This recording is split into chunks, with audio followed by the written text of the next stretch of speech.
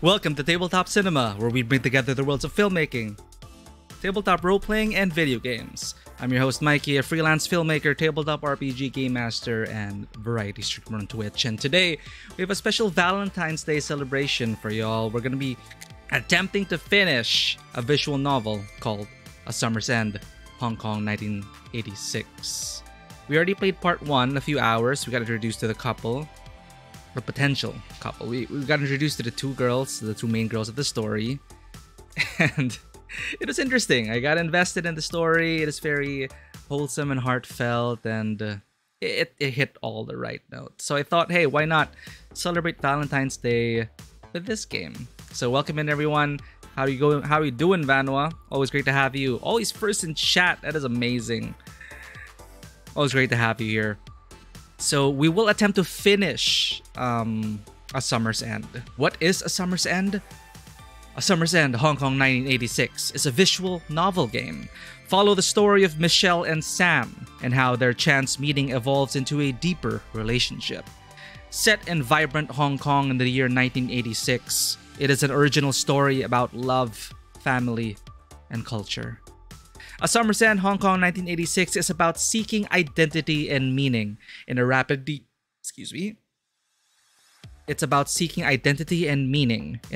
changing world where conflicting worldviews and cultures collide.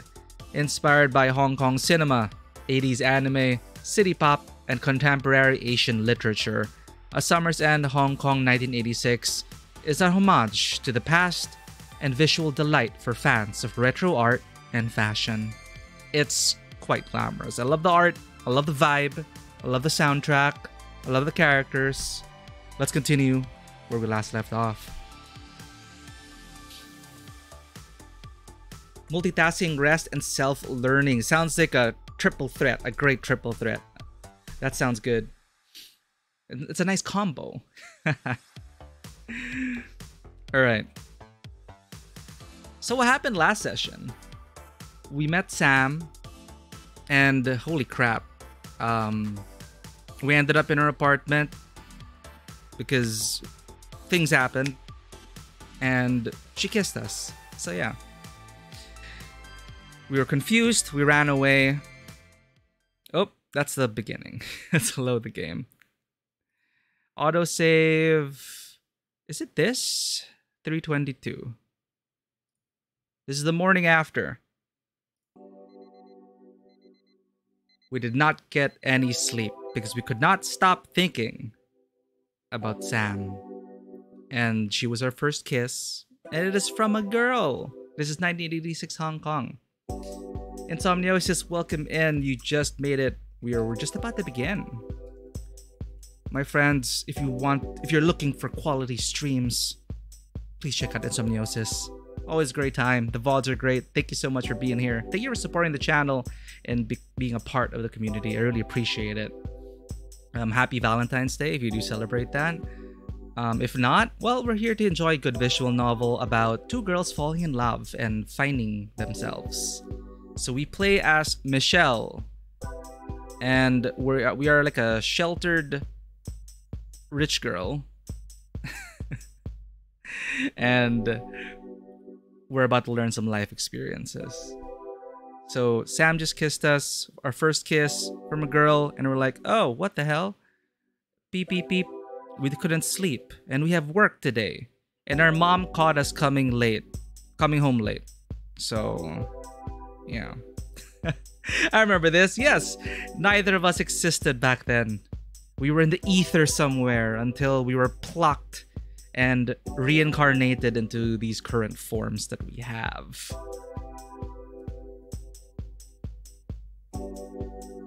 Ugh, 5 more minutes. Don't you hate it when your alarm goes off and you just need 5 more minutes?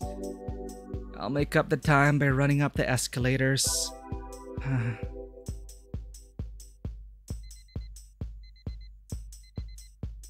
1 more minute.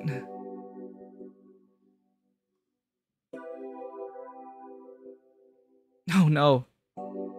I was going to be late. Not doing anything special these days for it, but today does mark 10 years since you moved into your current house, so that's pretty cool. Ooh, happy, what is it? House anniversary, 10 years. But wherever you are in life, hope things are going well and you find what you're looking for. And hope life is good. I hope life is good. So we were able to make it to work. I was able to get out of bed in the end. My morning commute was a terrible rush. I made it to work just barely on time, which was late considering that I usually arrived early. There was already a stack of faxes and documents waiting on my desk for me to process. I remember fax machines. Sending documents with that really terrible paper, like kind of like receipt, you know, the receipt paper. And you would like scan your paper through the fax machine and it would come out on the other side, and it is magic. It is magic. It's like, how are we sending a document through this telephone? So fax machines are awesome.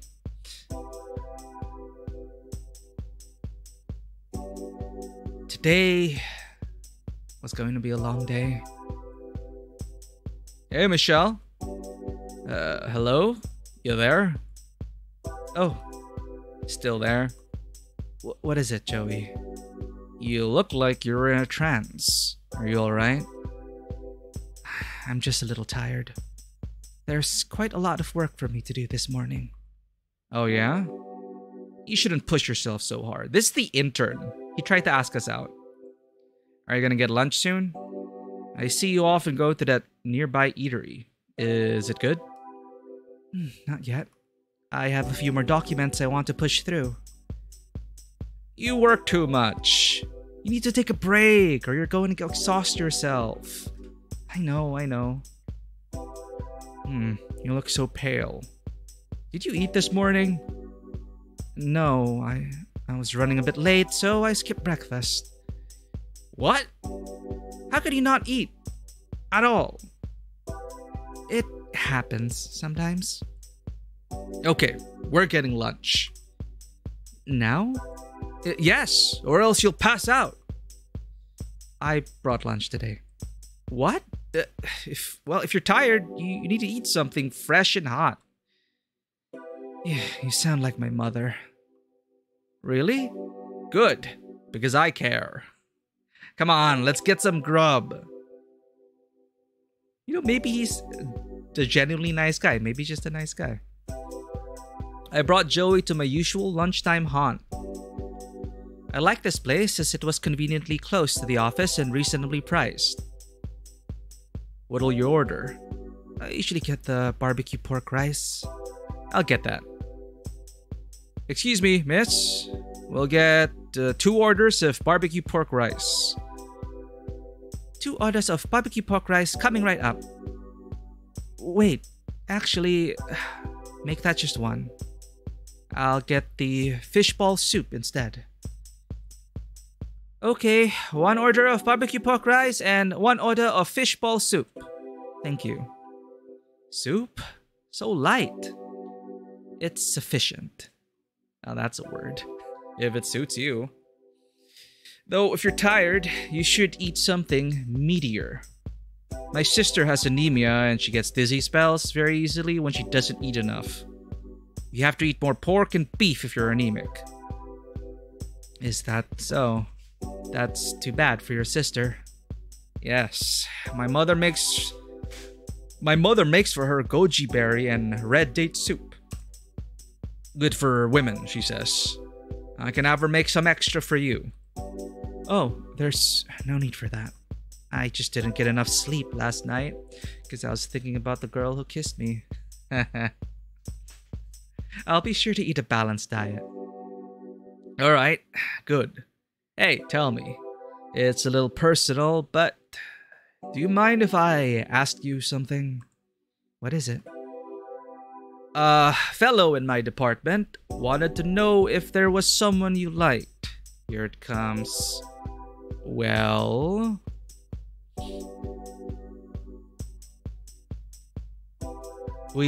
Our thoughts rush back to Sam and that hot, passionate kiss. And we just kind of answer in a daze. there might be someone.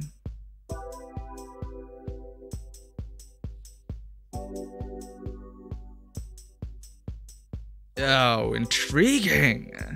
Does he wear glasses? Wink, wink. No. Have you ever heard of a visual novel called Grotesque Beauty? I have not. Let me go check this out. Is it on Steam?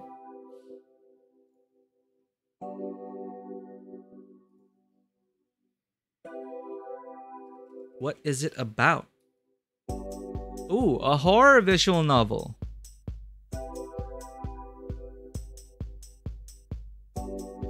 What will you do when your slumber party takes a nightmarish twist? Oh, that's... Decide your fate in this horror narrative game inspired by the works of Junji Ito. Oh man. I'm already scared. Thanks for the recommendation. I wishlisted it. Yeah, speaking of works inspired by Junji Ito, I really want to try... What's that? Horror? World of Horror? World of Horror? Which just got released recently. 1.0. Might want to check that out as well. It's like black and white, manga-esque art. Ah! How are we going, lesbians? We can't stop thinking about Sam. Thank you for the 25 months, Tego. Let me give you a shout out over here. Yo, how was Arkham? How was chill Arkham streams? Why didn't it work? Shout out.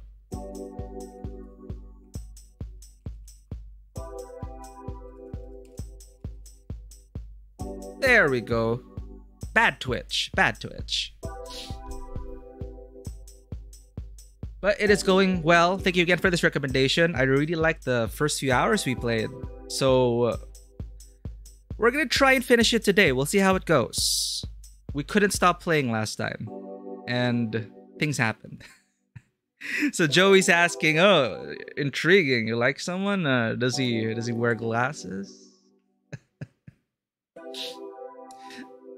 World of Horror, one streamer saw streaming a while back. You haven't seen him in a while, unfortunately. Oh, that's unfortunate. Well, in this world of streaming, people come and go, but the memories last forever. But I always get sentimental when, you know, people who usually come in or streamers that usually watch and then you don't really appear anymore and you're not sure what happened. And kind of sad. Bittersweet, but, you know, at least you had fun. You started playing American Arcadia. Oh, another thing I should check. American Arcadia. What is this? I didn't wishlist it. Oh, whoa, look. Cinematic puzzle game that combines 2.5D platformer and first-person game to tell the tale of a thrilling escape.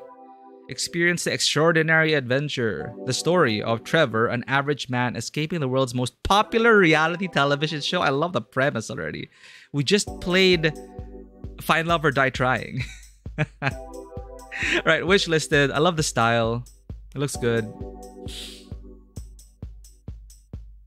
For people who are wondering what Tego recommended, it's this. I like it. Not that bad. Look at that. And first-person elements. Lived-in, cluttered rooms, which will encourage you to explore and look at everything. Fascinating. And Insomniosis recommended this one. Grotesque Beauty. So Junji Ito inspired by the works of Junji Ito. It's about a sleepover gone terribly wrong. You know, this art is very familiar. Digital Bento.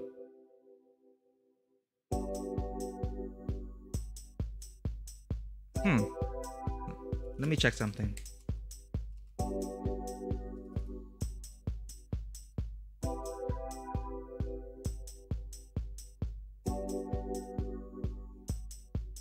Okay, well, they have a Itch.io. Okay, they're based in, well, according to this, they're based in London, UK. It just looked very similar to a local artist that I'm familiar with. But hey,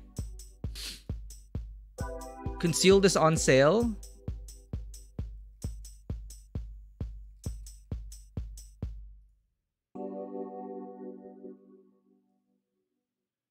Right, because of Lunar New Year. It ends in 28 hours. Damn it. Well, the spring sale is coming up as well, but this was also interesting to me. The art and everything. This was recommended by Vanwa. It's the first official work of the Parallel series. Concealed tells a story about the mysterious disappearances of some students in Chinese high school. It said supernatural powers behind all this, etc., etc., etc. It looks pretty cool. The presentation looks great.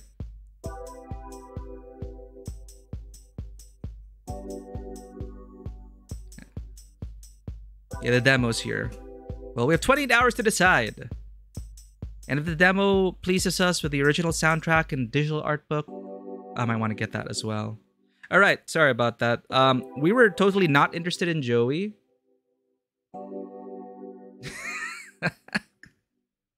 We just like, I guess as Michelle, we just kind of spaced out. We were like thinking of, oh yeah, there's that visual novel or that novel I was supposed to read, right? And that character, right? Sorry, Joey, what were you saying? Oh, he was asking if we liked anyone in the office, and we said if we liked someone, not necessarily from the office. So we were thinking of Sam, but he's like, oh, intriguing. Does he wear glasses?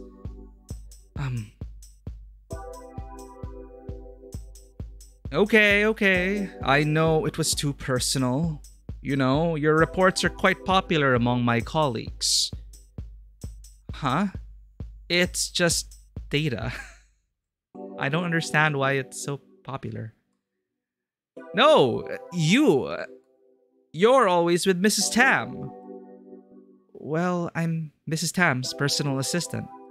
That's why you're quite an enigma for the rest of the office. An enigma? I don't think I'm a mysterious person. Alright, then, answer me one question. It's a simple one. What? What are your hobbies? What do you like to do outside of work? I like to read and listen to music. You know, ordinary things. That's great. What kind of books? What kind of books do you like? Nothing in particular. I can read any book. She's such a blank slate overall. What are you reading now? I'm reading this wuxia novel. Hey! Is it called Tales of the Immortal? Or Wandering Swordsman? Oh, that's interesting. I read them lots when I was in my teens.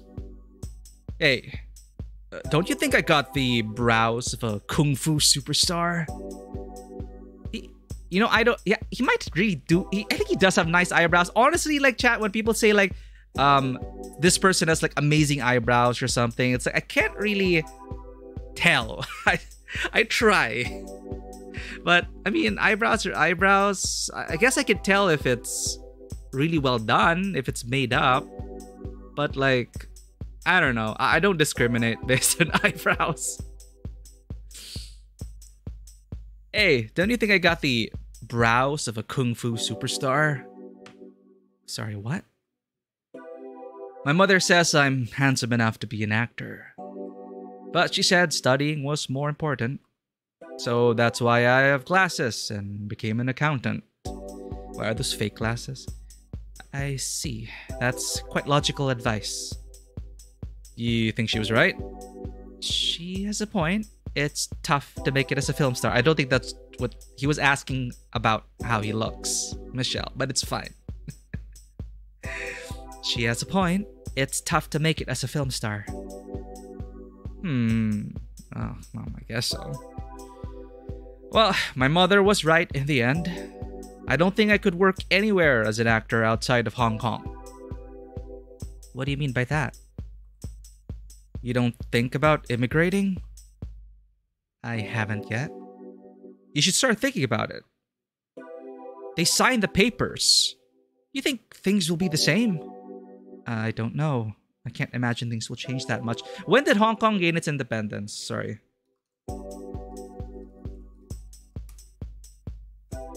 Because 1986 is supposed to be a very important year.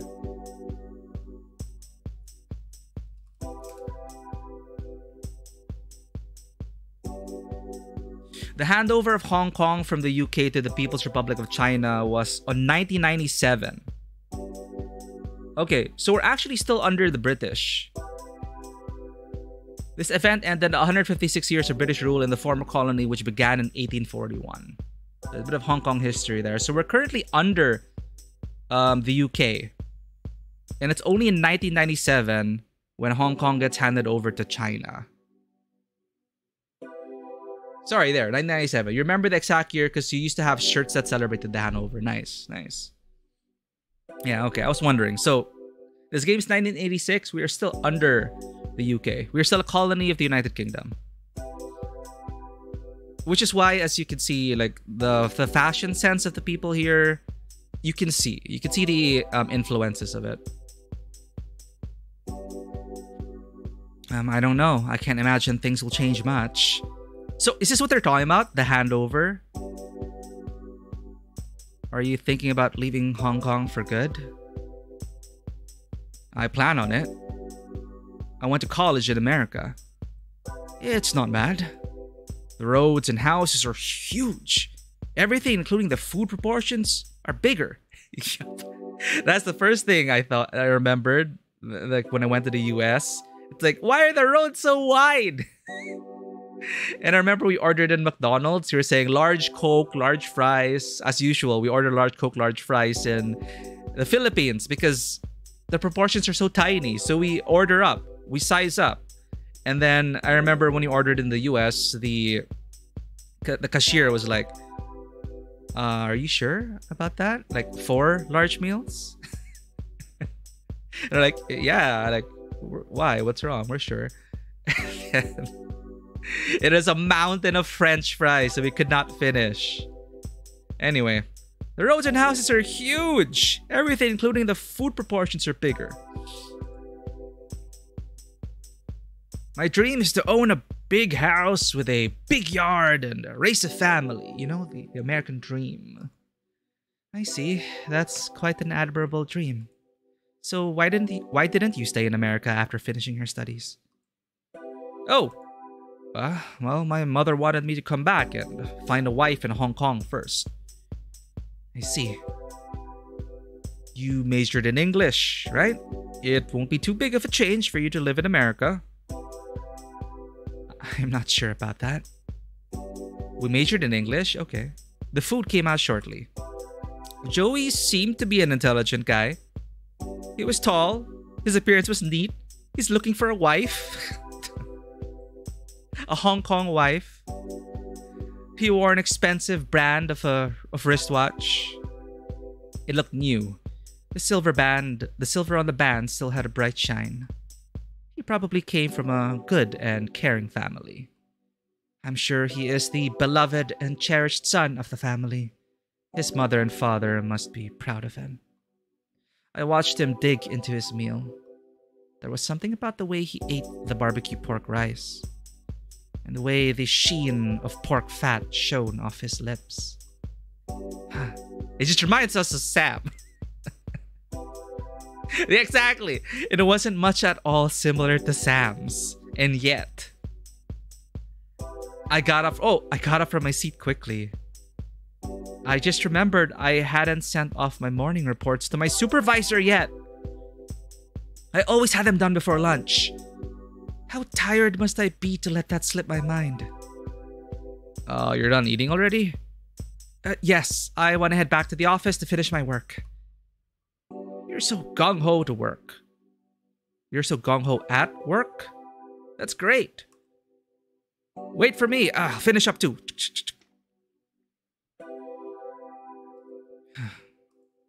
After an intensive day at my desk, I managed to finish my work on time. I packed up my things and clocked out. That day, I decided to go straight home. I might put on a movie after dinner to relax. Regardless, it would be an early night at home for me. I was happy it was finally the weekend. It had been a long and tiring week. I wanted to take it easy for the next few days.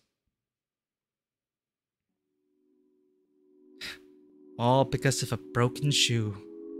Such a sequence of events had transpired. By fluke, The shoe broke and became unwearable. But now that it's fixed, the shoe will carry out its purpose until it eventually wears out and becomes unwearable again. It's like we're comparing love to expired canned foods now. Until then, the shoe has no need to be repaired by a shoe cobbler. In the same way, a healthy person doesn't need to be seen by a doctor. I feel like we're in Chungking Express. And likewise, I didn't have any reason to see her. Of course, I watched the movie that I bought from her. We have to see her! Our blouse is... Our blouse is still with her. Come on, Michelle, come on. Of course we're gonna go back. And we have to return the movie. We just rented it. We didn't buy it. We rented it, right? Of course, I watched the movie that I we bought it, sorry. We just said it. I watched the movie that I bought from her. Not because it was her suggestion, but because I had already bought a copy. It would be a waste to set it aside and let it collect dust in my room. I had looked into the film. It received a few accolades at the time of its release. I wanted to see it for its own cultural merit. I watched the movie. The main character, she struggled every moment in the film to be accepted as an equal in society. She struggled until everything was taken away from her. Everything she did almost felt like it was done in vain. This is a film from the 1930s. It is a very depressing movie. Sam, what did you think after watching this film? I stopped the tape and rewound it to the beginning. Saturday was the day that I have time to tidy up my room and prepare for the next week. I had done my laundry in the morning and finished sorting everything into its proper place. There was one item that did not have its proper place, however. I still had Sam's shirt that I borrowed that day. Right, we have Sam's shirt and she has our shirt. I pondered on what I should do with it. I thought against hanging it up in my closet. Having it would be an eyesore reminder of that strange night I spent with her. Tossing it out would be too heartless. She still had my blouse. I wouldn't want her to toss out my blouse. It was Italian silk. Damn. I don't know about Sam's cotton shirt, but mine had monetary value. Jeez. I hope she didn't throw away a perfectly good shirt. I should get back my blouse and give the shirt back to her. Excuses, Michelle. That would make us even, and I'll never have to see her again. Not. There. And we won't have anything more between us after that. Oh. Mother, I'm going out today. Her mom dresses us up like my grandma used to. Exactly this. Mother, I'm going out today. You're going out? Who are you meeting? I'm meeting a friend. A friend. Yes, a high school classmate. Where are you meeting? Just at the markets in Mongkok. We'll look around there and have lunch nearby. The skirt you're wearing is too short. And white collar? Anyone can easily see your white underwear. Mother, no? You should change it to pants if you're going out alone. It's fine, Mother. It's dangerous. Especially in such a busy place. Everyone dresses like this on a hot day. Really? I'm not going far, and I'm not planning to be out long anyway. When will you come home? I don't know. She caught us coming in late with someone else's shirt with a terrible excuse. It happens. I'll be home by dinner time. Okay. Make sure to come home earlier. I'll make your favorite fish maw soup. Alright? I can't wait to have it. I'll be back home soon. Bye-bye. I lied to my mother again. It wasn't anything. The truth would confuse and trouble her. My mother raised me quite strictly. It wasn't until after I had finished high school that she eased up about me going out to meet with friends. In the past, she had to vet and approve who I was seeing before she let me leave through the door. So for me to explain to her someone like Sam, it is obvious I had to alter the truth. She would be concerned if she knew I had met her just by chance in Mongkok. And she would be bewildered if she knew I had gone with her to a pub. I would not even know where to begin with my mother if I had to explain the nature of our relationship. Little things such as celebrity gossip and drama were a consternation to my conservative mother. How could she even process the concept of two girls being in such a relationship? What relationship, Michelle? Do tell. It wasn't related to me, of course. But for my mother, the concept of it doesn't even exist in her mind. Such a thing would fall under the category of perverse and abnormal behavior for her and anyone else in proper society. If I told my mother what kind of person Sam was, she would go into temporary shock and then barrage me with 100 other questions after she revived. No matter. What I told my mother was a small lie. I was going to the market. It was the weekend after all. The weather was beautiful and clear. It was warm but not overly sweltering. There was a light breeze in the air. For such a beautiful summer day, I should go out and enjoy what the city has to offer. My plan was to go to Sam's store, drop off her old shirt, and hopefully reclaim the blouse that I had left with her. And then I would be off on my own merry way. I would have squared up whatever I had left to do with Sam. I could do anything I want after that. Maybe I would go shopping. The most important thing was getting my blouse back. That was my plan. I had forgotten how busy the market gets on the weekend. With the weekend crowds, it took a considerable effort to locate Sam's little video stall. I remember I had gotten myself lost in this area the other night. I made one wrong turn, and I gave myself quite a fright. I couldn't believe it. It looked like any other market street during the day. There were so many people out and about. All the stores were open. It was hardly eerie. Now, what street was Sam's store on again?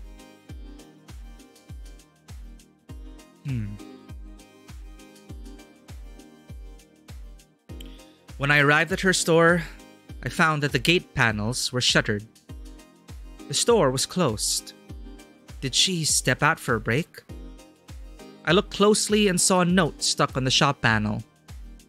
It said the store won't be open today. I half expected that this would happen. I wasn't too surprised.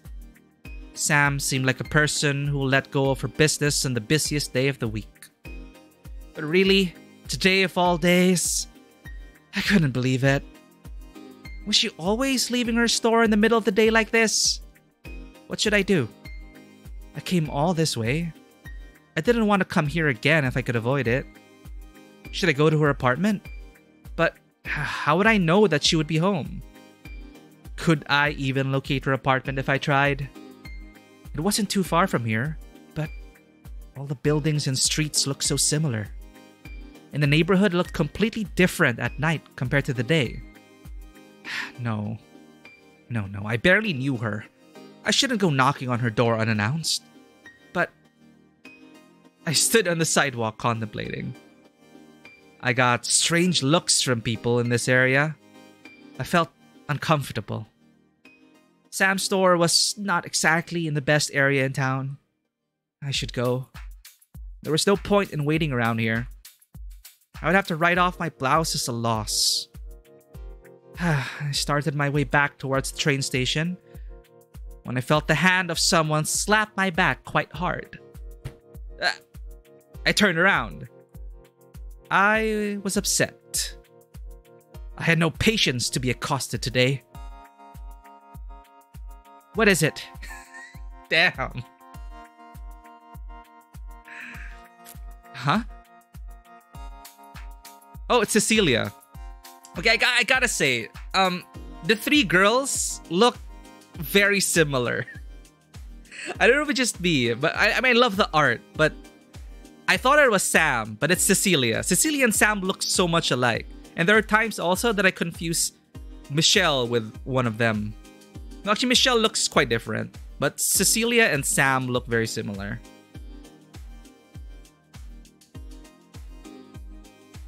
So apparently, Cecilia and Sam go way back. Oh my god, sorry. I just remembered. It is such a huge coincidence. Yeah, I knew a couple named Sam and Cecilia. Hey, it's Michelle, right?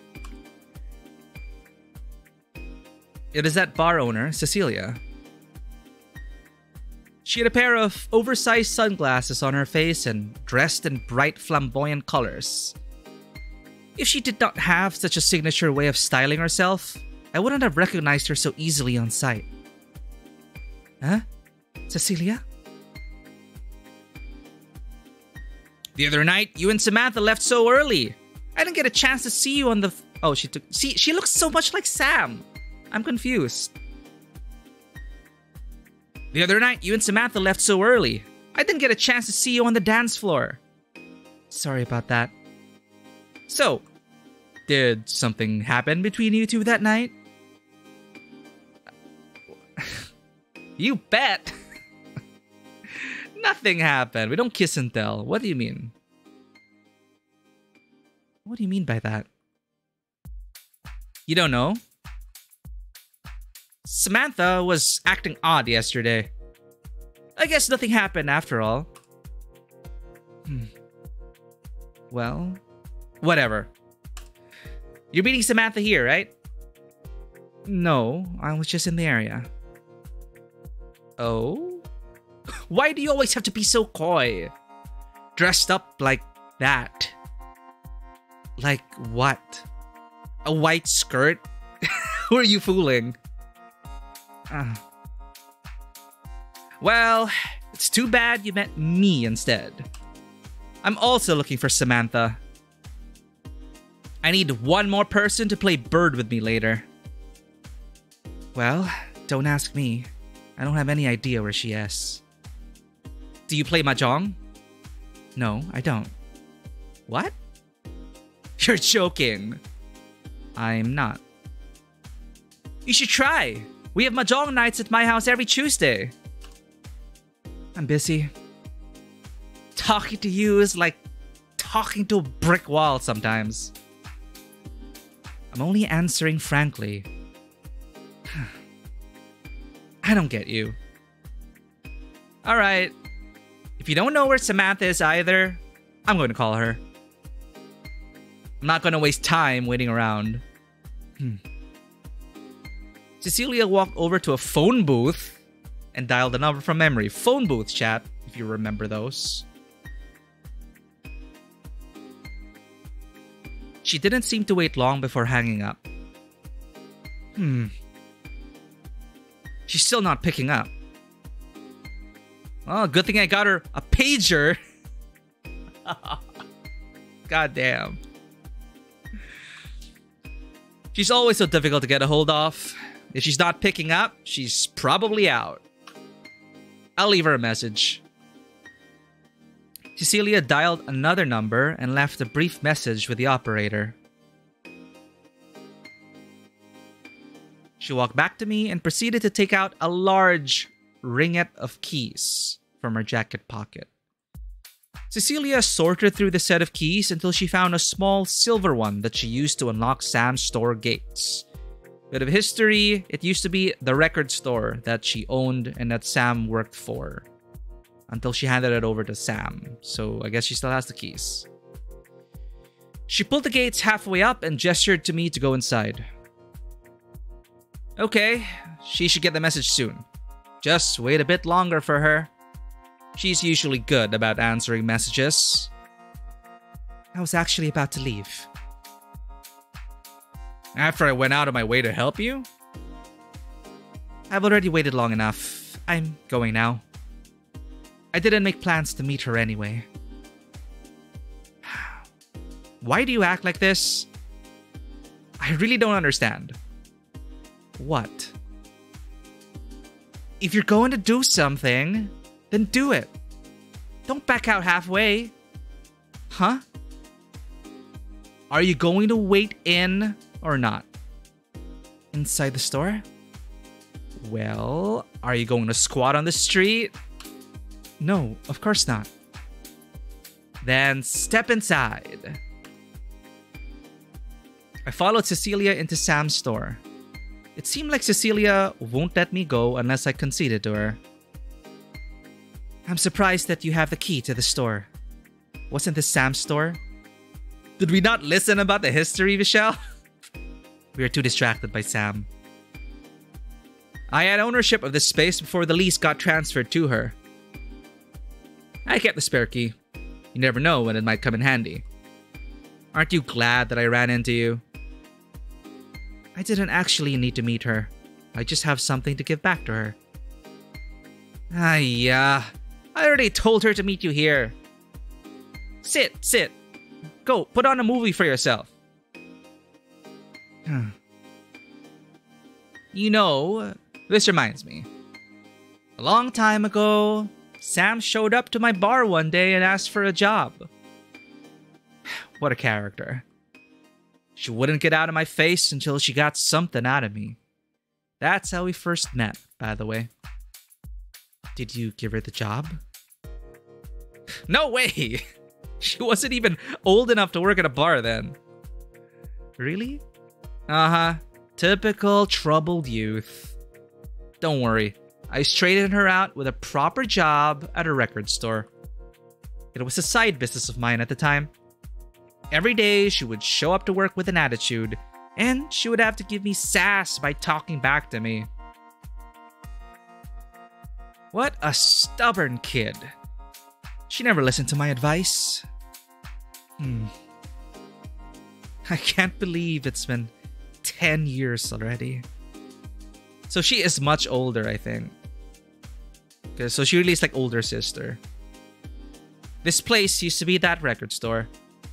The laser discs on this shelf used to be vinyls. That wall over there used to display the cassette tapes. Time really goes by quickly. Well, you can see she turned this place into a video store now. She found a way to make things work out somehow. That's her. I see. You seem to know Sam well. Of course. We go way back. I've known her long enough, we might as well be real sisters. Enough thinking about the past. I have to get going. Here, take the spare key. If she's somehow a no-show today, just lock the store back up and throw the key into the mailbox. You're going to leave me here? If you don't mind. I have dim sum brunch plans. I have to get going now. What? Wait a minute. I'm not going to wait all day for someone I don't even know that well. I only came here to get back something I left with her. You know, sometimes you think you have it figured out, and that you have all the time in the world to act. But sometimes, things don't always go the way you want. What you desire the most can slip out of your hands suddenly and without warning. What? What are you saying? I honestly don't like someone who is wishy-washy about things. They complain when things go wrong, but they have no right to complain if they've been sitting on their hands the entire time. I don't understand why Samantha is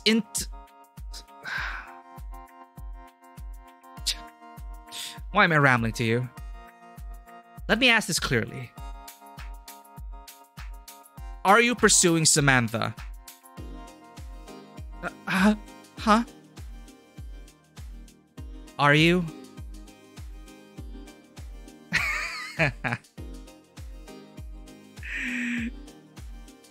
Dot.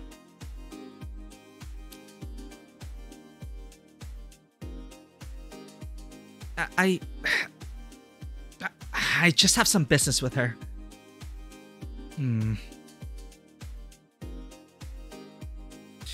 To be successful, you have to take the initiative. Don't be afraid to take matters into your own hands. I know that. Pride is important. But there are other things to consider as well. I'm sure you'll understand this someday. Ciao! Cecilia walked away in a huff. She seemed agitated about something. I saw her get in a cab, and she disappeared out of my sight as quickly as she came. I was left alone in Sam's video store. I got the gist of what Cecilia was saying to me. Was she actually trying to help me? Or was she just antagonizing me? Good question. I didn't understand why she had to bring it up. I looked outside. No sign of Sam. I walked back into the store and took a seat in the folding chair that Sam had left out. I didn't understand why someone like Cecilia would trust me with the key to Sam's store. I glanced around the empty shop. I suppose there wasn't much for anyone to steal. I checked my watch. I'll give it half an hour. I didn't want to wait any longer than I have already. If I didn't meet Sam today, I suppose I could leave the shirt I borrowed from her in the store. I washed it and had the consideration to bring it back to her. At least I won't owe her anything anymore.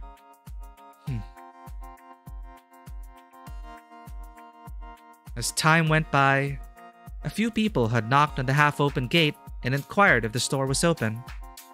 I had to inform them to come back another day. That was a good number of missed opportunities for sales. Such inconsistency must not be good for business, I thought to myself. I waited. I had read through every movie title she had in her store, though none of them had really caught my interest. I turned on her television. Sam had left a movie in the VHS player. I watched a part of it. It was almost near the end. It was a black and white Japanese film about a young woman who was pressured by everyone in her family to marry. After much resistance, she eventually decides on marrying an older, widowed man. That's how the film ends. I glanced at my watch again. It was about time I got going. I put down the bag containing Sam's shirt on the counter. I turned off the television and the lights. And I stepped out of the store. I pulled the gates all the way back down. With a click of the lock and the plonk of the key thrown into the tin mailbox, so ends my short run as a shopkeeper. Perhaps I'll return to this post again someday. Just kidding. As I was about to leave, I heard a voice call out to me. Michelle! I looked behind me. It was her. It was unmistakably Sam. I recognized her quickly. She was waving her arms at me from across the street. She wore a jean jacket with matching jean shorts. Her jacket looked bulky and heavy, while her shorts looked thin and ragged. Judging by the length of her shorts, I knew clearly that Sam was not a person who was shy to show leg. Has she no shame? That's our mother rubbing off on us. I couldn't get why she was like this. Sam could be feminine one day, boyish another, and something in between the next. I could never pin down her style. Something about it made me feel irritated that she could be so free like this. Sam was smiling. She shouted my name again, pronouncing it loudly again to the open streets. I had already acknowledged her with a slight head nod. There was no need for me to yell back to her. I waited for Sam to be next to me before I replied to her. Sam jogged lightly towards me. She skipped across the traffic, nearly causing an accident. Sam ought to be more careful. There was some sweat on her brow. She looked out of breath as if she was in a hurry today. I saw that Sam was holding a bike helmet and a large bouquet of flowers. It's really Michelle. The cat came back. Sam. Whew, were you looking for me? Don't pout, okay? I'm here. I'm not pouting.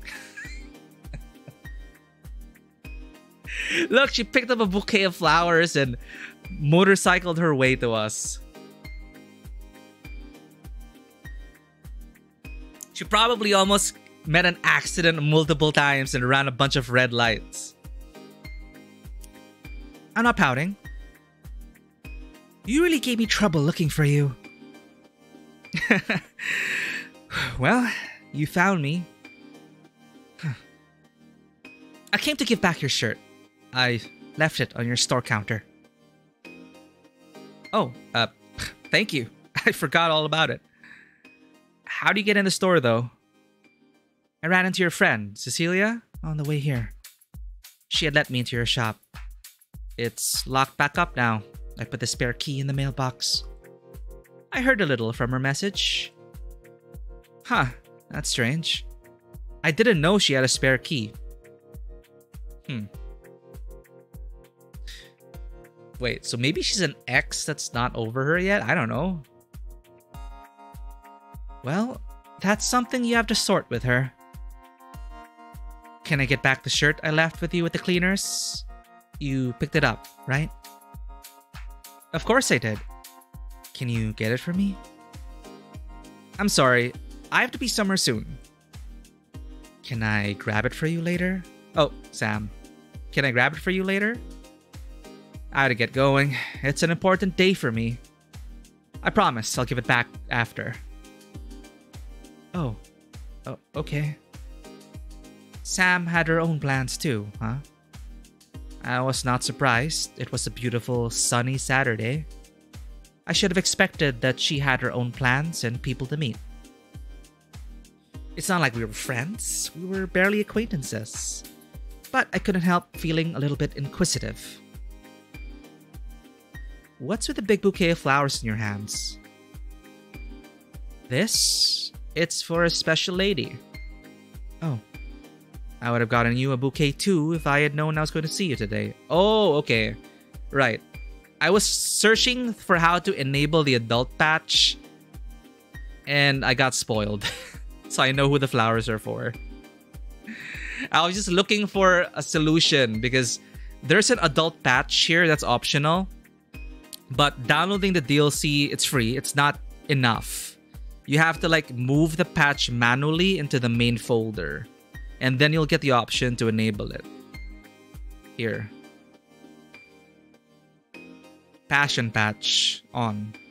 So we didn't miss any scenes. There are like supposedly there are like 2 additional scenes. So we didn't miss anything so far. But now it's enabled. I properly enabled it. So yeah.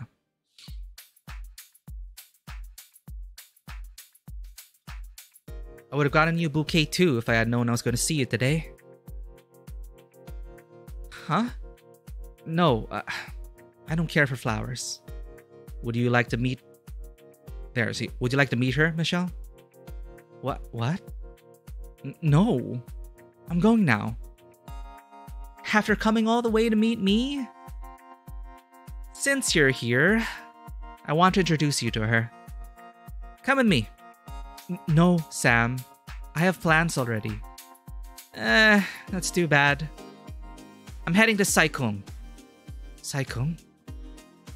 Yeah, it's a lovely day to be by the ocean. If you can, I'd be happy if you come with. Huh. I don't really... It'll be fun. Let me grab a spare helmet. A helmet? I'm taking the scooter. The scooter? Like a motorbike? Yeah, of course. That's dangerous. Why'd you need something like that? You can take a bus everywhere in the city. Well, sometimes I need something to help me move stuff around. It has a hefty compartment box for storage, and it has pretty good fuel economy. I would say it's no more dangerous than the minibus. They say they keep to the speed limits, but you know how fast they can be. You have a point. I always feel like I'm going to fly out the door when I'm on a minibus. See? So, you'll be coming along then? I don't know. I have some plans in the evening. I see. Will it take long? No. Just the afternoon. I'll come. But only if you promise that you'll give me back my blouse. Of course. And that you'll bring me back home by nightfall. No worries about that. Okay. Alright then, let's go. Somehow, I let myself get caught up in her pace again. A part of me was a tiny bit curious to know where Sam was going. It had been a long time since I went on a leisure trip with someone. Sai Kung is close by. It's not much further than my commute to Hong Kong Island for work. I decided to go and come back. And that'll be it between us. We're gonna keep saying that and until the end, I'm pretty sure. I'm also expecting a bittersweet ending. Seems to be that type of game. There are like two endings, supposedly. Probably one where you end up with her and one where you don't. And not ending up with her will probably be like, quote-unquote, the good ending. We'll see, we'll see. I'm just getting ahead of myself. Who knows? Maybe we'll have a happy ending. Sam brought out her scooter from around the corner and had me ride in the back seat. She went into her store and grabbed a helmet for me. I put the helmet on and gingerly put my arms around Sam's waist. She started up the bike with a jolt. Her small bike navigated the city streets with ease. We turned into the highway, and within minutes, we put the high-rise buildings behind us. I held tightly onto Sam. It wasn't for me to feel close to her, but I held onto her waist as tight as possible for safety's sake. It is my first time on a bike like this. If I knew I would be on a bike today, I would have never worn a skirt. Oh no. It was so breezy. I didn't like it. Sam seemed comfortable sitting in the front. She could put her feet flat down on the scooter and sit up straight. The footrest for the passenger seat of the bike was too far back for my feet. I had to lean forward and straddle the seat with my thighs to keep myself from sliding off. The metaphors, chat. The metaphors. Blushy Peony, welcome in. We're just celebrating Valentine's Day with this romantic visual novel and set in Hong Kong in 1986. I didn't like that my bare legs touched Sam's. I felt consciously sticky. It was a humid summer day, and despite what Sam said about the minibus, no matter how fast they went, at least a bus had a protective metal cage forming a barrier between the human body and that of a speeding roadway. You're holding me so tightly. You don't have to be so scared. You're going too fast. I thought you said this thing was slow. I never said that. It's shaking so much. Are you sure you're going to at the speed limit? I am! I'll slow down a bit for the corner ahead. Just lean in towards me. What? Ah! You almost flipped the bike! You're exaggerating. What is this old thing? It's not old. It's actually brand new. Can't you drive something safer? It's safe. Let me off at the next bus stop. I'll get there myself. Come on, Michelle. Just focus on the view. Look, on your right. You can see the ocean now. I can't see anything with your hair in my face. Oh, let's take a pit stop then. Quickly. Right, her hair is so long.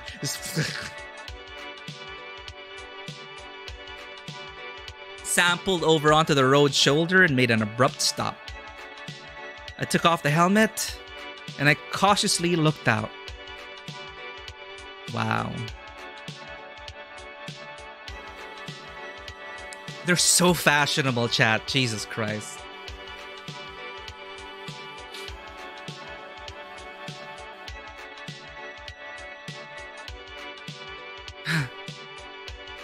The sight of the ocean glowing with sunlight was certainly dazzling.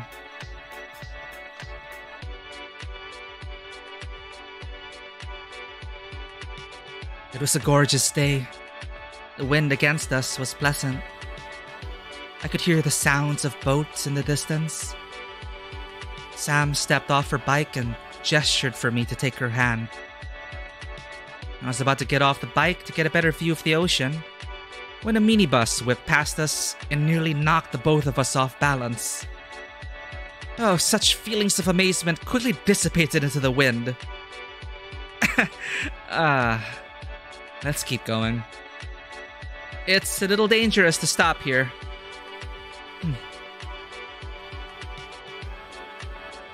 Sam started up the bike again. She continued riding along the road above the ocean. It was cooler here than in the city. As we continued down the road, there was less and less traffic. I felt more comfortable without the curious glances from other drivers. However, I couldn't feel completely at ease. Sam's bike leaned dangerously too close to the road for my comfort. I resumed the brace position and buried myself into Sam's back again. Sorry, not neck, back. It's better to maintain a low center of gravity for safety's sake, I thought. I swore I heard Sam laugh, though it could have been my imagination. The sound of the motor was loud. Sam's long hair was blowing into my face with the wind against us.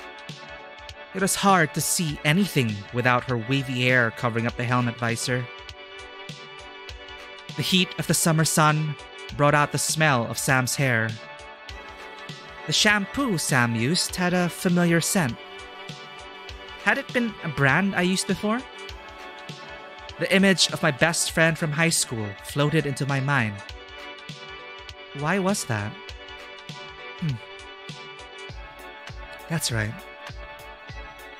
My friend used a similar scented shampoo. I haven't thought about her in so long. She was the kind of girl who was always so clingy. She liked to link arms with me whenever we went, so what scent her shampoo was something I without a doubt recognized. It was an unforgettable sweet and floral scent. A nostalgic feeling for our high school days sprung forth and welled up in my heart. I had seen her less and less since I graduated high school. The last time I saw her was at her wedding banquet last year. I haven't seen her since then. That's just how it is sometimes when your life takes a different course from another's. Everyone is busy with their own life. Is she happy? Is she doing well? I wondered. I looked up from Sam's shoulder and towards the shimmering waves in the distance. From the bottom of my heart, I wished her happiness. We're almost there now. Are you doing okay?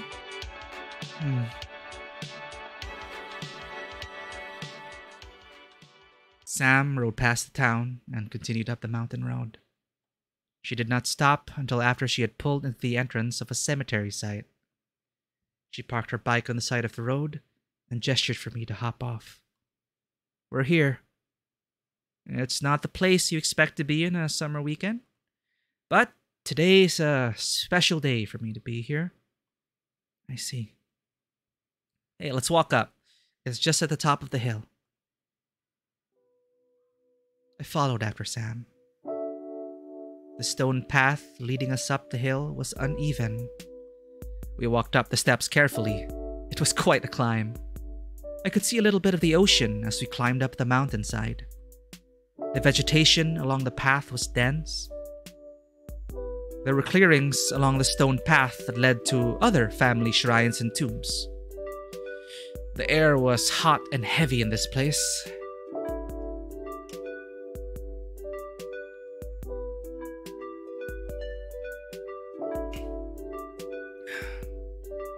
I couldn't feel much wind.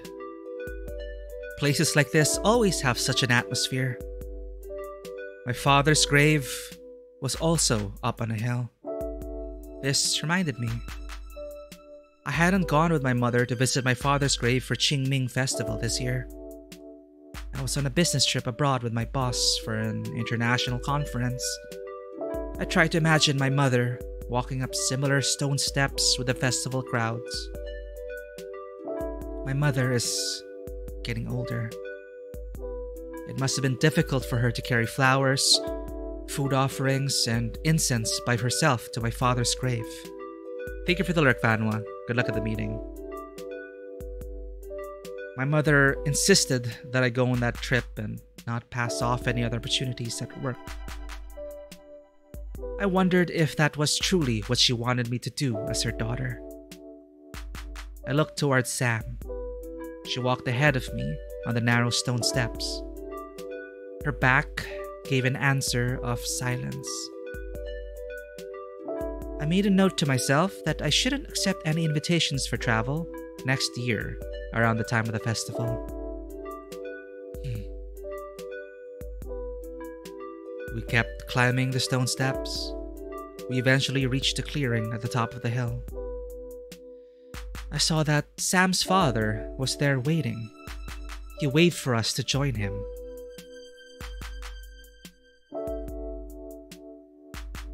You're late! I've been waiting for you.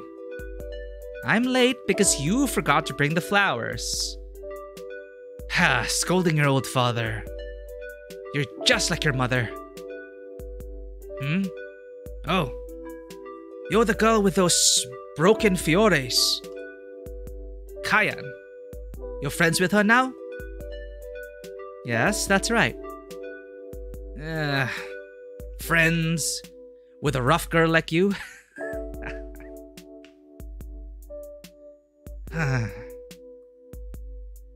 Well, now that you're here, I'm going to get the washing water.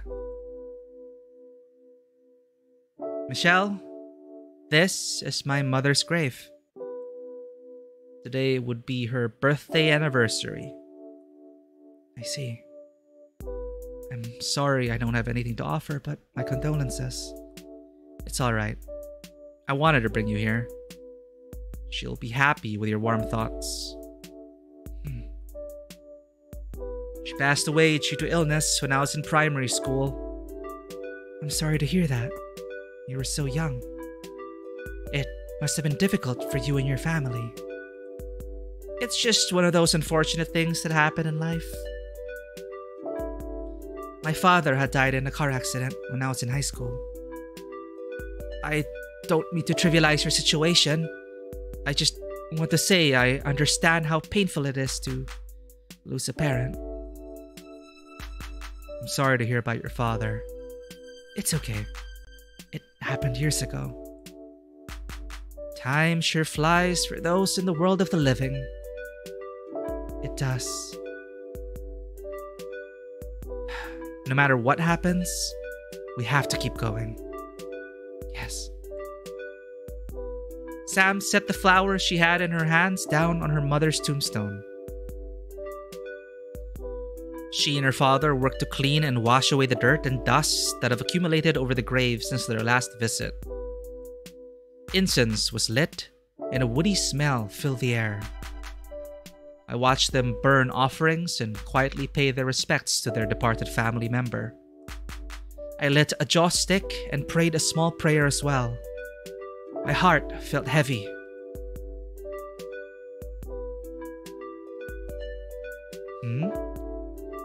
Michelle? You're crying. Are you alright? Oh, I am. Tissue? I haven't cried over the death of my father since I was in high school.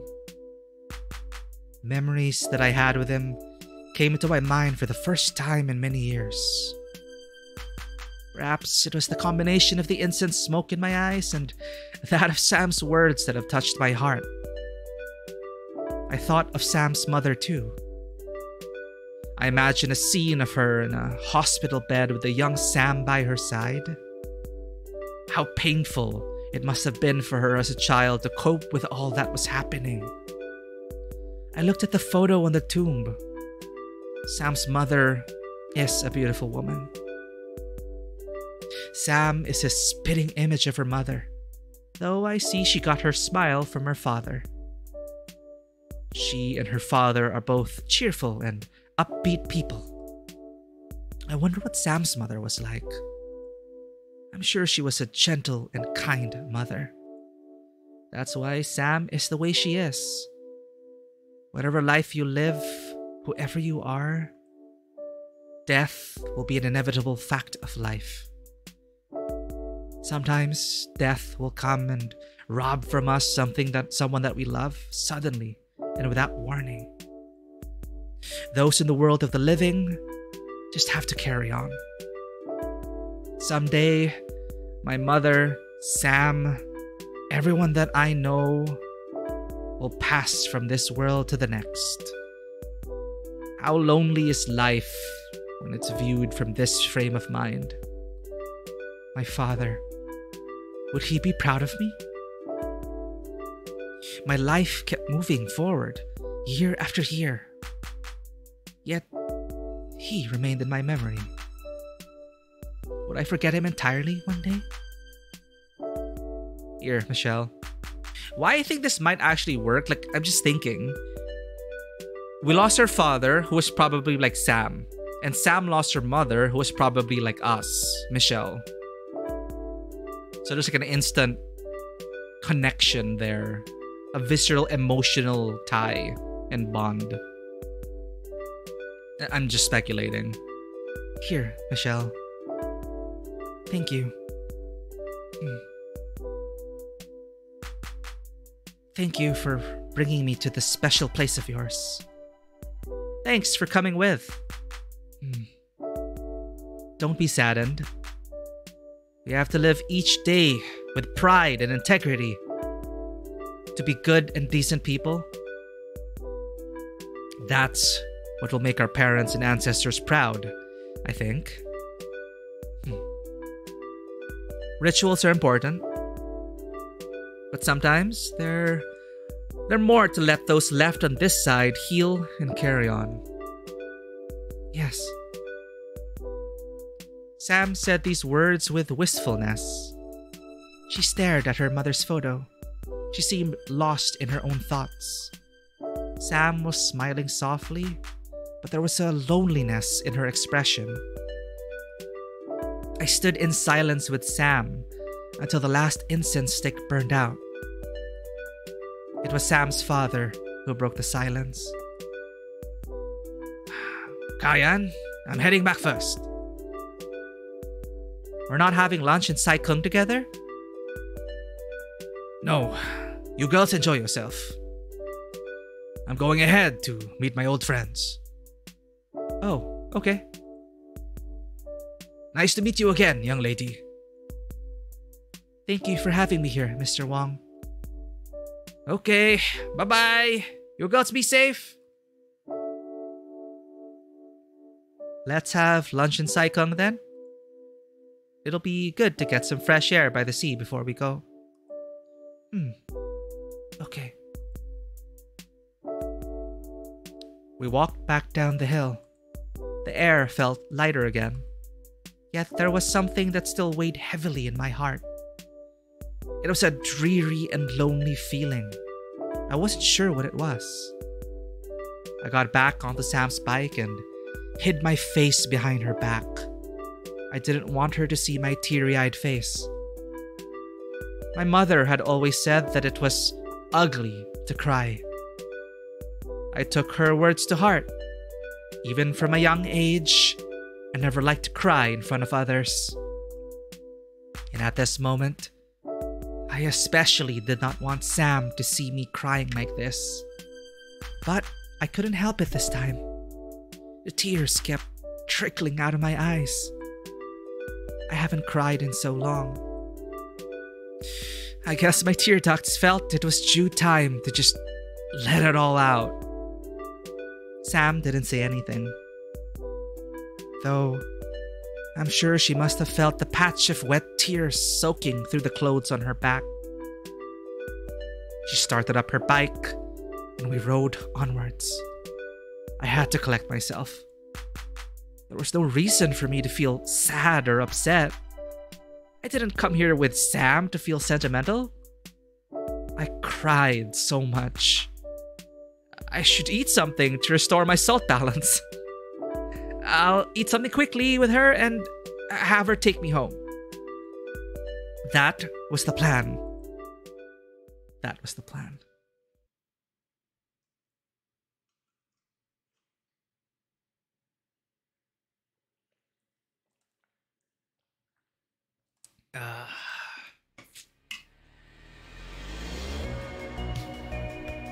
Never been here, Saikong.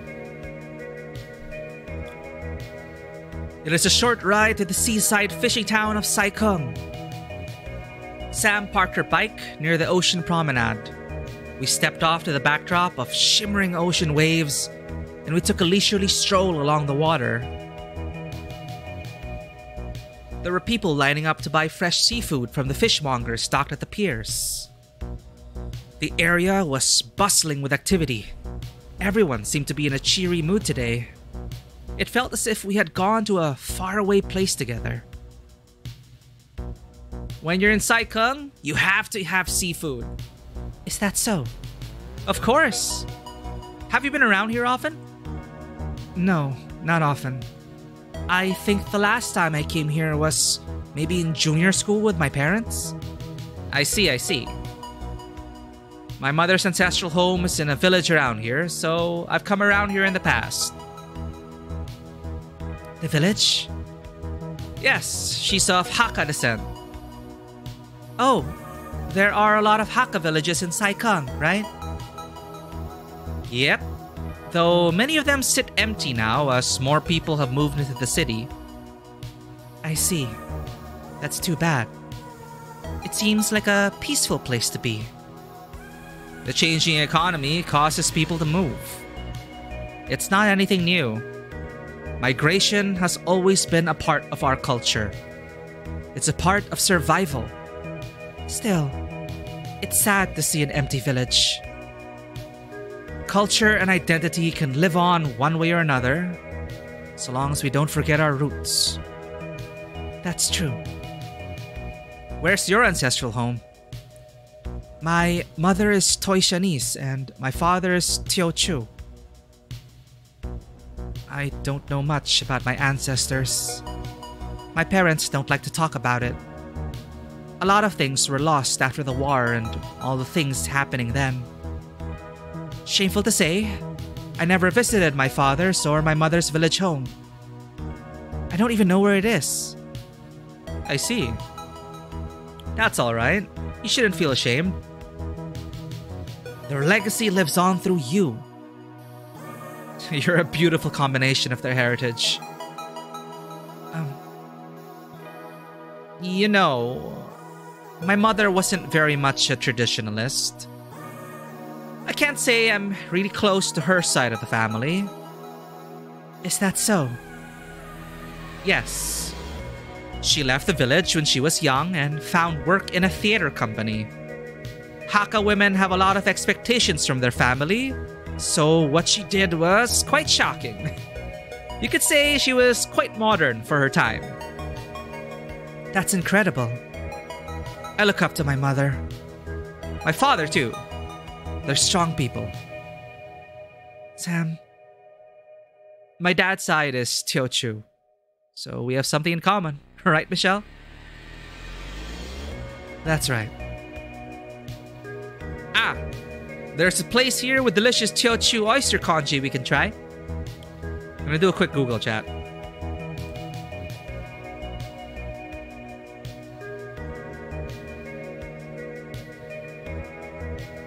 Teochew. They can be seen as a sub-ethnic group with a majority Han Chinese population in China, with an identity centered on the Teochew dialect and a distinctive culture that grew out of the Chaoshan region, interaction with the culture of the majority Han group. The Teochew people or Chaoshanese, Teoswa people or Chaoshan people is anyone native to the historical Chaoshan region in South China who speak the Teochew dialect. Teochew language. Today, most ethnic Teochew people live throughout Chaoshan and Hong Kong, and also outside China and Southeast Asia, including Singapore, Malaysia, Thailand, Cambodia, Vietnam, and the Philippines. The community can also be found in diasporas around the world, including the United States, Canada, Australia, and New Zealand, and France. So, what is the other group of people? Hakka people, Hong Kong. The Hakka, sometimes also referred to as Hakka Han or Hakka Chinese or Hakkas, are a Han Chinese subgroup whose ancestral homes are chiefly in the Hakka-speaking provincial areas of Guangdong, Fujian, Jiangxi, Guangxi, Sichuan, Hunan, Zhejiang, Hainan, and Guizhou in China, as well as Taoyuan City, Sichu County, Miaoli County, Pingtung County in Taiwan. Unlike other Han Chinese subgroups, the Hakkas are not named after a geographical region. Okay. That is because their origins were of northern Chinese refugees fleeing social unrest, upheaval, and invasions throughout the northern part of China. I see.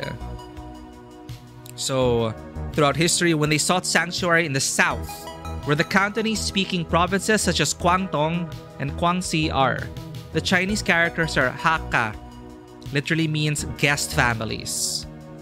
The word is Cantonese in origin, and as the name implies, they are the guest of the Cantonese people.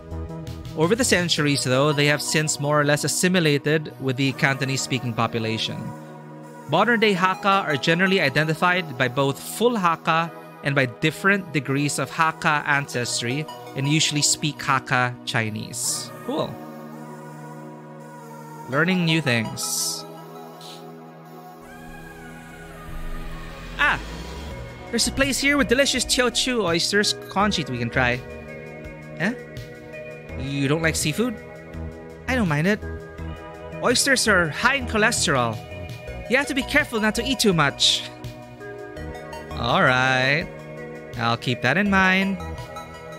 Why don't we get something to eat? We can take a look around town after that. We came all the way here. We should make the most out of today. Okay. Sam led me past the pier and into the town. She navigated the small streets with ease. It is a lively summer day. The town streets were busy with people shopping and eating. Would a video store hold its own here? It is a question I asked myself. After a few turns left and right, Sam brought me to a small cedar seafood restaurant quite away from the waterfront. It was already busy, so we were seated at a table outside. The sun was high and bright upon us. It was warm. I felt my own sweat drip down my neck. For the first time this season, I felt that it was truly summer. This restaurant is much beloved by locals. They're known for their fried pissing shrimp. Pissing shrimp? Mantis shrimp. Same thing. Isn't that something with even more cholesterol compared to oyster? Well, we're here. It's a place known for their seafood specialties. Why don't we try it? Huh. Have you tried it before? I haven't. I saw that the restaurants by the pier have it too. We didn't have to walk all the way to town then. Trust me, it's really good here. Alright, I'll try it. Let's order. We sipped on iced tea while waiting. I noticed that people seem more relaxed here. I saw some people sitting outside simply enjoying a cool drink in the shade. Things moved slower here than in the city. It didn't take long for food to come out though. I was about to take a bite when I felt something wet touch my leg. What? Something touched my leg! Sam! What? Huh? Oh, it's just a cat. Oh no. Oh, what happened? The cat got wet? Did the cat come back from swimming? Hey, little kitty, are you hungry?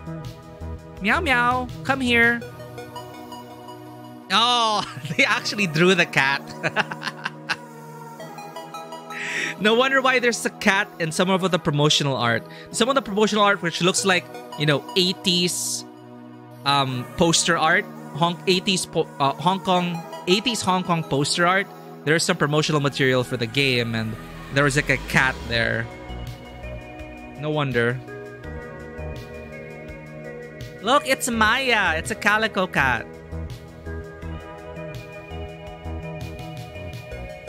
Complete with green eyes.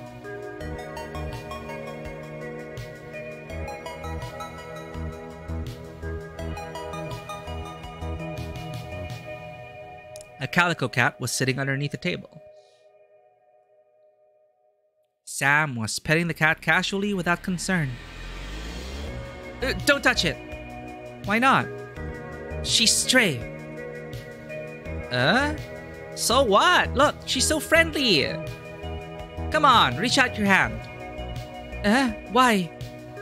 She wants your attention. Don't be mean to her. Alright, alright. What should I do? Pet her? Okay. Yeah, you know, I was definitely like, especially in some years. Alright. Never mind. I was just thinking. I see myself in both these girls, but I was definitely leaning more towards the sheltered side. So more like Michelle. And of course, my parents would always be like, don't touch that! A stray cat, stray pet, stray animal. Don't touch those. What should I do? Pet her? Yeah, scratch her cheeks. Okay. Aw, she's purring.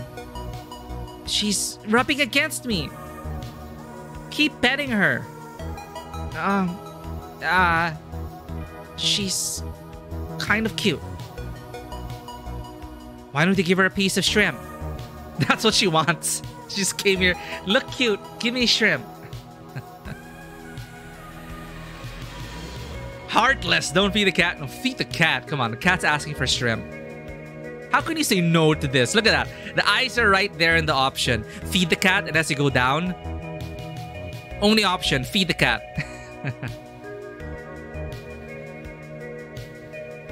I fed the cat a piece of shrimp. The cat took the piece of shrimp in its mouth and then scurried off. Aww. Aw, she ran away. It's like that sometimes. The cat appealed to my emotions and manipulated it for her benefit. What's that? Don't be sad. She'll come and play with you again. I'm not sad. Oh, don't mind. Let's eat while the food is still hot. Alright. How's the food? It's delicious. Right? Oh, here comes the fish. Eh? That's a whole steamed fish. How many dishes did you order? 5? That's way too much for the two of us.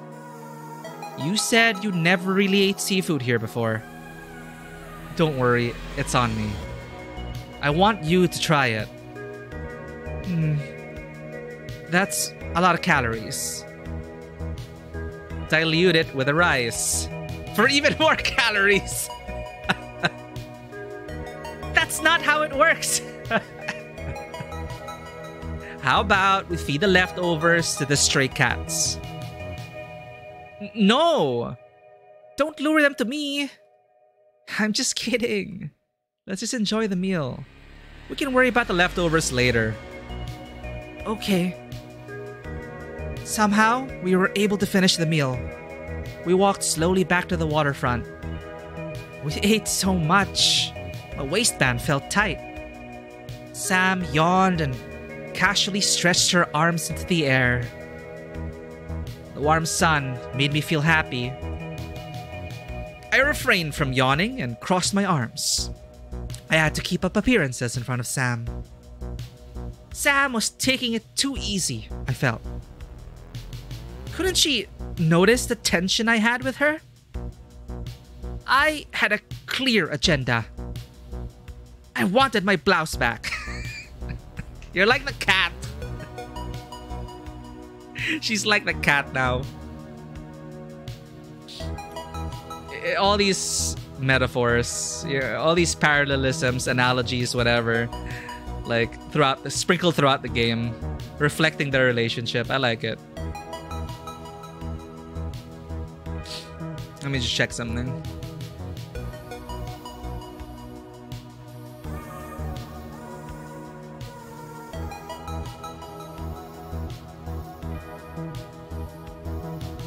Okay.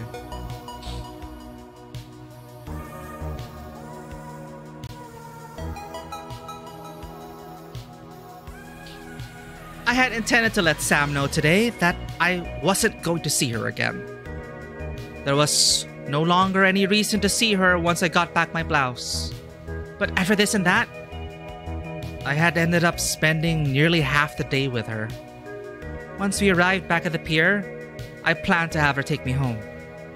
I didn't forget that Sam had suddenly kissed me the other day. I didn't understand how Sam could act so cool and nonchalant about it.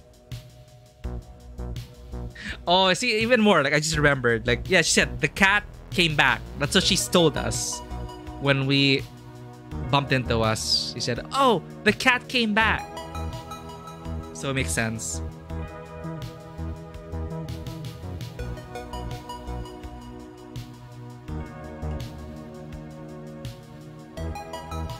She was kind and friendly, and she smiled at me, though differently than before. Did she not feel affected by it? We made one final visit to the pier. We leaned against the metal railings and watched the boats come and go. There was a slowness in today. The sun was still high up in the sky, but even the fishermen had to eventually pack up for the day. We started our walk back to where Sam had parked her bike. It is about time for me to confront Sam. Would you like to head back now? Or is there something else you want to see? I want to go... I was going to say it when a sign had caught my eye. What's the sign about? Stargazing and summer camping tour. What's that? Ah! There's a few camping sites around here where you can see the stars quite clearly. Really? This close to Hong Kong? Yep, just over the other side of the mountains. On a good night, you could see the whole Milky Way. It's absolutely beautiful. I've seen it only a few times. It's really an unforgettable sight. Really? No way. I don't believe you. We're still so close to the city. Can you really see it with all the city lights nearby? You can. Are you interested in seeing it? I've never seen the constellations before with my own eyes. Growing up in the city, it's hard to see much in the sky besides buildings and towers. There's always the planetarium. It's not really the same. Alright. Why don't we go have a look? Eh? I can't. It's too far. It's not that far away, just a little hike. I'm not dressed for hiking. And I didn't prepare anything for it. Don't worry, it's an easy walk. Let me buy some snacks and drinks from the corner mart and we can go. I don't think I should. I wanted Sam to tell me her intentions. I didn't want to talk about it, but I couldn't leave such a big issue hanging between us. I wanted to know more than anything what she thought about it. I wish I could say this to Sam, but I couldn't spit out the words.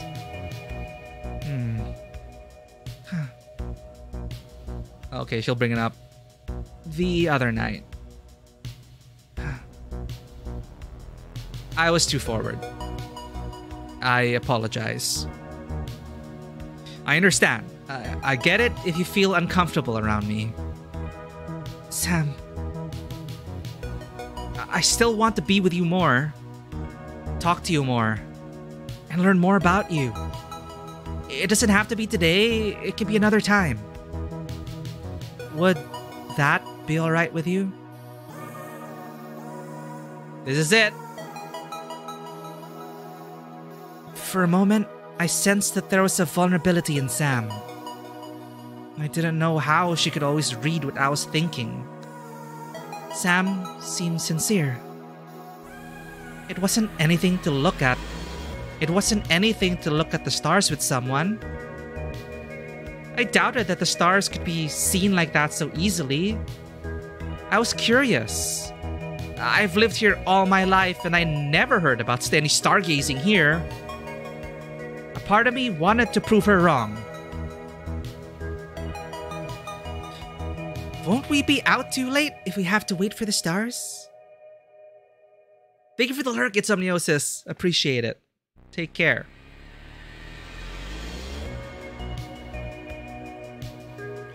Won't we be out too late if we have to wait for the stars? The sun sets at around 8 p.m. How does that work for you? Then it's alright. As long as it's not too far and not too late, okay? Okay. When some people say, oh, it's an easy hike. 3 hours later, battered and bruised from the hike. See? Easy. Goddamn. We got back on Sam's bike and she took the road that led further into the country. The road became less and less paved and more rocky as we went. She stopped at what appeared to be a trailhead for a hiking path into the mountains. We can't take the bike any further, but it's not too far of a walk from here. Are you comfortable in your shoes? I'm fine. Okay. It's just a bit further.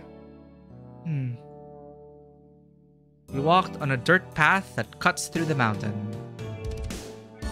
It is the height of summer. The chirping of the birds was loud.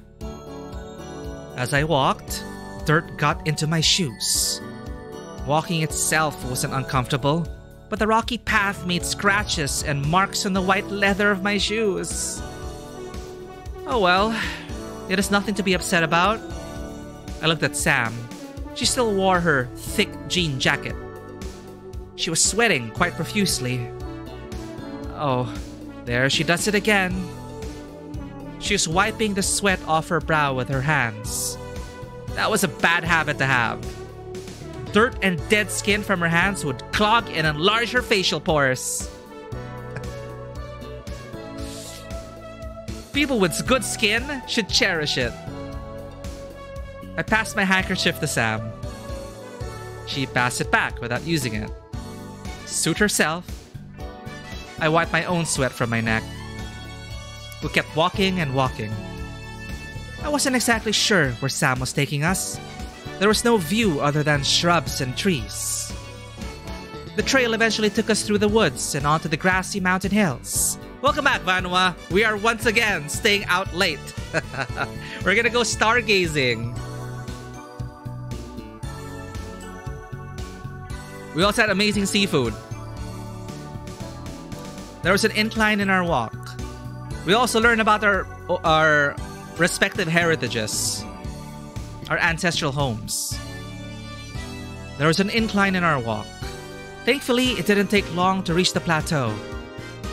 I saw, nestled below the foothills, was a secluded ocean cove. There was a stone path ahead leading down to the beach. I felt the salty sea breeze from the top of the hill.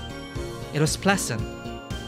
The sky appeared much bluer and wider here. It seemed as if the horizon stretched into eternity. Looks a bit like Hawaii from this view, from this angle. Except imagine a lot more buildings. I stared into the endless blue. My head was spinning. The height made me feel dizzy. Sam tapped lightly on my shoulder. I might have been swallowed up by the sky had Sam not been so grounded on her feet.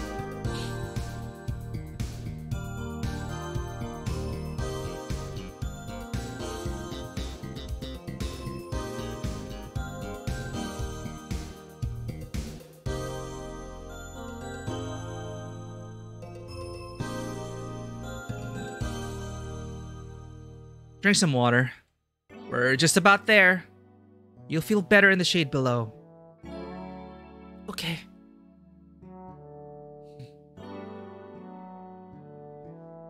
We descended down the stone steps. We had finally arrived at our destination.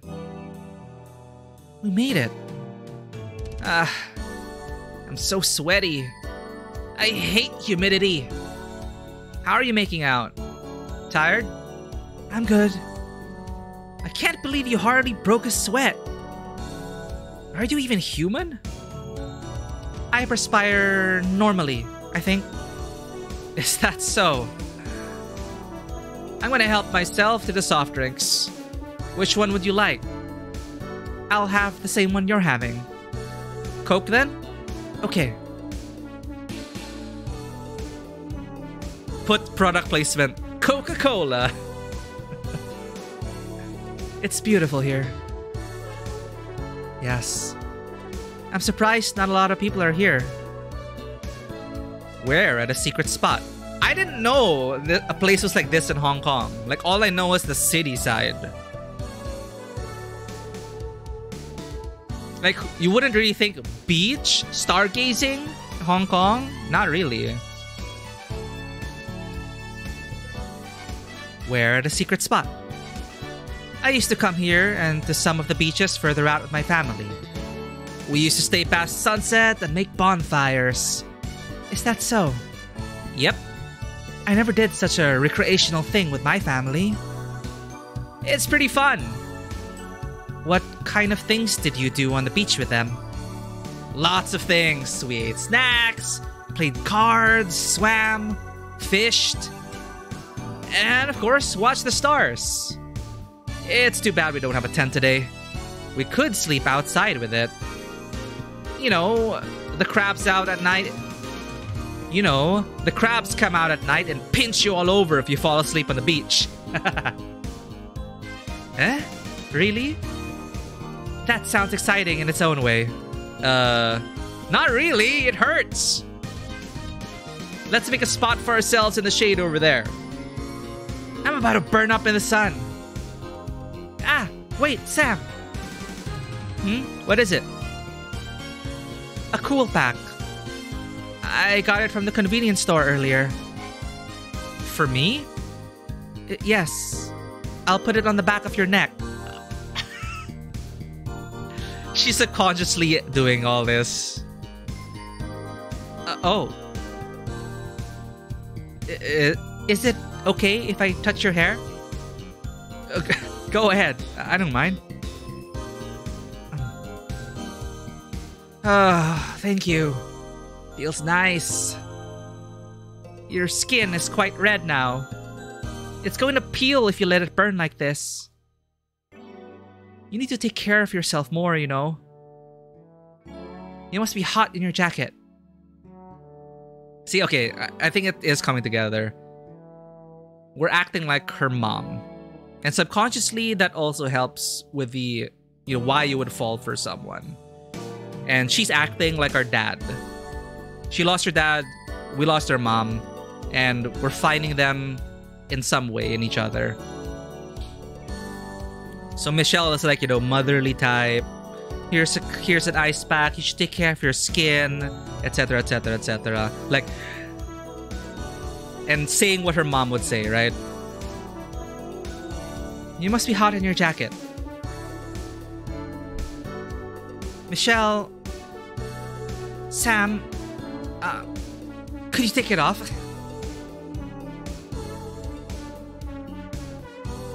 Huh? Even Sam's like, huh? There's people around though. But you have a shirt under, it's fine. What? I mean for the bug spray.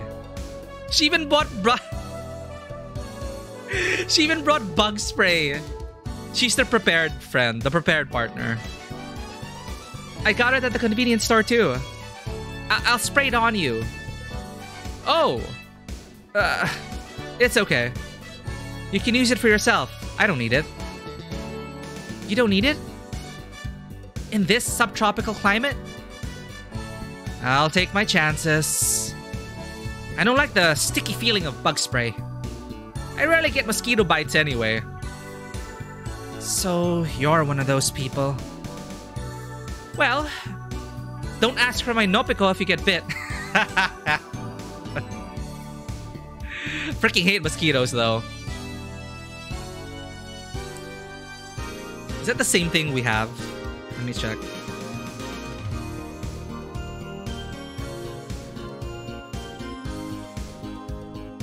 I know it's mosquito cream. Mopiko is the real name. No, we use Caladril in the Philippines, but I have seen this in stores. You see mosquito cream. Legally distinct Mopiko. Well, don't ask for my Nopiko if you get bit. Your Nopiko? There! It is the one. We're so prepared. We don't even have a bag, do we? This itch cream. I always have it with me. Just in case. You never know with mosquito and bug bites. Oh, Michelle. You're really prepared for today. I always get a bad reaction from mosquito bites. It's for my own sake. I didn't bring it specifically for today. I mean, you're the one who should be more prepared. You don't even think about putting on bug repellent when we're outside for so long.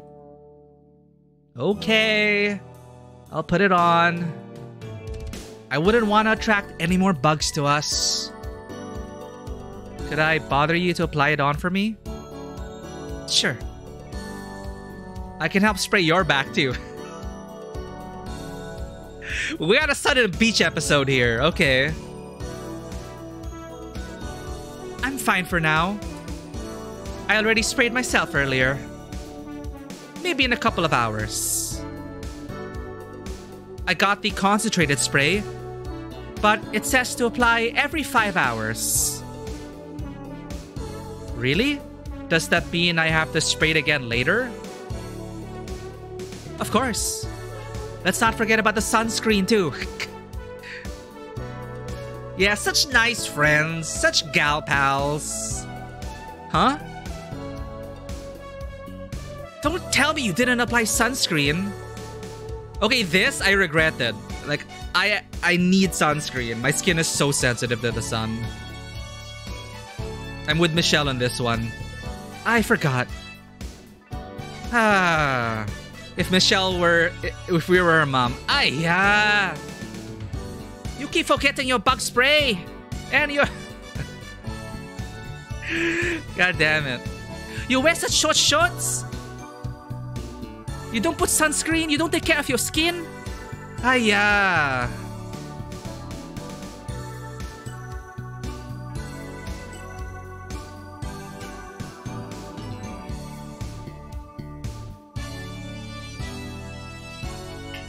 So I'm seeing the dynamic grow.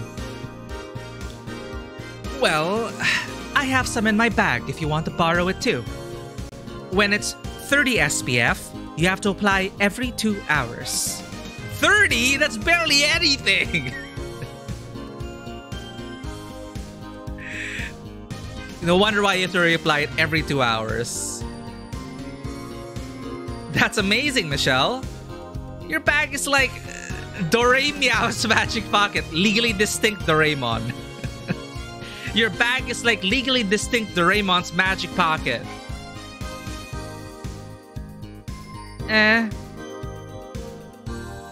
We found a little spot for us to sit in the shade.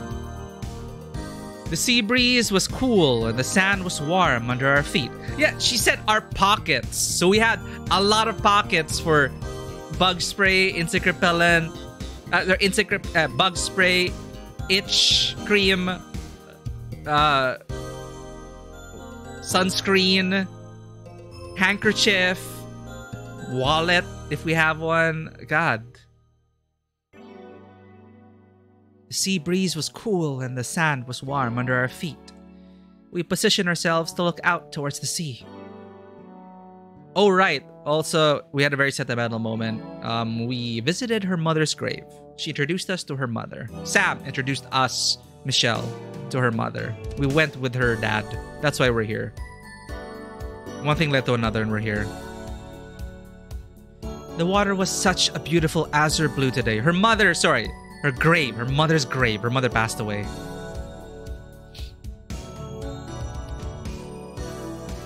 The water was such a beautiful azure blue today. The sound of the ocean waves and rustling leaves was soothing to my ears. I could sit here and look at this for 10,000 years, I thought.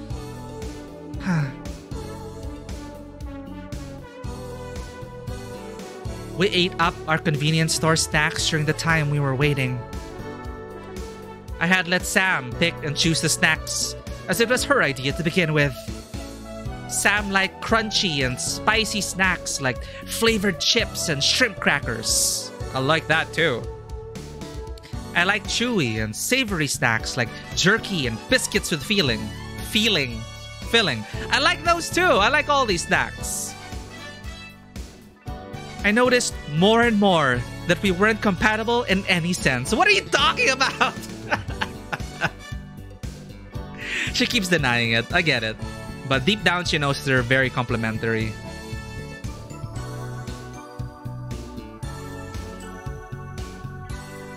But despite all this, we had passed the entire day together without the strain or tension that I had expected. We could make light conversation or just quietly admire the view. It didn't really seem to matter to us. It is a magical feeling, chat, when you find companionship like that. You're just comfortable with that person, whether romantic or not, just whether in silence or in noise. Like, it's just magical. Whatever we did, the sun eventually made its way down the horizon. Time passed by at a paradoxical rate whenever I was with Sam. It would be neither too fast nor too slow. It always moved at its own pace, never as intended. I'd almost failed to notice when the sky turned a vivid pink at sunset. Sunset in Hong Kong is very late, 8 p.m. here. Summer days. The summer days are long. Despite the troubles that I had within my heart, I could not deny that the sunset tonight was simply sublime.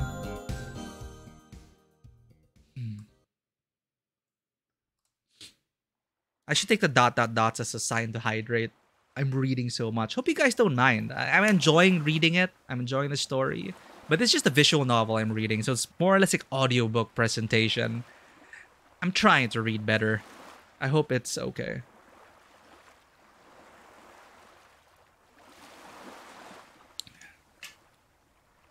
Sam? What is it? I forgot to mention. I watched that movie I got from you the other day. Oh!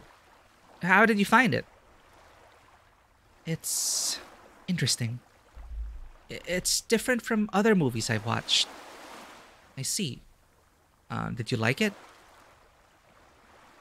I liked it. I'm glad. It's a pretty heavy movie to watch, I have to say. Yes. It was cruel that it had to end like that. Yeah. It was a sad ending.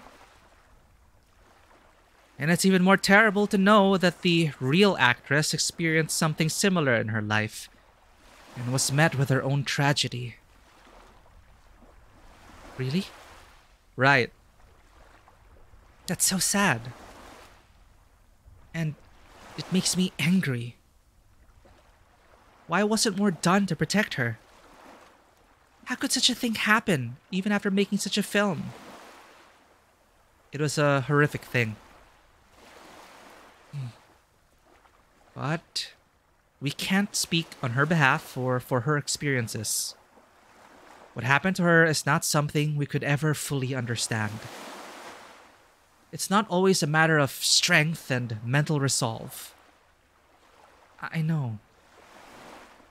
That's why we have to be sensitive and empathetic, even when others aren't. And we have to be hopeful.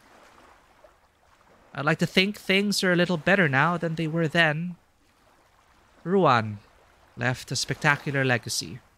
Alright, I need to wiki that again. But we read this a bit of Ruan, actor.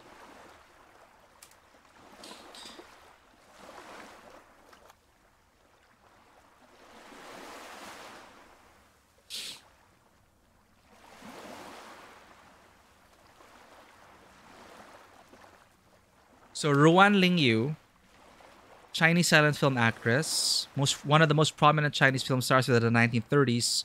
Her exceptional acting ability and suicide at the age of 24 led her to become an icon of Chinese cinema. So Ruan was born to a working-class family in Shanghai, ancestral home in Xiangshan, Guangdong. Her father died when she was young, and her mother brought her up working as a housemaid. So she signed up for the prominent film company, made her first film at the age of 16. 2 years later, she was signed by Ta Chonghua Paihe Company, where she shot 6 films. Her first big break came in Spring Dream of an Old Capital or Reminiscences of Beijing. Wait, is this the same one? I believe it is. Here, New Women. Following the completion of New Women, Ruan's life began to unravel. The film opened in Shanghai in 1935. Tsai Chu-sheng was under massive pressure from tabloid reporters who were extremely hostile, owing to her scathing depiction of the Shanghai tabloids in the movie. Tsai was forced to make extensive cuts to the film. Even after that, Ruan's private life was mercilessly seized upon by the tabloids, and her lawsuit with her first husband, Chang Ta-min, became a source of vindictive coverage.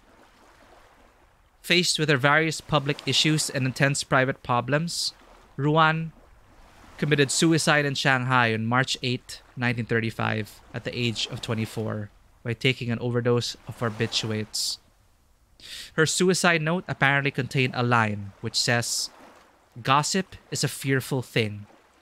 Although recent researchers have doubted the note's authenticity, as it appears it had to have been forged by Tang Zeshan,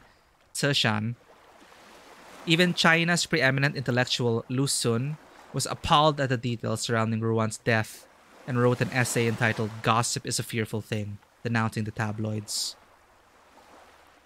So why was she mercilessly bullied? Because she became acquainted with Chang Tamin, whose family her mother worked for. Chang was later driven out of his wealthy family due to his spendthrift ways and became a chronic gambler supported by Ruan's salary. Unable to tolerate Chang's gambling, Ruan split with him in 1933. Then it became sensationalized and they were cruel to her. So the movie we watched, I believe, is New Women. And that movie was similar to her life as well, where she had all these expectations and she tried to meet everything, and she was the only one to like try and keep the household together. Or that is the plot with New Women. So there we go. The more you know. Ruan's left a spectacular legacy. But we can't forget her tragedy. The messages of the film still apply to today's society. It's not easy to change people's perceptions. I think so. But thinking like that is so sad. Is it? I don't know. I mean, it's better now, right? Nope. Have you seen Twitter? It's not like in the past where women couldn't go to school and work. It might have been difficult in the 1930s. But it shouldn't be so hard to live freely anymore, right? Oh, in terms of that, still have a ways to go. I think that's something only you can answer. That's... Whew, this conversation got quite serious, didn't it? No, I wanted to ask you about it too. I see. I've been thinking about the messages in these old films. We watch them so detached from the people who made them. How would they feel if they knew people 50 years later would still be watching them and discussing them? We see a beautiful face, but we'll never really know what was happening behind the screen. Are we respecting Ruan by keeping her films and watching them? Even if those films might have been produced during the most painful moments of her life? You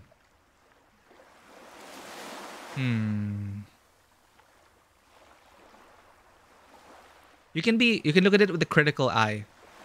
To ignore it and sweep it under the rug is like to ignore history.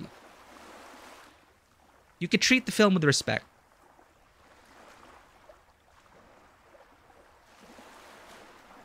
But I'm sure if she were alive today, she wouldn't want anything to do with that film. But it is complicated, isn't it? But, focusing on today, now, the messages you can take from that film, her life, you can learn and can inspire. And it can help people to be more respectful and critical and nuanced. And to also keep her memory alive. The legacy alive. I don't think it's disrespectful. It's not disrespectful. I think as long as you make an effort and try to understand the person, I think the person would be happy knowing that you made an effort to keep them in your memory. I don't think the person would want you to turn away from them. But it's still something complicated. There's no right answer, I think. That's right. We shouldn't forget. We shouldn't turn away. We need to understand it so we don't make the same mistakes again. That's right. I think you're a thoughtful person, Sam. Thank you for sharing your thoughts with me. You really think so? I was afraid I gave you the wrong impression. No. I really appreciate you coming out with me today. Oh, Sam said that, sorry. It's fine. I didn't have much planned today anyway. I'm happy to see the stars with you. It's nice that we can talk frankly. I enjoy spending time with you like this. The sun should be setting soon. Will you really see the stars from here? Yeah, just wait patiently.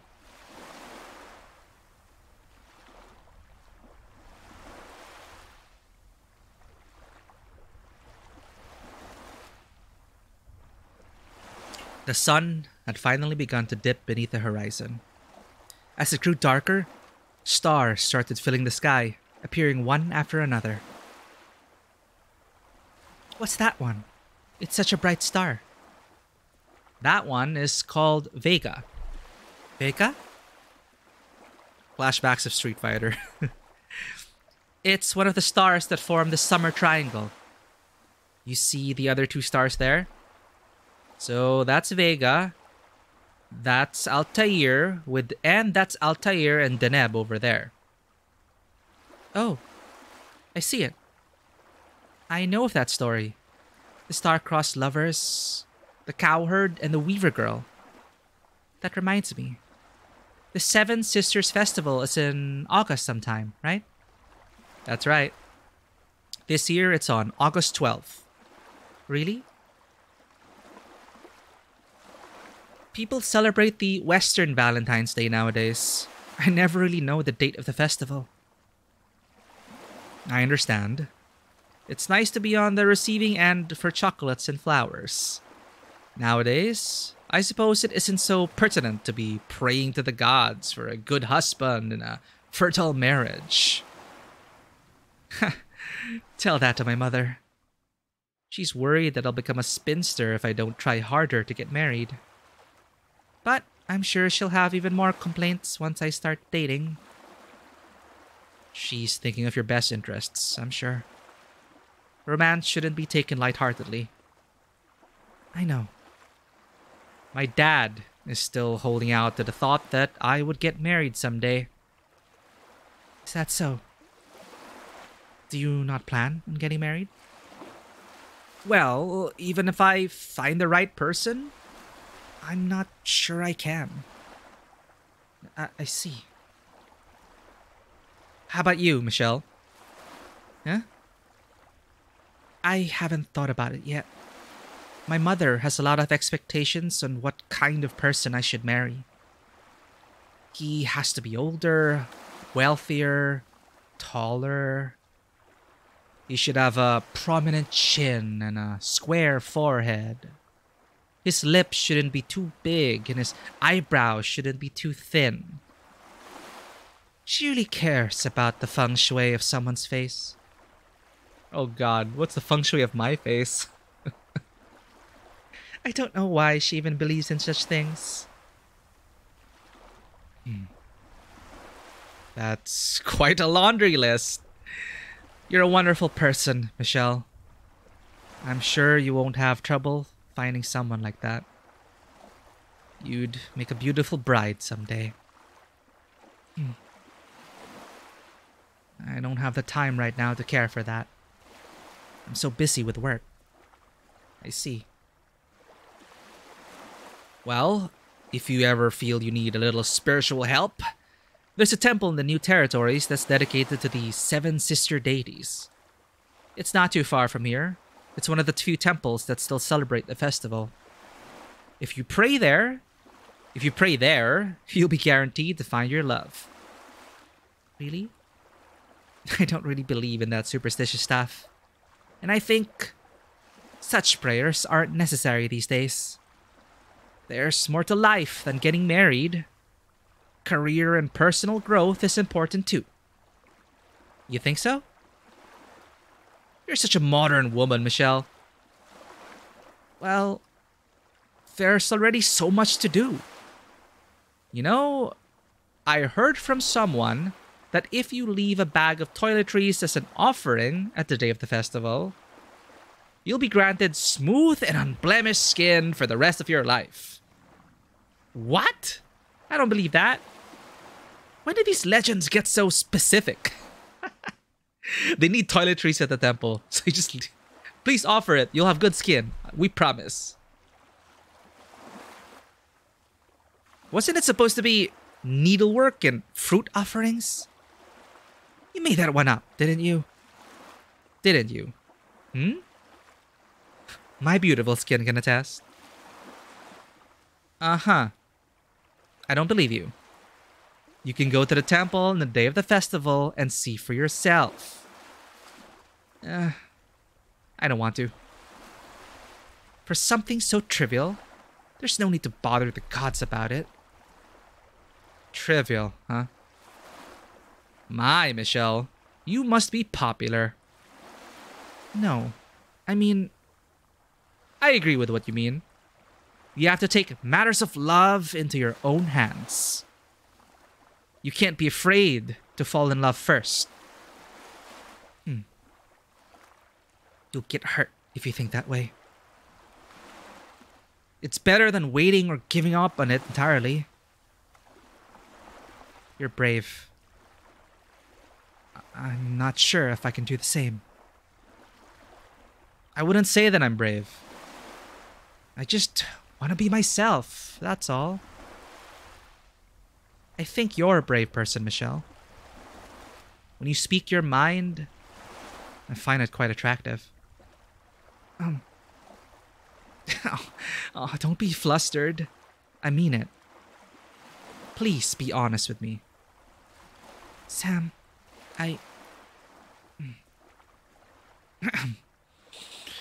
What about that big bright star over there?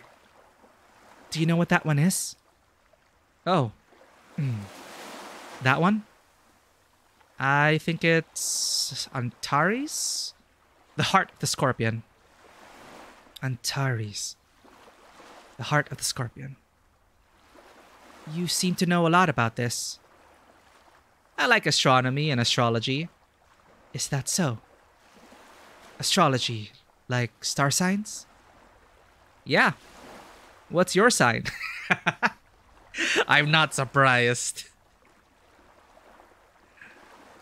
I don't know.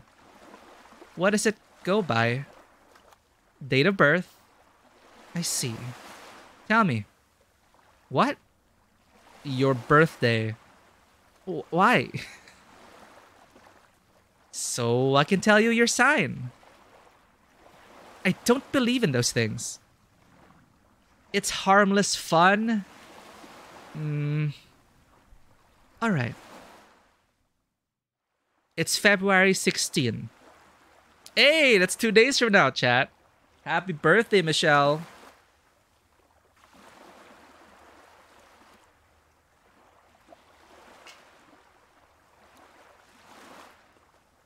Ah, you are an Aquarius. Makes sense. Huh? What's your sign then? Capricorn. Of course. Didn't I say it last time, chat?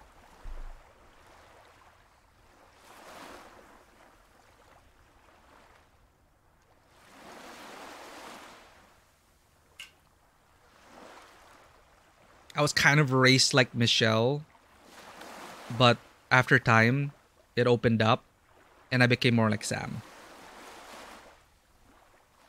Capricorn. They're highly compatible with Aquarius signs.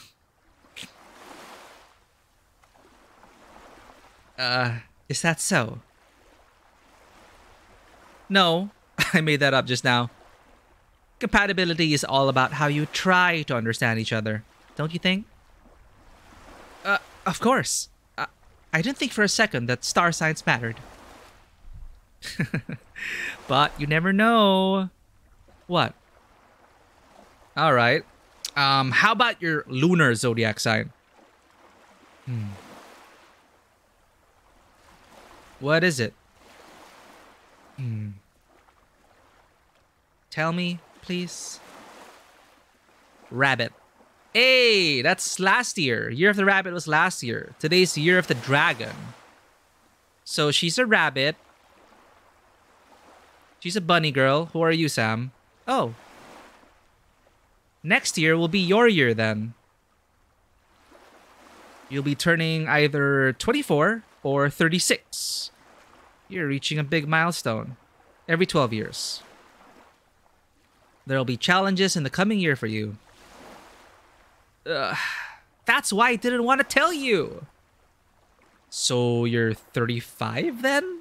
I thought you would be younger than me. I'm 23. Huh. Humph. What's your zodiac? I'm older than you. That's all you have to know. I want to know. Okay. I was born in the year of the dog. Dog? Rat, ox, tiger, rabbit, dragon, dog. So she's 3 years old, 2 years older than us. So she's turning 26. Or she's turning 38. No, I'm so wrong. Then you're 33. Forget it, chat. You already know I'm terrible with math. Fuck that. Then you're 33. Wait. I think your zodiac order is not quite right. I'll look it up later. You are so cute, Michelle. Let's cheat, chat. I want to... Okay. Let's math this out. Lunar zodiac science order. So... Okay, here's the order. Rat, ox, tiger, rabbit, dragon, snake, horse, goat, monkey, rooster, dog, pig. So rabbit, dragon, snake, horse, goat, monkey, rooster, dog. She's 7 years older than we are. So she's turning Oh. We're turning... Yeah, she's 30. She's turning 31. Right. Wait, rabbit, year of the ox. 1987... Yeah, it's correct. Next year's Year of the Rabbit in this game, it's 1986. 1987 is Rabbit. Then Dog will be 1994. Alright, she's 30. As far as we know. 7 years apart.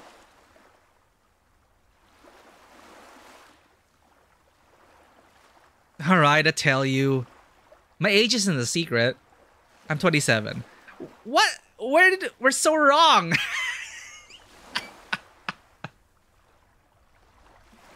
Screw math. Anyway, I'll use the bathroom, BRB. Or is she pulling our leg? Wait, 7 years apart. From rabbit to dog. Or I messed up. Wait, BRB.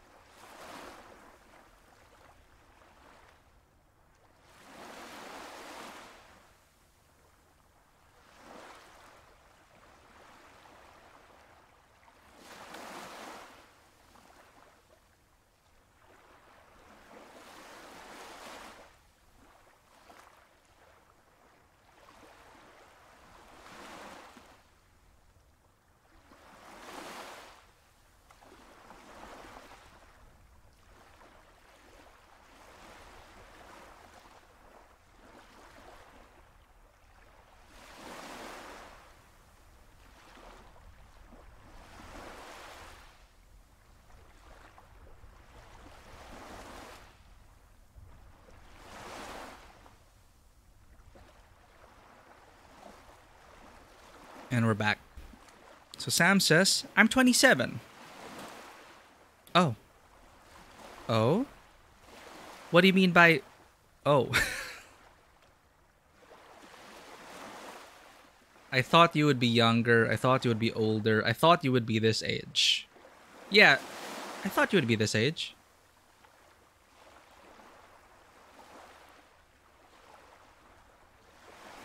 Really?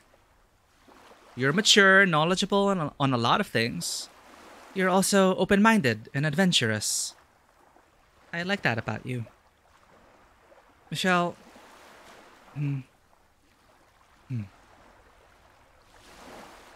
Will we really be able to see the Milky Way from here? It depends. Sometimes it's quite visible, but other times we might have to wait till midnight for it to be dark enough to see. I see. Do you want to head back now? You mentioned you had to go by nightfall. Not yet. It's fine. Can I stay out a little longer with you? Is that okay? Okay.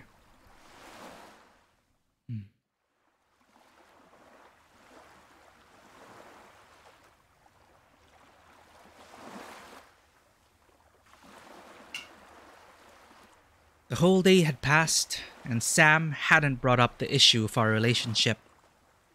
I couldn't bring myself to ask Sam directly about it.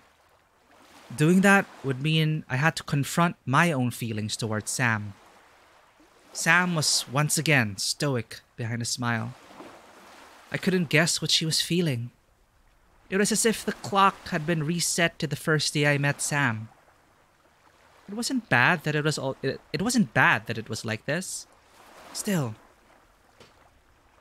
I knew it wasn't fair to have Sam wait with me for so long just to see the stars. I'm not one to usually have requests, but that night, I really wanted to see it. If I could catch a glimpse of the Milky Way with my own eyes, I felt that I would know.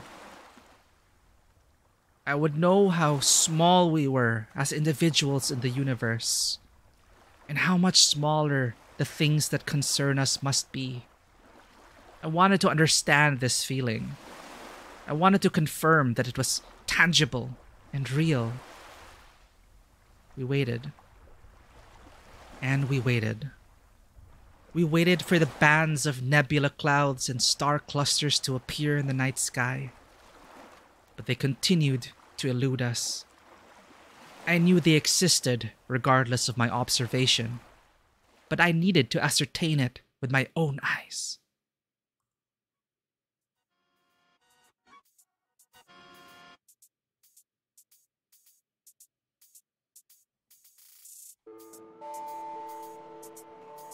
Music changed.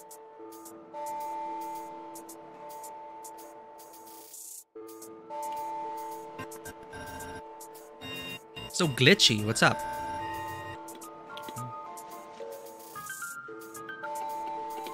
Sometime between dusk and twilight, I drifted into a deep slumber. I dreamed a strange dream. Oh, it's a dream time. It was a scene that played out in my memory so many times since that day. I was in my high school classroom. It is the first day back to school after summer break. I was chatting with my classmates before the start of afternoon classes. I was about to tell them the story of my summer trip to Taiwan. This is when she got the news about her father's in the hospital. When I was called to step out of the classroom, there had been someone who urgently needed to see me. But instead of it being my mother waiting to see me, like it was in my memory, it was Sam, in her red dress. She gestured for me to follow her. It was strange, as if I was put in a trance. I followed her out of the school without question. I sat behind Sam on her bike, and she drove it to some distant place in the countryside. We got off the bike, and then we walked along one of the mountain paths. day wore on into the night. When we had reached the mountain plateau, Sam suddenly ran ahead of me. I tried to follow. However, I quickly lost sight of her. I did my best to chase after her, through the thickets of trees and bushes. I was running blindly, and before I could realize, I slipped and lost my footing.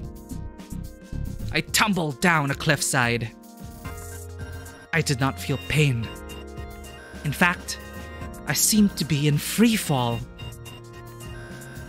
It is quite a surreal experience, falling in a dark void. I eventually hit a bottom and landed in a pool of water. It seemed to be the ocean.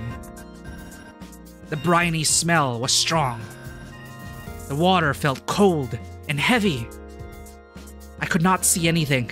It was so dark. It felt as if I was sinking deeper and deeper into the watery depths. A heavy weight pressed against me. My chest felt tight. I thought I was going to drown. There was a suffocating realness to this dream. I was frightened. I struggled and struggled to swim to the surface. I couldn't fight whatever force that was pulling me down. Everything became black. I must have passed out. When I came to, I found that instead of sinking deeper into the water, I found myself floating upwards. It was as if I was drifting towards the celestial plane. I struggled to get myself grounded, but I had no control over my trajectory. I closed my eyes. I felt oddly at peace, floating upwards like this. I was resigned to thinking that I would be forever lost in the cosmos when I heard a voice call out to me. I opened my eyes to find myself afloat in silvery water. The water was cool. It had a clear, transparent quality to it, but I couldn't make out a bottom to its depths. From a distance, I saw the light of a lantern coming towards me.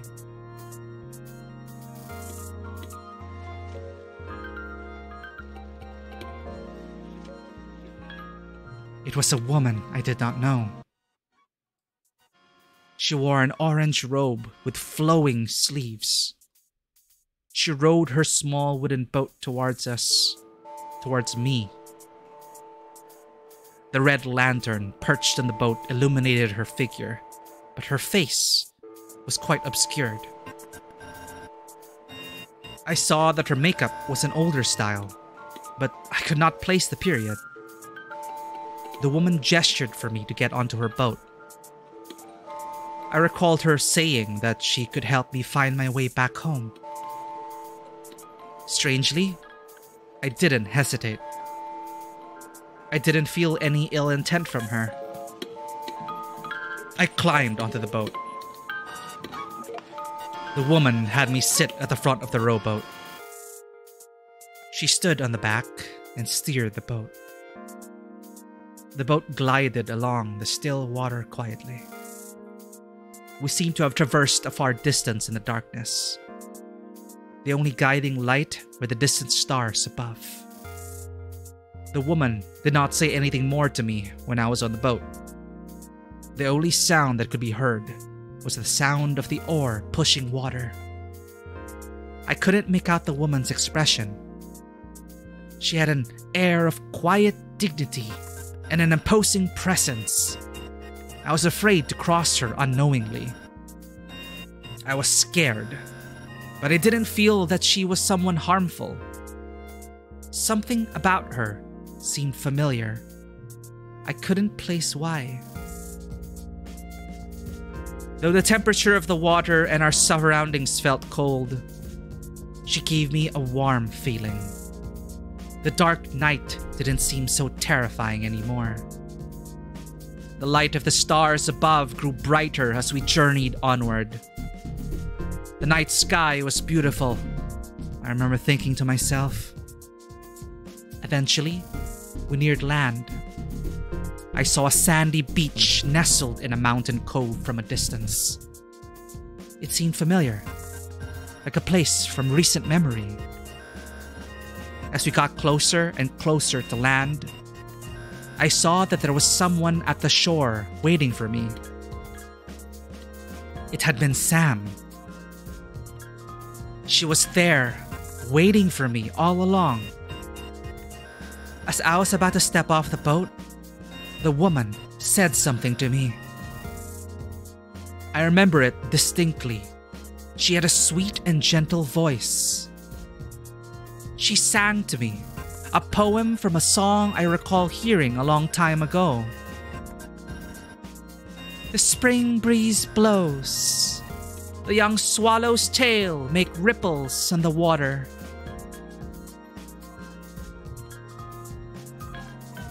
Little waves dash away the reflection of the lotus flower. Perhaps in still water, the swallow will see her own reflection and take flight towards the new moon.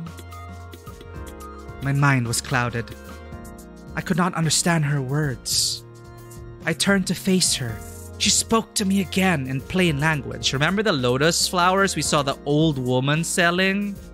Okay. Young lady, haven't you realized yet? The summer that you remember had ended long ago. You have to wake up from this dream and take your first step forward. I stepped off the boat, and when I looked back, she was already gone. There was no boat, no lantern. There were no traces of the woman. All I saw was the ocean, the beach, and Sam before me. And I woke up from my dream. Damn, that is intense. I loved reading that.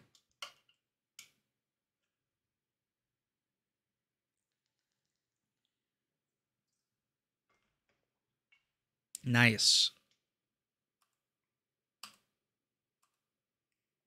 Michelle, did you fall asleep? Michelle?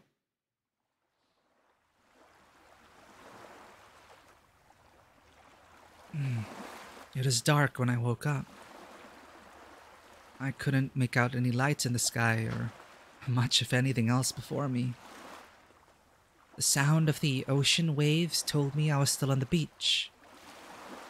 But I couldn't see where Sam was. I felt a cold chill run through my spine. It was unnerving to be alone in the dark like this. Yeah. Sam? Where are you? I'm here. I felt her hand on my shoulder. Sam had been next to me the whole time. Are you alright? You look scared. I had a strange dream. I was afraid you left. And leave you alone here in the dark? I don't know. Oh. Tired? No. I didn't mean to fall asleep. No worries. You weren't out long. Really? It's so dark now. Huh? Is it still not dark enough? We can't see any more stars now compared to earlier. The clouds had rolled in. Damn clouds! Some nights are like that. Oh. Disappointed? No. It's just... It's getting late now. I think we should go. If we stay any longer, we're gonna get eaten alive by mosquitoes. I see. We have a bit of a walk back to the bike. Anna Kuwash, welcome in. This is a visual novel called A Summer's End, Hong Kong 1986. It's just a story about two gal pals, you know, best friends, roommates, all that. It's a lesbian story. Hannah Kuwash, welcome in. We have a bit of a walk back to the bike. Oh, happy Valentine's Day. If you hope you had a good one. Hold on to my hand, alright?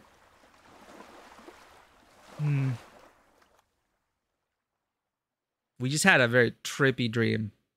That was pretty awesome. The walk back from the beach wasn't too far, but I wished in my heart that it was just a bit further. It wasn't that I absolutely had to see the stars. I could go to the planetarium anytime to see them if I really wanted to. It is just a bit further. I think I see where the bike is. Michelle? Wait. Sam? What is it? Sam? Sam, look up! You bought yourself chocolates and hid them to surprise yourself later. Perfect! Chocolates are amazing. What kind of chocolates? I do love white chocolate myself. But I like all chocolate. White, dark, everything in between. Things filled with jelly, cream, nuts. Give me that. Give me it all. Give me all the chocolates. Hope you enjoy your little surprise later. Self-love is important. In fact, it is one of the most important things in a relationship. In my opinion, you shouldn't really be entering any romantic relationships if you're not okay yourself. So yeah, anyway, happy Valentine's Day. Reese's! I freaking love Reese's. Delicious. Make sure it doesn't melt though. I hate melted Reese's. You have to like slurp the Reese's cup out of the paper thing, right? Never again. I always remember now to like refrigerate my Reese's. But it's still delicious. Just you're sipping peanut butter chocolate out of a cup. Love yourself? Yes. You gotta do it. Someone's gotta do it, right? But let us enjoy this beautiful moment, chat. It is another awakening. We had 2 supernatural-esque encounters now, reminding us about, you know,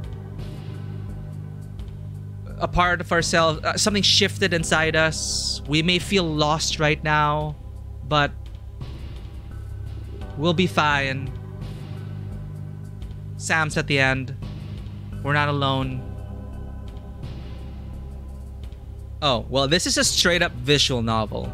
So this only has 2 endings. It's point-based. All we do is select dialogue choices. We play as Michelle. Michelle's the girl on the left you saw earlier, the one in blue. So there's some visual novels that really have a lot of choices, more role-playing, which is like Scarlet Hollow. This so far has been more in the, it's very straightforward. And if you choose the right options, you get some nice scenes as a reward. So hopefully we'll get one now. The adult patch is enabled. But yeah, it's pretty much just me reading the story. So I hope my reading is okay. I'm always concerned about that. The clouds open up a rift in the sky. And we were able to see it. The streaks of spiraling stars and stardust that form the arms of the Milky Way appeared in the night sky above us. The cluster of starry lights shone brightly for us in this temporal moment. We gazed at it as long as we could.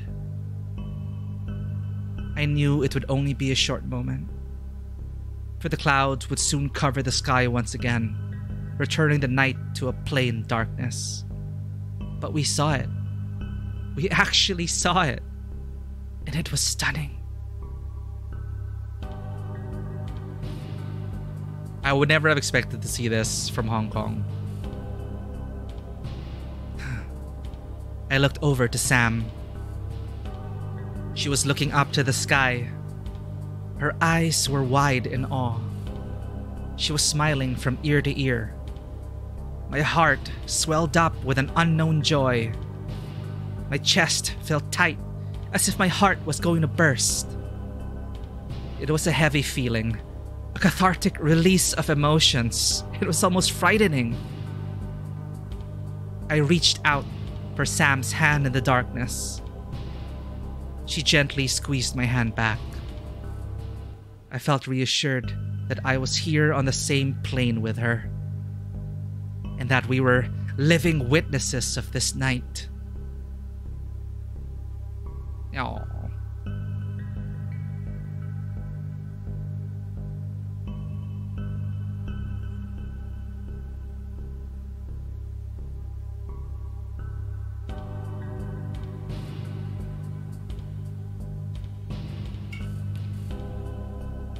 Beautiful. It really is. Huh. It's tremendous. To see the stars like this with your own eyes. There's so many more stars in the night sky than I could have imagined. Yes. It was quite a sight. I haven't seen a night sky quite like this before. I'm really glad we got to see it. Thank you for bringing me here. Dude, the soundtrack is so good. Like, I had to buy the bundle with the soundtrack and art book. And they're so stylish. Like, I love what they're wearing. I love the aesthetic, the vibe. 1986 Hong Kong. Thank you for bringing me here. I had a good time coming here. It would be nice to see it again. Sam. Michelle. I'll always treasure this moment. Thank you, Sam. Me too, Michelle. We rode on Sam's bike back to the city. On the winding mountain road, in the twilight hours of the night, it felt as if we were the only people in the world. I held tightly onto Sam. Our dust-filled shoes flung out sand into the careless wind. Her hair smelled like the sun and the sea. Our moment together felt like a dream. I wasn't dreaming, though. I was in the real world. Time moved forward without bias, and soon the city lights came into view. I thought that the road back was short. Today felt as if I had gone to another country with Sam. Had the city always been so close? The city lights shone so brightly from the distance, much brighter than the light of stars. The road was smooth. We quickly entered the freeway. The city lights got closer and closer. I could almost grasp the light in my hands. It's so vivid, the imagery here. I love it. I saw in the distance the city that we call home. It was the city that never sleeps. The city lights always shine so brightly. They never allowed the sky to rest. Even in the midnight hours, the sky was greenish blue from the city lights. It was never pitch black like the way it was when I was on the beach. The city lights were many and bright. They shroud us from seeing the stars that were just above us. But I don't dislike them for that. Each shining light in the city served as beacons to the rest of the universe, saying loudly that we were here. We were here. And we existed in this moment. They were a sign of how many people were out there trying to make their claim to this place we call home. Sam and I were just one of the many. No matter what becomes of us, the city lights and the stars above will keep on shining. What transpired tonight might ultimately have no effect on the fate of the universe, but it was something significant to me. I held onto Sam more tightly. I felt insecure. Cars and other vehicles sped by us as we entered the urban landscape. Though we were no longer alone on the road, our journey was its own. I could hear the sounds of the city clearly now. There were the sounds of traffic, the sound of vehicle engines, car horns, and the audible crossing signal was unavoidable anywhere in Hong Kong. As we entered the city proper, I could hear the sound of people chatting on the sidewalks and the sound of music playing in the near distance. The city was still bustling at this midnight hour. My heart felt pained. We weren't going as fast anymore on the bike, but it felt as if we were accelerating out of control towards something too unknown and abstract. It was such a heavy feeling. A part of me wanted to hit the brakes on this. Another part of me wanted to keep going, further and further. Why did I have to feel like this? I thought. Sam looked over his shoulder to me at the next traffic stop. I couldn't make out the expression in her eyes. All I saw was my own reflection in her helmet. It was well past midnight, and for the first time, I thought to myself that I didn't want to go home. This is it. We're caught. Hook, line, and sinker. Our mom's gonna be so pissed. Oh, to be 20-something again. Where is your home, Michelle? Where's your home, Michelle? It's by Kowloon City. Okay. I'll drop you off. I can bring your shirt to you another time. Oh, that's right. I almost forgot about it. What did we say in the very beginning of this day? I'm gonna ask for my shirt and tell her to bring me home. That's it. Oh. The pedestrian signal was counting down. Oh, I like that image to this moment. Like, tuk, tuk, tuk. I can imagine like the Hong Kong lights. The light was about to change. Sam took her foot off the road and back on the bike. It's like a build-up. I felt the forward momentum of the bike slowly inching ahead. Sam tightened her grip on the throttle. I should tell her before it was too late to turn back. Sam?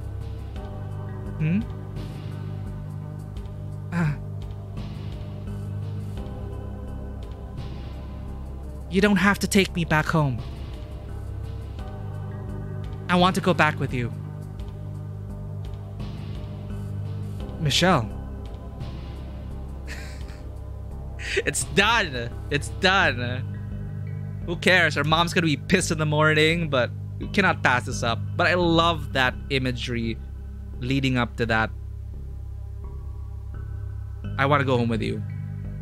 You know, the light, the foot on the pedal. It's so cinematic. I can imagine it like shot by shot. It is amazing. It had been quite late already. It was much past the time I should have been home. I didn't have any other ulterior motives to be here. I just didn't want to go home yet. I wanted to say this to Sam, but I couldn't find the words to articulate this. I looked over to Sam. She acted cool and casual, as if such a scene had played out before her 100 times already. Probably she's experienced. It's her first time. I didn't like that. Oh no.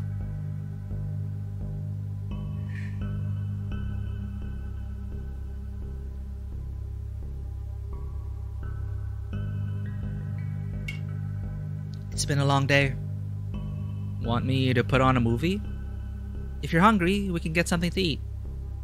There's still a lot of late night eateries open here. A midnight snack would be fun. There's wonton noodles, dim sum, barbecue, and let's not forget about dalang. What's dalang? I need to Google this.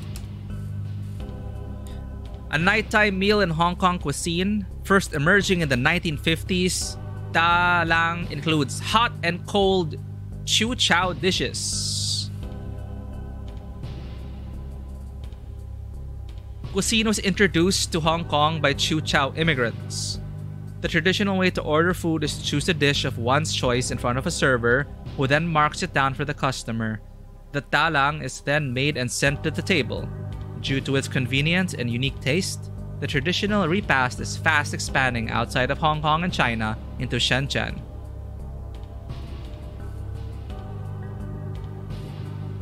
Okay. And let's not forget about Ta Lang. Just name it. Sam. I'm not hungry. In that way, if you know what I mean. Oh. I looked around her place. It was hard to look at Sam in the eye for some reason. I saw a familiar blouse hanging by her bed. Oh, that's right. I almost forgot. Here's your blouse. Sam handed me my blouse. It was neatly pressed. No stain or damage could be found.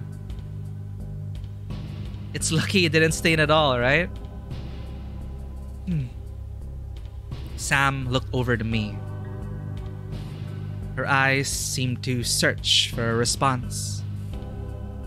We had spent the whole day together, yet this was the first time I had looked deeply into her eyes.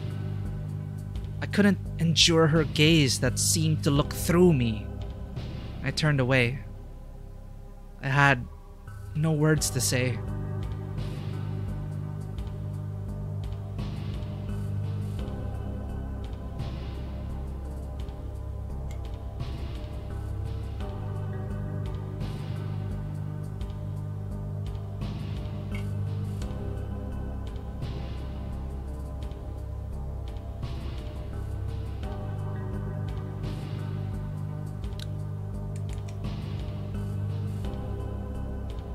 Sam turned her back to me and walked over to the balcony. She opened the door and stepped out. I felt the night air fill her room. Sam seemed to be searching for something in the night sky. I didn't know what. The neon lights outside covered Sam in vivid reds.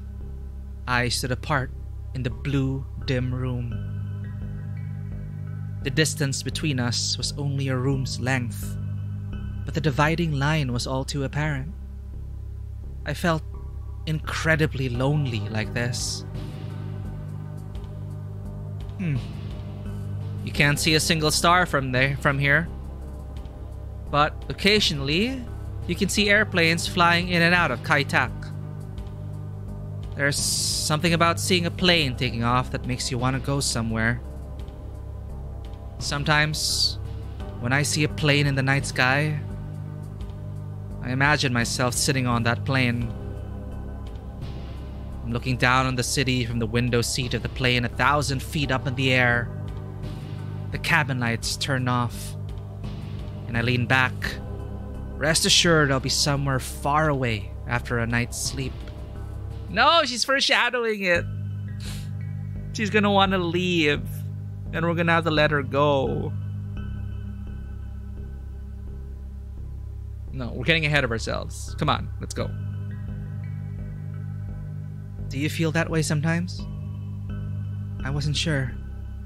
I wasn't sure if I shared the same feeling with Sam. I tried to imagine the same scene that Sam had described. That I was up in the air inside an airplane, looking out at the window at the city lights below. Where was I going? I didn't have an answer for myself. There wasn't a specific place that came to mind where I wanted to travel. I searched for an answer in my heart. I wanted to go somewhere. It didn't matter so much where. What I wanted was to go somewhere. With her, please. With someone at my side. Come on. I stepped toward Sam. What I was searching for wasn't something that could be found outside her window. It wasn't something that could be seen in the sky either. I reached out towards Sam. I hoped that she could answer me. Sam? Michelle? Huh. Sam. How do you feel about me? Damn! This is it.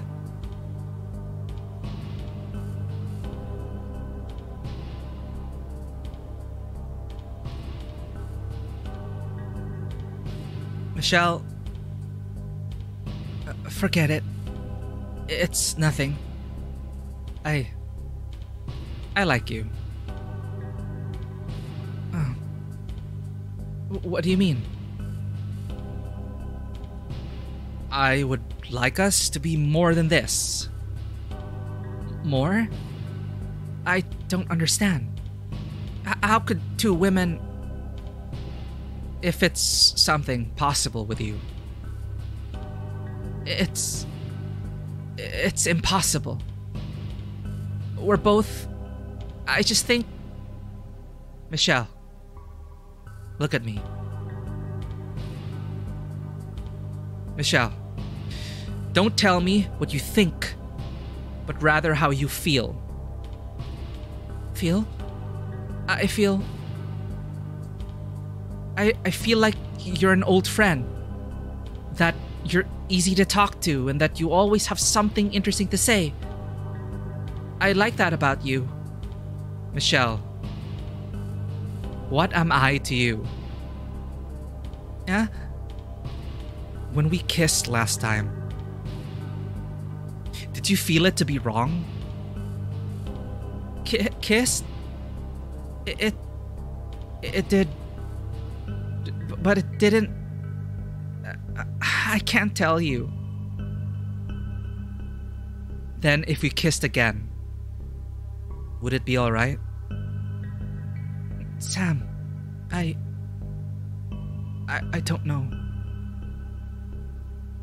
I had a really good day with you. Michelle, you're a charming person. I want to be with you more. I want to get to know you more. I have a good feeling just from being with you today. I want to go somewhere again with you. And talk with you more. If you don't mind, I want to kiss you again. I want to be someone close to you. I want to hold you and touch you. Sam, please. That's too much. I can't... You can't? I don't know. I never felt this way before. My heart is pounding so fast. I don't know what to do with it. Michelle. Sam. May I?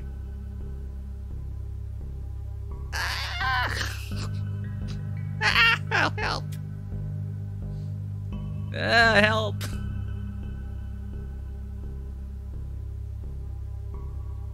I'm so invested right now.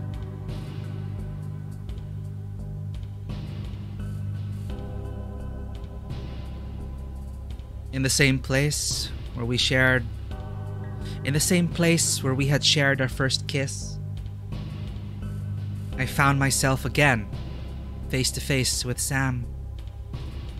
This time, there were hardly any sounds outside to disturb us. Nor were there any smells from a neighbor's cooking to distract us.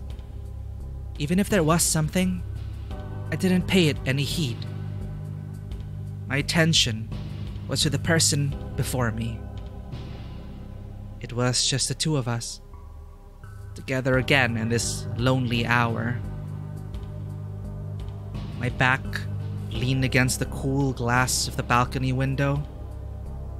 Sam's warm body pressed against mine. She deepened her kiss, and I followed. I wanted time to pause and let us be like this for a bit longer. I wanted to take in this moment slowly, so I wouldn't forget.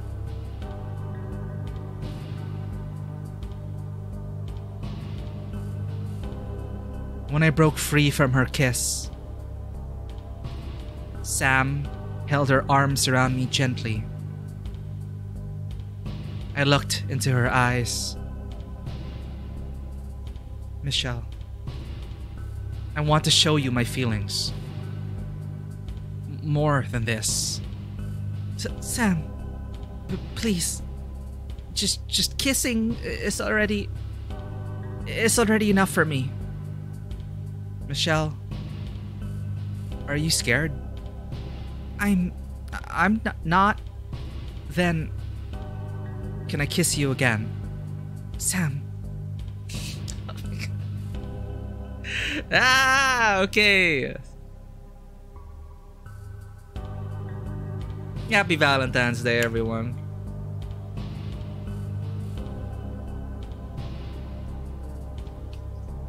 Just two girls hanging out in an apartment in Hong Kong. That's how it is. That's how it is.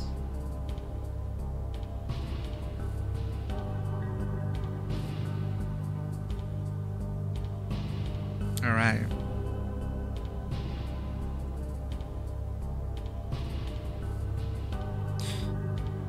We kissed with passion. I didn't stop Sam. I couldn't. I couldn't deny that I wanted to understand this feeling that I had with Sam. Even though my logical being said that I should push her away. It shouldn't be like this, I thought. I shouldn't be like this at all. But against all reason, I tightened my embrace. I held Sam closer. I couldn't explain to myself why tonight, of all nights, I could go further with her.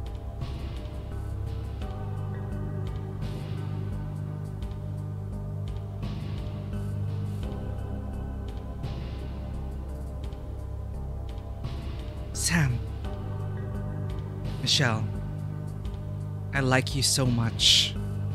Sam. I can't act this. You're beautiful. I'll try and make everyone awkward. You're beautiful. I want to cherish you. Huh? Sam pushed me onto her bed. She took off her shirt and tossed it across the room. This is big top energy, chat. Definitely we know who's on top. I mean, it's literally there. Sam pressed her body on top of mine. Her body felt hot. I could taste the salt of our sweat in the air. She smelled of a sweet perfume. I was drunk with Sam's fragrance. Sam kissed me between ragged breaths. It was a heavy feeling. My heart was pounding hard. It felt like it was going to leap out of my chest at any moment. I called out her name. I arched my back and my fingers gripped tightly on the bed sheets. My lungs burned. It felt like I was going to drown. I needed her to take me away from this overwhelming feeling. Sam slowly moved her kisses down from my lips and onto my neck. Sam's kisses were forceful, yet soft. She bit and left marks on my neck and shoulder. Goddamn. It hurt, but it did not hurt as much as my body ached. I didn't notice how quickly Sam undid the buttons of my shirt. Aside from the bra covering my breasts, my chest was bare for her to see. Sam, this is too much. Michelle. Sam, please, Can you show me more of yourself? Sam. Sam's hand moved down to my leg. Her fingers stroked against my thigh. She kissed my chest slowly. Her fingers and lips were like ocean waves. It was gentle yet strong. It surged and retreated. I felt like the moon sinking beneath the sea. I was frightened. I didn't know what would happen if I sank to the watery depths. But I felt safe in her embrace. Her touch gave me comfort. See, that's important. I needed to know beyond this. I needed to know her true feelings towards me. Michelle, do you want me? Sam, I do. Sam. She did say that she told us, Michelle, I'm probably the bad girl your mom warned you about. Good girl. Sam, I need you. All right. Michelle, I want you to feel my love, or lust, I guess. Sam teased the area between my legs. She used her fingers to draw circles rhythmically over my skin. This is what I get for putting on the adult patch. I think this is one of the adult-only scenes. She used her fingers to draw circles rhythmically over my skin. I guess we're reading this. Let's go. It's first time for everything, right? I've never been touched like this before. I felt like I was going to burn up. It was embarrassing. My heart was pounding so loudly in my ears. I could feel the pulse and blood pooling between my legs. Her pressure was good. It was steady and warm. Sam kissed the area beneath my breasts and continued planting kisses down my abdomen and to my thigh. She's experienced. She's so experienced. I felt her teeth gnaw on my leg. She bit me again, now on my inner thigh. This time, the pain was piercing. I let out a cry. Sam! Michelle. Sam, what are you... I want you to feel more than this. She is very considerate. She asked multiple times. In many, are you okay? I want, well, no, she didn't exactly say, are you okay? It's like, do you want me? She asked, and we got consent. And we already have an internal monologue. She's confused, but she's like, I want to know. I want this. So, yeah. Consent. I want you to feel more than this. Sam lifted up my skirt, and she slowly pulled down my underwear. It stuck to my skin. I felt my body sticky. I felt my body sticky. I felt dirty. I felt bare. Sam, don't look too much. Michelle, you're so charming. I love your eyes and the way you look at me. I love your lips and how you kiss me. I want to cherish you. I want to cherish every part of you. Michelle, Sam. She reached inside me. I called out her name again, this time with urgency. Sam, please. It felt like a drop of water that soon poured out like a flood. And she put her tongue, how is this gonna be written? On my most sensitive place. Okay. It was warm and soft, delicate but deliberate. It was a feeling I never felt before. Michelle, I heard her whisper to me, I love you. She said it quietly, but I heard her clearly. I wanted her love. This should be a mandatory video for all men in high school. You know what? I freaking agree. What Sam did, that is how you do it. That is how you do it. Sam is clearly experienced. That is how you do it. Of course, it takes two to tango, but Sam with Michelle, yes. Learn from Sam. Learn from this. Guys and girls. I wanted her love. I wanted all that she had to give. I wanted to answer her. My mind turned blank. I was going to be carried away by the waves. I was going to scream. I like how the imagery they're using for this. You know, her kisses, her bites were like the ocean waves, and I'm going to be carried away. Sam.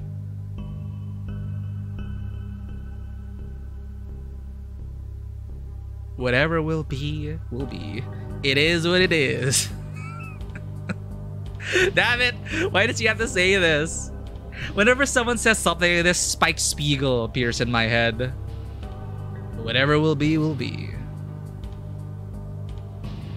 Lighting up a cigarette. Whatever will be, will be. It is what it is. Until the sun rises. We are so dead. Our mom is gonna kill us. Oh, to be 20-something again. I woke up in Sam's room. You're dead now, girl. It's gonna be so awkward with our mom. It was a warm summer morning. A small metal fan was oscillating back and forth, blowing balmy hair onto our sweaty bodies. See, that was very tasteful. That was very tasteful. I think if you don't have the adult patch enabled, it will just fade to black. And then it would be this. Which is fine, but that was very tastefully done. It wasn't like it didn't feel exploitative at all. I felt it was very significant in terms of, you know, us as Michelle slowly coming to terms with it, confused but wanting to know, and you know, Sam also being, well, she was initiating, but she wasn't being too forceful, right? She was kind of poking at that curiosity, sure, but there was still consent. You know, it was a very healthy depiction, I would say, or it felt like that. So that's one of the scenes that they added, as far as I know, because when I was looking of how to install the patch correctly, yeah, after the cemetery to this moment. So I can't imagine how it's like if you just like boop, and then you're here. A small metal fan was oscillating back and forth, blowing balmy air onto our sweaty bodies. I must have laid awake for an hour on Sam's bed. Just lying awake. Sam's arms were languidly wrapped around me. Her long hair was tangled with my hair, and her legs were crossed with mine. I felt her slow breaths on my neck. She must be sound asleep. I tried to remain as still as possible, as to not disturb her slumber. Ah, it would be getting a cramp or something, though. I listened to the sounds of the morning. It was quiet outside. I couldn't make out any noises or voices from neighboring apartments or from the street below. People seemed slow to get up this morning. I was left alone with the clarity of my own thoughts, all the while Sam softly slept. It was dim inside Sam's room. As time passed by, the light of the sun eventually passed through the buildings unobstructed and penetrated through the apartment bedroom window. The morning light was not gentle. I felt Sam stirring from her sleep. Once she wakes, I would have to take my leave.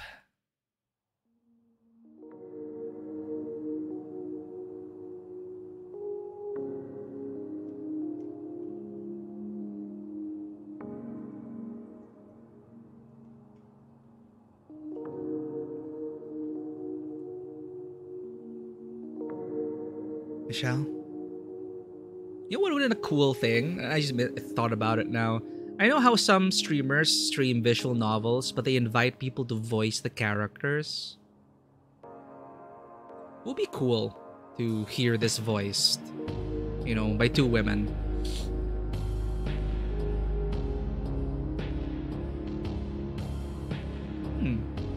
That might be cool.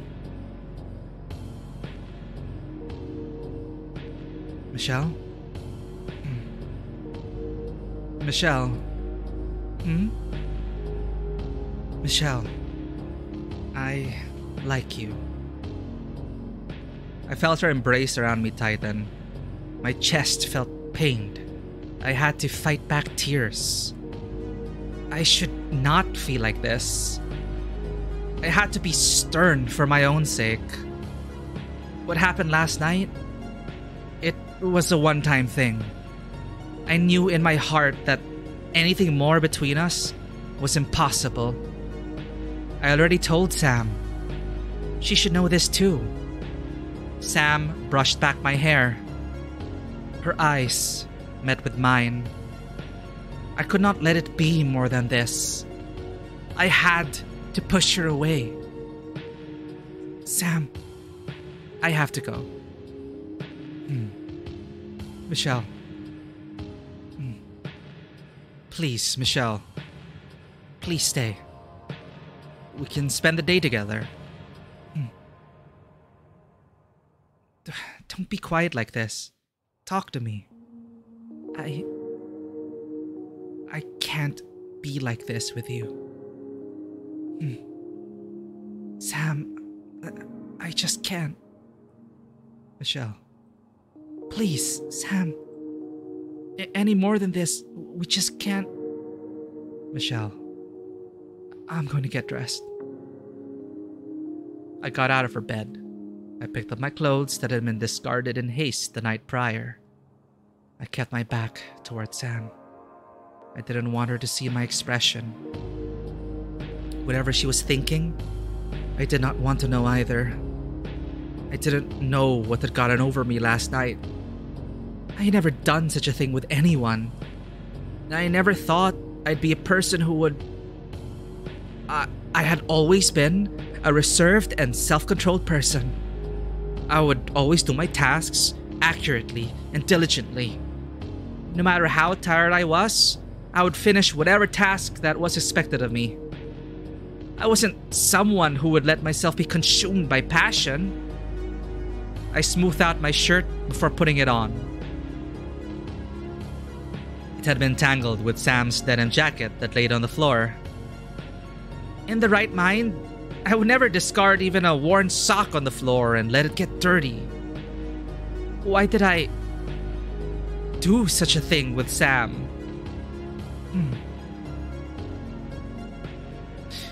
An answer floated up from my subconscious and lingered in my mind. I dared not to even have the thought be uttered. I was frightened by myself. I did something wrong. I did something shameful. I had to face my own wrongdoing and go. There was no possibility of anything working out between us beyond this one night. Sam had her thoughts and her own feelings. She lived her life the way she wanted to. And I had my own life to live as well. If I get caught up in her life any more than this, we would just hurt each other more. I wasn't compatible with her lifestyle, and she wasn't compatible with mine. There was no way out of this other than for me to leave. I had put on my shoes. I was about to take my leave. Sam stood at the door. I tried not to look into her eyes. I have to go back home now. Can I walk you out? Sam, it's okay. I can see myself out. Michelle, Sam, last night, It was something I didn't expect to happen. Michelle, I can't. I really can't. It can't be more than this. Michelle, can we talk about it a bit more? Sam, just talking with you, I can't. Please don't ask anything more than this. It's impossible between us. I'm sorry, Sam. I'll be going now. No, the drama, it is real. I took the flight of stairs out of the apartment building. Every step I took created a loud echo of my footsteps. It was as if the narrow stairwell was amplifying my shame to the entire building. I didn't like it. But I preferred this over being alone in the elevator. I couldn't stand still in an enclosed space and be left with my thoughts. I needed to keep moving. I stepped out onto the street. I wanted to get lost in the crowd, but I was alone on the street. It is exceptionally humid outside. Mongkok on a cloudy day looked so unfamiliar. Without the neon lights or the bright sunlight to create contrasts of color, the gray concrete buildings seemed all too glum and empty. I suppose it was still early on a Sunday. The crowds were not yet out. Sunday. It was a day with its own certain melancholy. Neither like Monday nor Saturday, Sunday was a bookend to the work week hustle, but it was also the uncomfortable beginning of the next. I didn't like Sundays. I didn't like things that were halfway between something else. I stood on the side of the street and waited for a taxi. I was getting antsy. It seemed like an eternity while I waited. I felt a sprinkle of water from something above. I looked up. The gray sky seemed all too low and heavy above me. It was suffocating. It felt out of place to be alone on a street so quiet like this. It was as if I had stepped out into a world that I no longer recognized. I saw it in a shimmering flash of light. A white dragon appeared. His long body snaked through the dark clouds like ripples in the sky.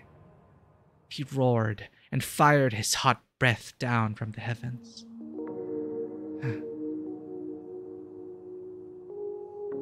Yeah, we're going through some shit.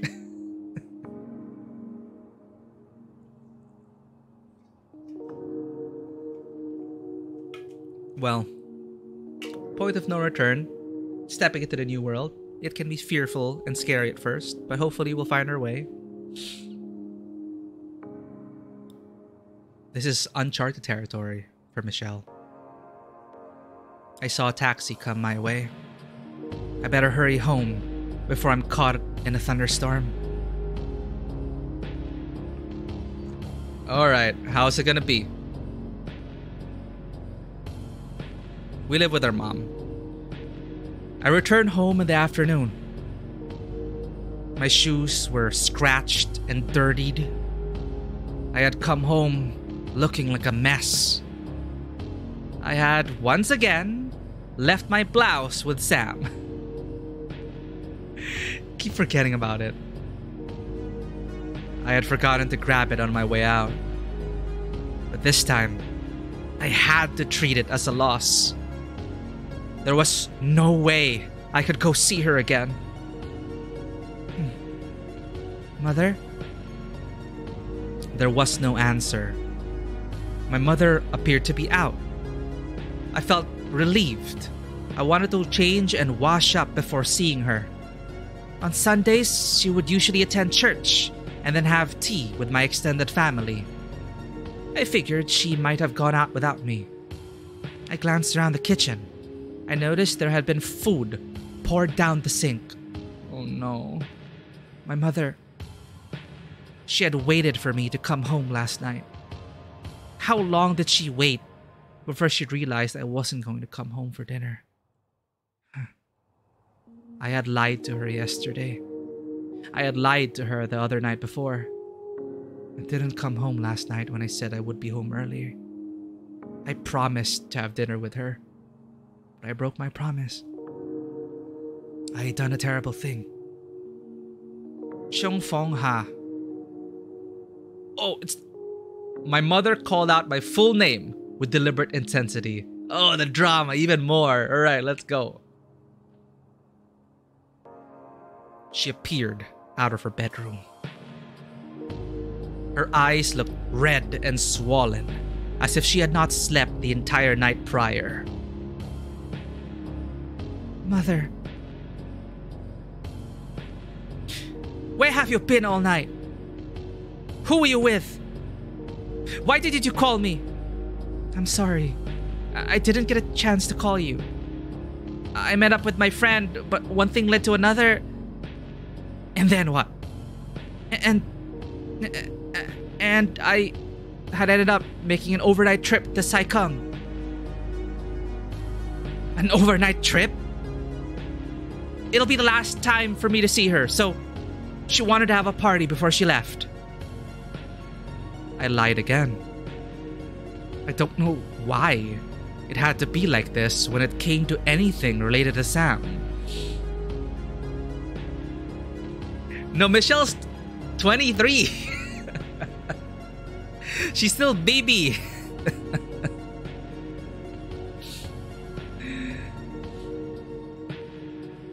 I don't know why it had to be like this when it came to anything related to Sam. Huh? What does that have to do with you? Well, she was moving to America. If she was leaving for America, why did you have to be gone overnight? Is my Asian mom like this? Yeah, but it's my dad who's Chinese. My dad is the one who's more reserved. My mom is the one who's a bit more liberal. So I was overall kind of raised like Michelle actually. But I grew up to be more like Sam. Because eventually, my dad simmered down and my mom let me be more free. So I'm very fortunate because a lot of my friends, because going to a Chinese school with a lot of Chinese Filipinos, most of my group of friends ended up becoming, you know, very traditional, very set in their ways, very, all right, you grow up, you get a stable job, you get married, you have kids, because that's how it's supposed to be. You should only marry Chinese, no homosexual relationships, they have to be from a good family, etc, etc, etc. It's not a bad thing, but, you know, my friends were, as they admit, a lot of them were trapped by tradition and circumstance and their parents' ways of raising them. But, you know, they've got their shit sorted, all right? They've got their shit sorted. And now I am the one envious of them. Because growing up, my Chinese friends were actually envious of me. Because I could be like Sam. I could be anything I wanted to be. I could go out. When I came home late, I get yelled at, but they'd get over it. I just have to let them know where I was. And it's easier because I was a dude. If I was a girl, definitely no. But since I was a guy, they let me out more. Terrible reality of things, right? But how did I end up? So it's my friends who have, you know, they have their families, they have their stable jobs, they can go anywhere they want, everything's fine and sorted out for them. It's everything Mrs. Chung would probably want for us. You know, find a good husband.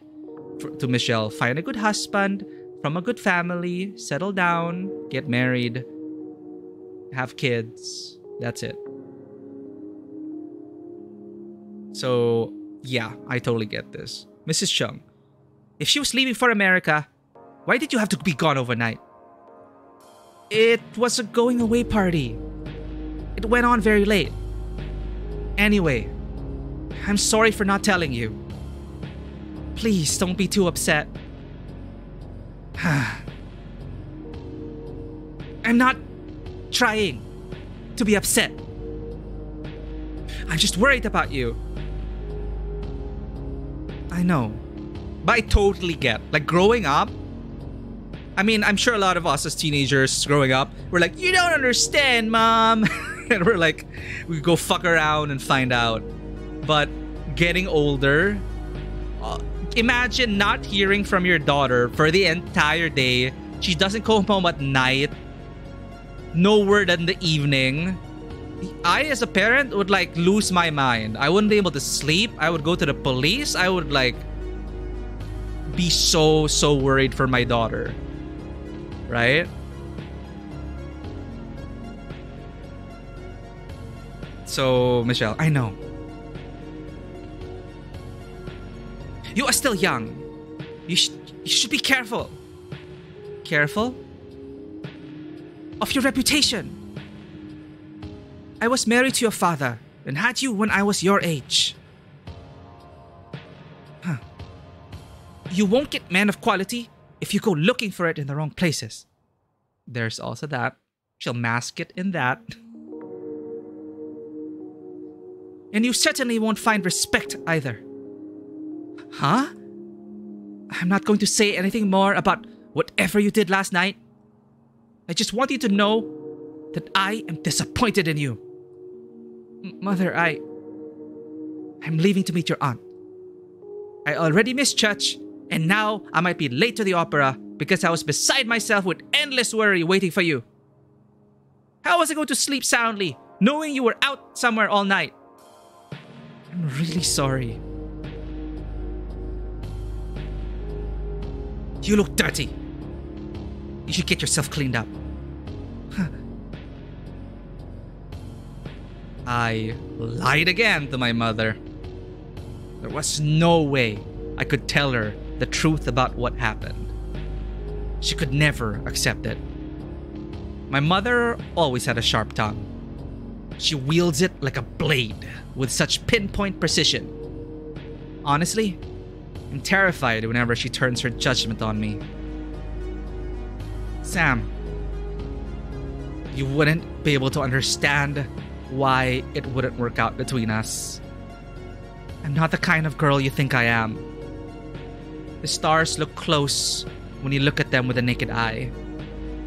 In reality, they are light years apart. We're back to being philosophical and wistful. In reality, they are light years apart. An incomprehensible distance for any mortal being. The distance between me and Sam is too great. I cannot fathom how it will ever work out between us. And with the lives that we have as is, the distance between us will only become greater over time. I can't. I just can't. I can't let myself be lost in something so senseless, so meaningless. It was one night's indiscretion. Not anything more. I worked so hard to build up the life that I have now. I couldn't let it be changed by something that was never supposed to happen anyway. I needed to prepare myself for tomorrow's workday. I had resolved to end my contact with Sam from the beginning. But somehow, despite my best intentions, things had gone completely against what I had originally sought out to do. I couldn't change what had already happened. It was a momentary lapse in judgment that I have to accept. All I could do at this point was to move on with my life, with my own life. I would start by taking a hot shower. Sorry, you mentioned going away party, you're gonna use that? I have used that. I have used that one too many times. But it is a going away party. I'm sorry I didn't text.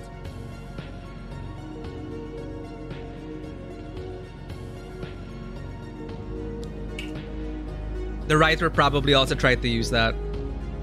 which is why it's in the game. You have a TTRPG session. Wish you a good ending. Thank you so much for hanging out, Vanoa. Oh, I'm so envious. TTRPGs are life. Which TTRPG is this? Don't let me keep you, though. I'm just curious. But have a good time. May your roles be as eventful as our last night as Michelle. And even more. May your roles be interesting, Vanoa. Have a good time. I hope it's a good ending. It's a roller coaster. I don't know if... Like, there are two endings. I'm pretty sure one is with and one is without.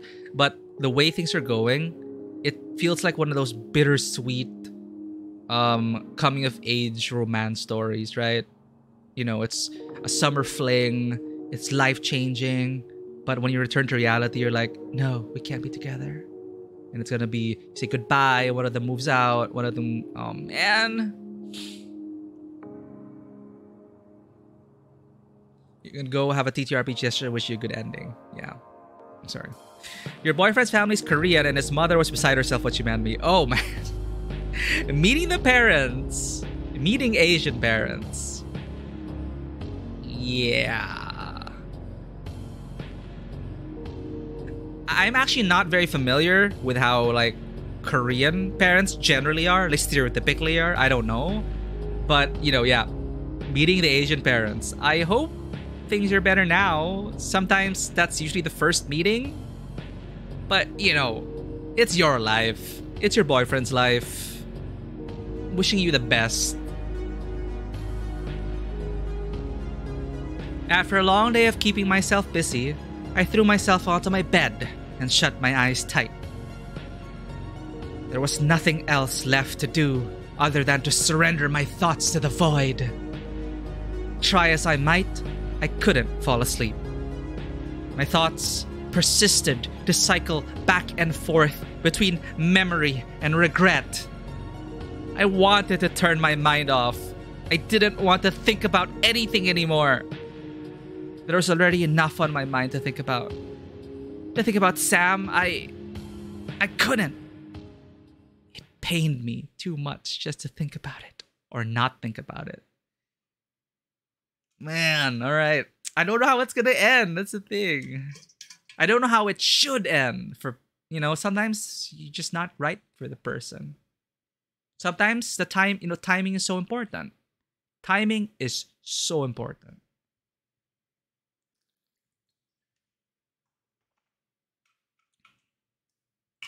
Where's that hot shower she talked about? Oh, she totally... You're right. It's gonna be like, I forgot to take a shower. I wish for the long night to go. I forgot about the blouse. I forgot about the shower. I forgot about my work tomorrow. Fuck. I wish for the long night to come to me soon. Damn. The drama. Huh? What the hell?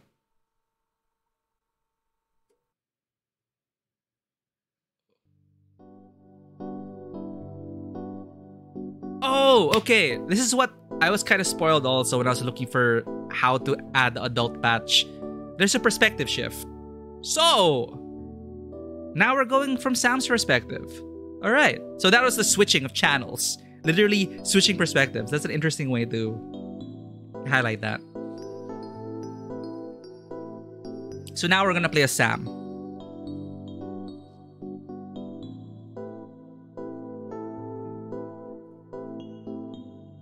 So as we saw, rewind. So this is before we even meet Michelle. So this is our dad. We're Sam now. This is our dad. He's cool. He's like an older brother, as Sam said. Hey, when are you going back to your work? Dad, the World Cup comes only once every 4 years. I don't have sports cable. And you're my only father in this world. Can't I spend some time with you? Huh? What are you saying? I'm worried about your future. You think your tapes can keep selling forever? Now that sounds so familiar. I keep telling you to sell more Cantonese opera recordings. Okay, I did not expect that. Cool, Dad. Because usually how it goes is like your parents will let you try it out, but they tell you beforehand. Like, they tell you beforehand, you want to go to arts course, but it's not practical. You're not going to earn anything from that. Are you sure? Are you sure? Are you sure? And eventually, when you convince them to go to arts course, they'll be like, oh, you wait and see. They wait for the moment to say, I told you so. That you shouldn't have gone for an arts degree. But this dad just subverted that. Like saying, your videos aren't going to be selling all the time. You should sell more Cantonese opera recordings. So he's not shitting on her work. He's not treating it as a side hobby that we're going to learn from and until we eventually sign up for a bank or go corporate, right? He's genuinely like, Cantonese operas would sell more, all right? So cool dad. I keep telling you to sell more Cantonese opera recordings.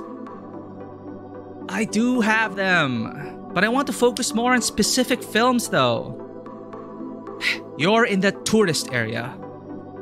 How about getting in those dub versions of Bruce Lee movies? See? He's giving actual valuable feedback. Your brother is doing well for himself teaching Kung Fu in San Francisco. Right, our brother, Sam, is abroad. He married someone in San Francisco. He met a girl in San Francisco. He's got Americans calling him master. Isn't that great? Sifu! Yeah, it happens. Teaching martial arts in San Francisco, of course. He's got Americans calling him master. Isn't that great? Yes, that's great. I don't get why you keep all those old foreign movies. People in Hong Kong want to see action films, or something sexy, or something with a bit of both. So this is the 80s. 80s and 90s, Hong Kong cinema, John Woo, Chow Yun-fat, Jackie Chan. You know, it's all coming together around these decades. Be smarter and more serious about your business. I am serious. I'm trying to curate something different. It's not like I'm doing poorly. I'm making money more than you think. Alright. But don't you think this evening hour is important for business? Why don't you consider hiring someone to help then? Why don't you have your shop open? Well, I'm watching the football game right now. Huh? Aren't you as bad as me now? It's not like I closed up my shop completely. If someone wants my services, they just need to give me a shout. Excuse me. Huh? What was that? Oh, it's Michelle. It's only met Michelle. Huh? What was that? Someone's knocking. You have a customer. Oh. Is anyone there? Since you're here, can you get the gates open up for me? Okay. Aww. So that's Michelle from Sam's perspective with the slippers. Her heels broke. It started with her heels breaking, and the floodgates open after our heels broke.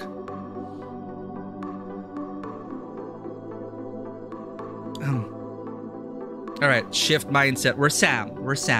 We're a cool artsy girl who loves films.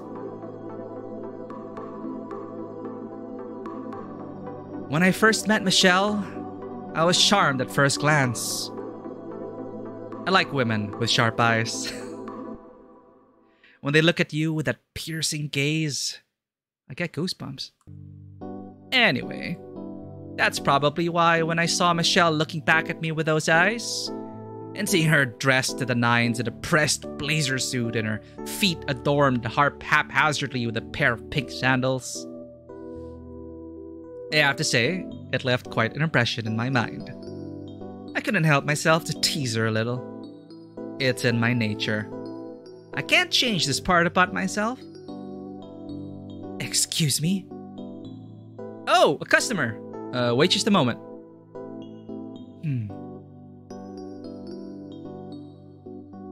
Is she a regular customer? That's none of your business. I got work to do. It's about time you get going. Am I that in your way? Please go. I'm getting hungry anyway. If you're chasing me away, I'll get dinner. I'm not chasing you away. Hey, if you're so free right now, help me pick up some takeout food. What do you want? What do you want? Anything is fine. Western style or Chinese? Western. Get me a chef salad. Okay, 1 chef salad. Also, just to remind ourselves, Hong Kong's still a colony of the UK in 1986. Anything else? Oh, since you're coming back, can you pick up some crickets? Huh? For your prized Oscar fish? Yes, he's starving for live food. Oh, that's why we were hiding. That's why Sam was hiding the bags. Imagine live crickets in the restaurant. Oh, God. I'm sure people would be grossed out. It all makes sense now. I did not expect the perspective shift, though. We went all the way to the beginning, but this time as Sam.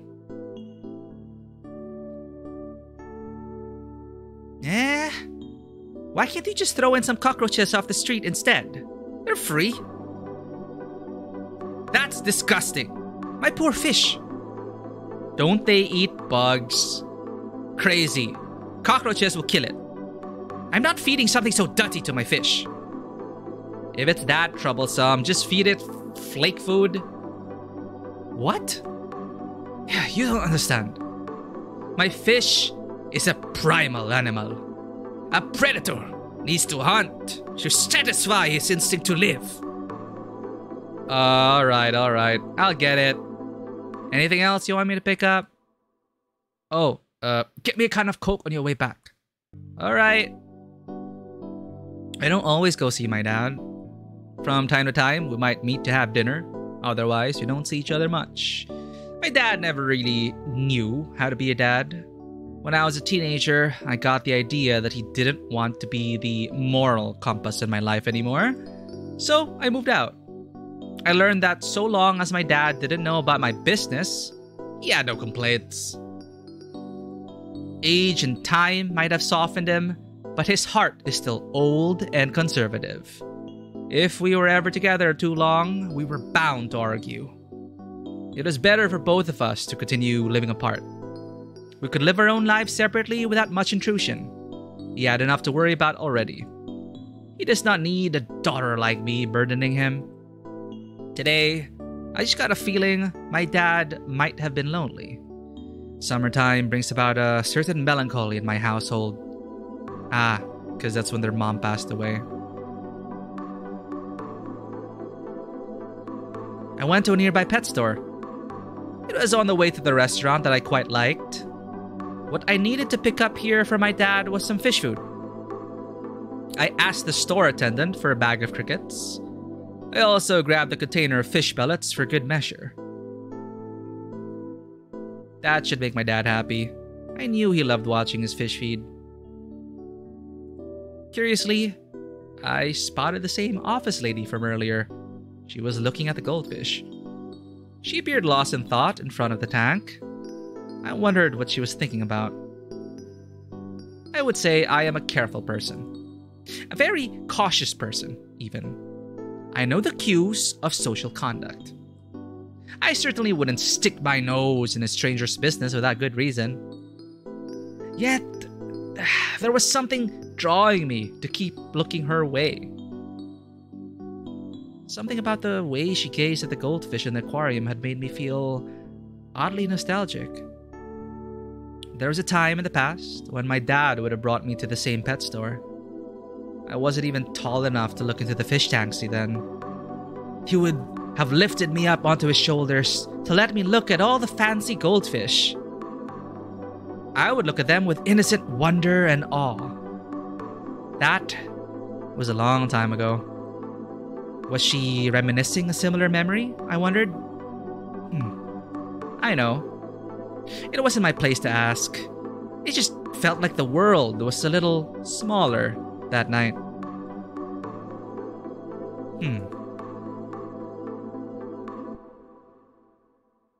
Oh, it skips ahead. Okay. Michelle Fong Ha Chung. I regretted that I didn't leave Michelle my number. It was on the tip of my tongue when I was sending her off the other night. Why didn't I push to say it? I was playing it too cool, I thought. I was never shy about this kind of stuff, but I really should have given her my contact at that moment. Oh well. I was moping all day about it in the store. It was a typical day for me, business as usual. I would open the store at noon. The first few hours were usually quite slow. It's usually not until late afternoon when people would start to stream in after their school or work. Things would then pick up and it would stay pretty steady until I closed the store for the night. It was mid-afternoon when I got a familiar visitor. It was Cecilia. She drops in at my store from time to time to chit-chat. Alright, it's time to find out the nature of their relationship with Cecilia. I'm dying to know. I'm so invested. So Cecilia, they go way back, and she's like the quote-unquote older sister, but I have a feeling they were maybe they're exes or something. I don't know. We'll see. Sometimes it is just to catch up, and sometimes it was to solicit me to spend money at her bar. It usually was a bit of both. She rarely had interest in movies. Cecilia owns a bar that's quite popular for girls in the know. I hadn't visited her bar recently. There was no particular reason why I haven't gone. I haven't been feeling up to it. I probably made Cecilia feel worried. Cecilia is like a sister and mentor figure to me. Okay, confirmed. Cecilia is like a sister and mentor figure to me. But that doesn't mean that Cecilia doesn't like her in a different way. We'll see. She had been with me through love-struck pining and love-lorn heartbreak. She had seen me at my best, and she had seen me at my worst. Cecilia was probably the only person that I trust enough to talk to her about my personal issues. When things weren't good with my dad those odd years ago, she helped me find work and a place to stay. I used to be so headstrong, especially when it came to anything about what my dad had to say. If I hadn't met her, I'm not sure where I would have ended up. Ah, Samantha! Don't forget to come by tonight. I have performers. I need a big crowd to keep the energy. Of course I won't forget. I wouldn't have dressed up otherwise. You better come. I haven't seen you come by at all these days. Did something happen to you? Eh? Not really. I've been busy with the video store. And I haven't been really feeling it. Is that really so? Not feeling it? Coming from you? Don't tell me the diamond's losing its shine. I don't know. I guess I'm getting older. You're joking. You're so young. I have white-haired ladies that still drop by from time to time. Tell me, is there someone there you're trying to avoid? No. Then, why have you been sighing all this time?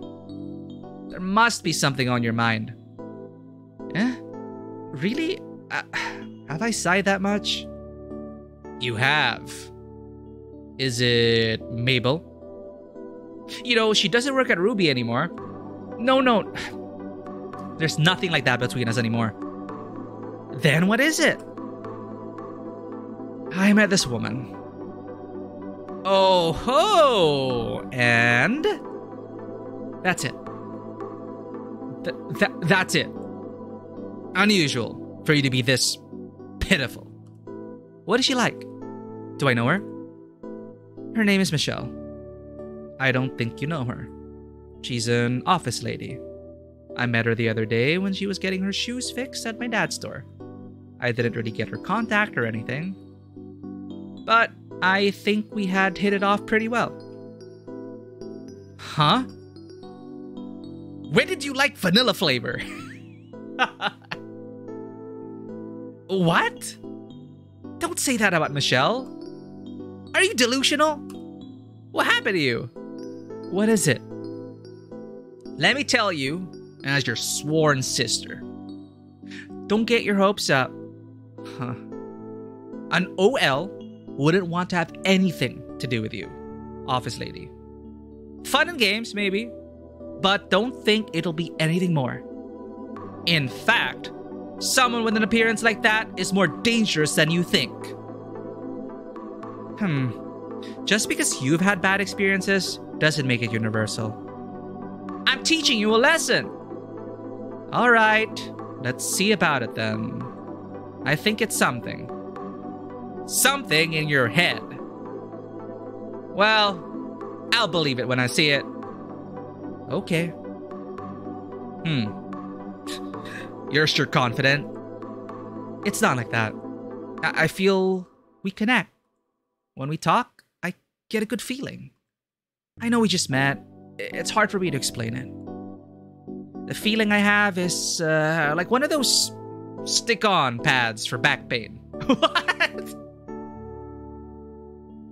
Like, it starts off icy cold and then gets really hot. You know, that's an interesting way to explain that feeling. You know, the ones you buy in the big, bright drugstores. I think it's like that. Salon Pass. If you need medicine, you should try the Chinese herbs that I recommend instead. More trustworthy. I don't get why you like this type. Yep. The prejudice against Western medicine and Eastern medicine and vice versa.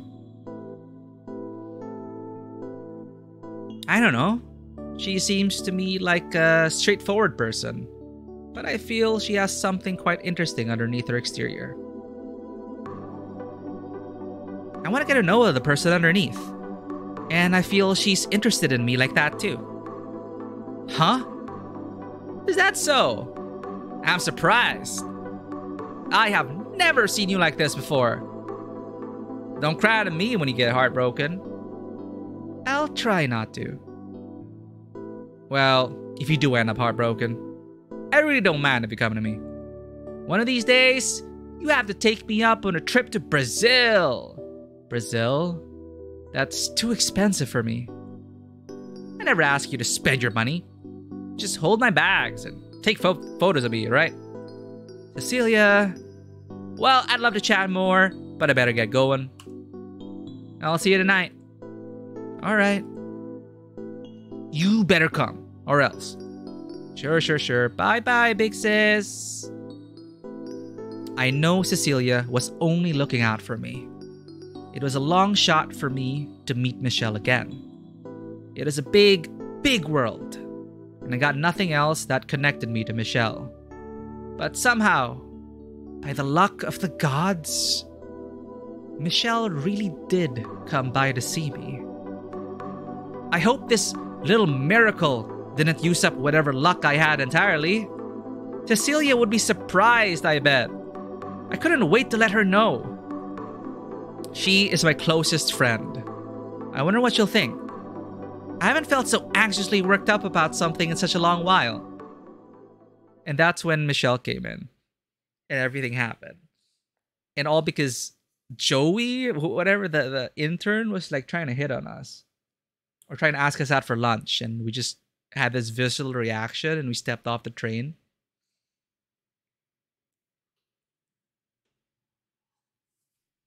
Alright, I'm gonna use the bathroom, BRB.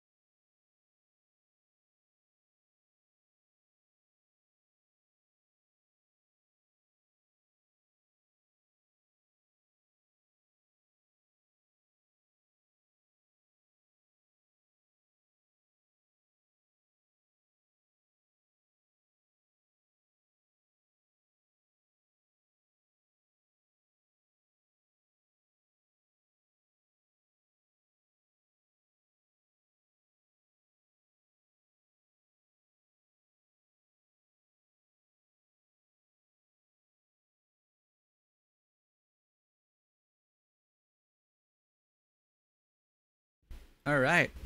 I want to keep going. I want to see if we'll be able to finish this. We're halfway through the stream. Second can of coffee. Second perspective. I'm really hoping for a happy ending.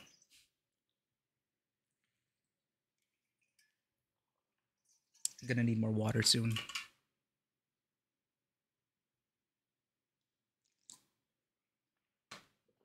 All right.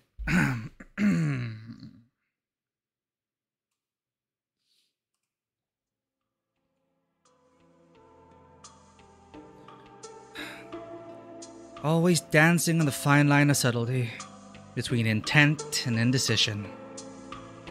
Such is the reality of living between the margins of good and poor society. I knew in my gut I could not and should not push more than this. But was I in the wrong?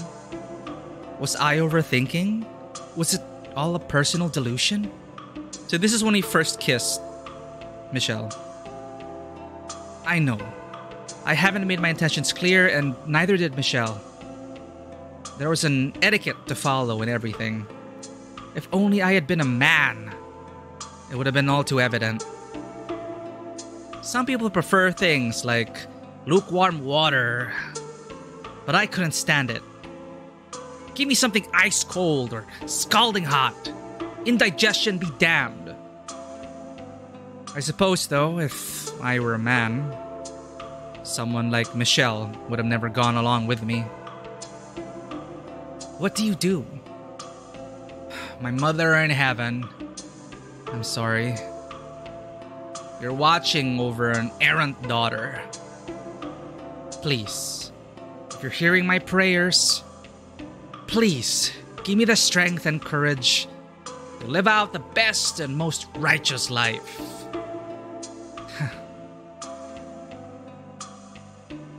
I watched Michelle dial a number from my phone.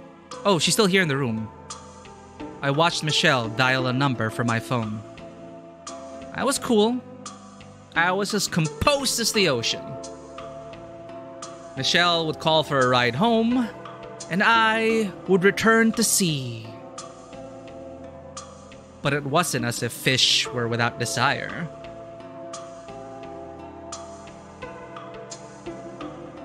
Oh, then it happens.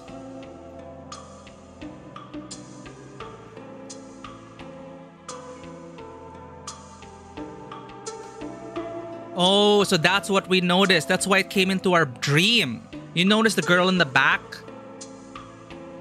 That is the lady that was on the, I think, the ferry boat. The rowboat in our dream. The significance of our first kiss. So this was the first kiss, and when we played it the first time, it was a cabedon. Bam! It was. Sam was so forward. Well, we are now Sam. It happened organically. Okay. Our first kiss. I admit the ambience wasn't quite romantic. The lighting did not really bring out the most flattering complexion in either of us. I could hear the Fongs loud talking again. It's like different perspectives now. Sam was Sam who's experienced is like noticing totally different things. In Michelle's, in the last episode, in our last stream, she was all like amazed and like heightened senses, and you know, it is amazing and new to her. I could hear the Fongs loud talking again. The smell of Auntie Lee's cooking next door was a temptation of its own. But it was sweet, our kiss. And it was real. Michelle, I don't know any other way to convey my feelings to you. Please, if you're going to push me away, do it now. And she does. Oh wait, no. Michelle quietly accepted the kiss. It was a tender moment we shared. When I opened my eyes, Michelle looked away from me. She pushed me aside, gathered her belongings, and left without a word.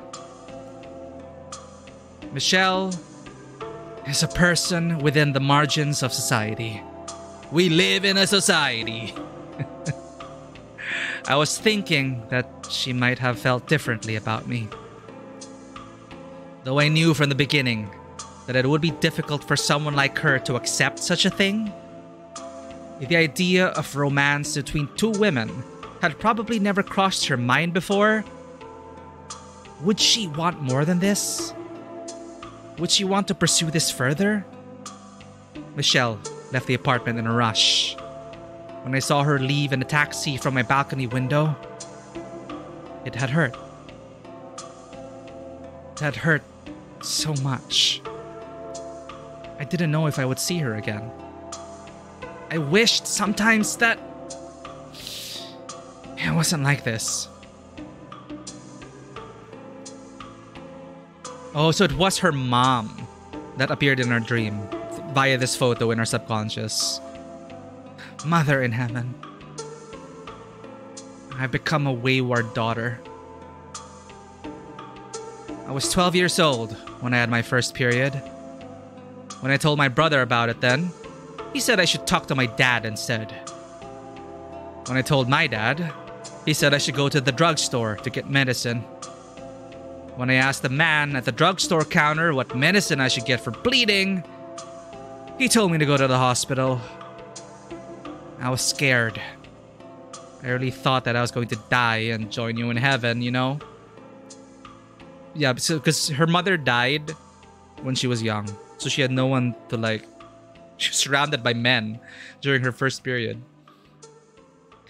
I told this whole story to the nurse at the hospital reception and she just laughed and handed me a sanitary pad. She said that I was an adult now and that I just have to get used to monthly bleeding. I realized then that I was different from my brother and father in terms of treatment and biology.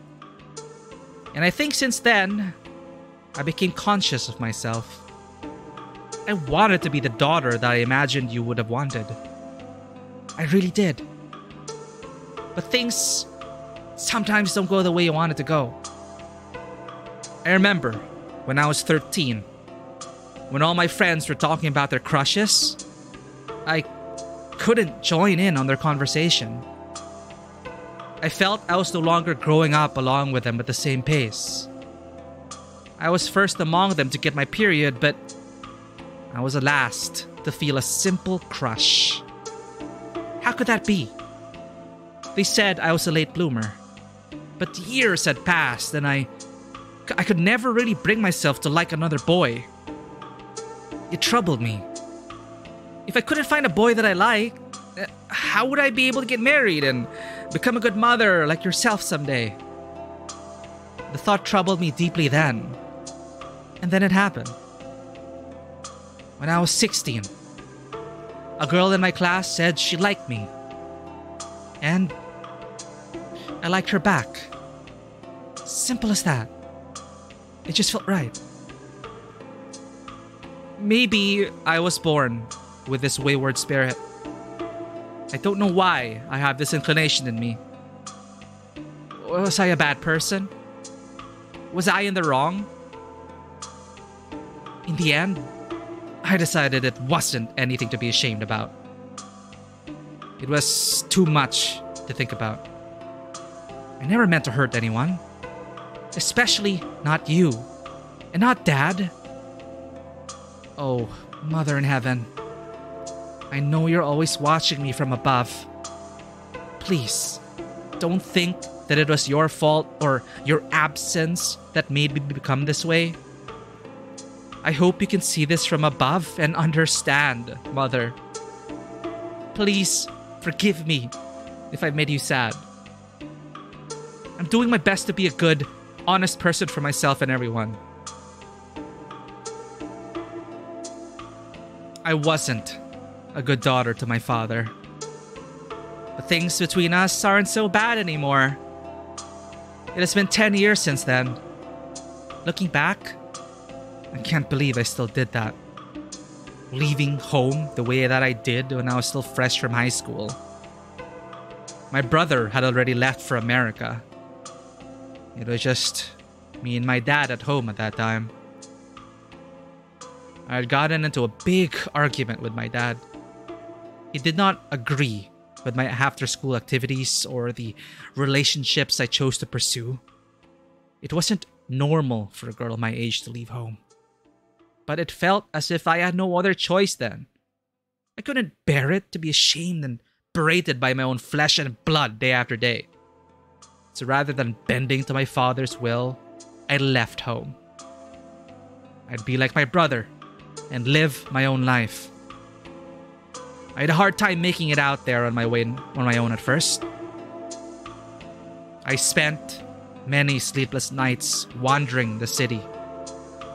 I hadn't quite finished high school, so I had a hard time finding a job that could afford much of anything. I was running out of money fast. All I took with me was a bag of clothes and whatever cash I could find in the house. Odd jobs here and there weren't enough to cover my living expenses. I rotated places where I could spend the night. I stayed with friends sometimes. Other times I slept in hostels and cheap hotels. I definitely did not consider going back to my dad as an option then. It was pure luck that I met Cecilia. At that time, she was the manager of a bar that I stumbled upon. Something about her particular bar made me feel that it wasn't a bad place to be. So, I walked up to her and asked her for a job. Of course, I was rejected. But I had a strong feeling about her. Something told me that Cecilia was someone who'll change the direction of my life. I came back every night to see her. And you could say the rest was history.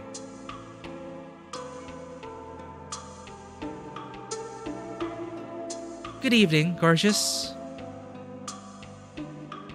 You again? Huh. I have a name, you know. Beautiful. The nerve of you. For you, it's Miss Cecilia Cortez. Yes, miss. So, what is it? I just want to talk to you. Talk again? How many times do I have to tell you? There's no positions here for you. Interesting. Cecilia Cortez? Is she like half also?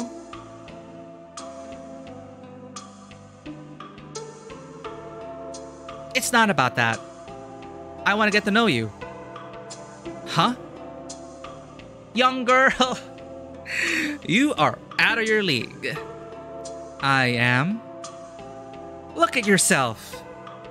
Showing up here in a girls' school uniform? You're giving your school a bad reputation. What are you trying to pull? Coming here dressed like that. This is like a Persona game now. You think this is a daycare? Well, I am looking for extracurricular learning. Can you at least change out before coming here? People will think I'm intentionally letting in underage kids. I don't have any other clothes right now. Alright.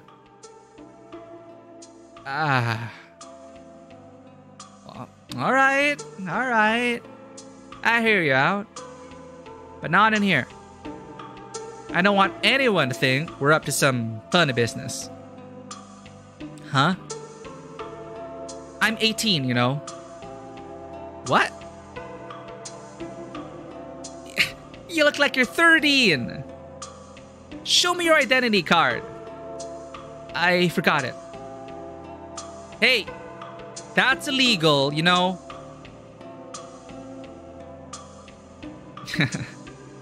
What's so funny? I'm happy to finally sit down with you. It's like I'm dining with an angel.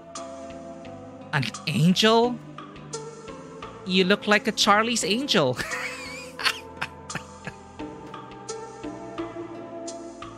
Your hairstyle is just like Farrah Fawcett's.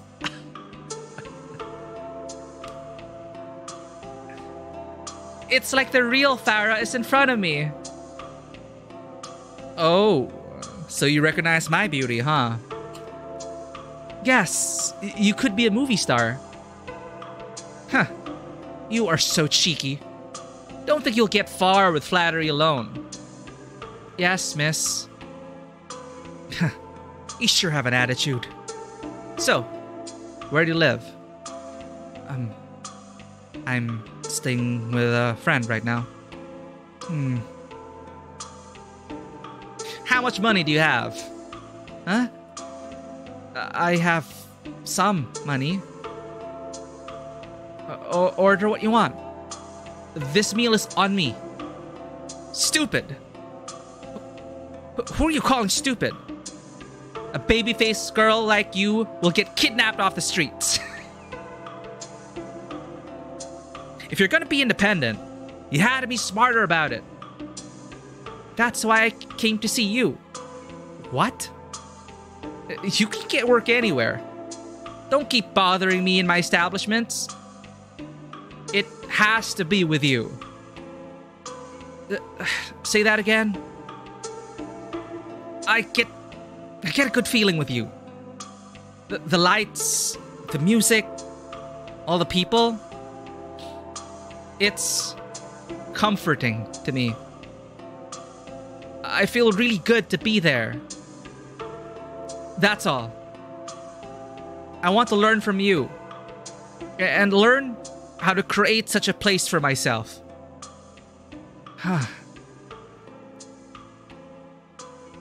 You're strange.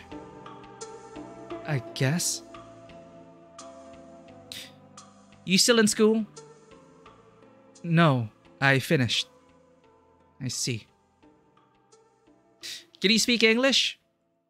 I can. Say something. Hello. How are you? Are you visiting Hong Kong? No, sir. You cannot have a photo with me. Huh? Good enough, I suppose. How about your math? I'm an 8th grade student. What's 14 times 12 minus 18? 150.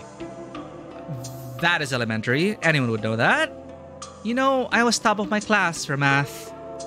A lot of people asked me to be their tutor. Hey, that's the same story she told Michelle. Uh-huh. Okay. I have a cousin who needs some help at a record store. I assume you can pick up some shifts, right? Yes. Good. I'll put in a good word for you. Thank you. Is that all the gratitude you have for me? Can't I work for you? That again? Come back to me with a few more years under your belt. What can you do at the bar? I can be the bartender. You can drink? I can. What do you even know about bartending? I can make you a drink. Oh, what'll you make? I'll make something suitable for an adult like you. Between the sheets. Huh. What a precocious little girl you are. Huh. You're still a diamond in the rough. Learn a thing or two from the real world first. Huh? A diamond in the rough? Don't look down on me because I'm much younger than you. Maybe I'll take over your bar someday. So she is much younger than Cecilia. Asian genes, man. Cecilia is like, she's probably like not 18, she's lying about it. She's probably like 15, 16. And Cecilia is probably almost 30 at this point. I'm guessing. Huh? Such an attitude. You know, I'm not that much older than you. How old are you then?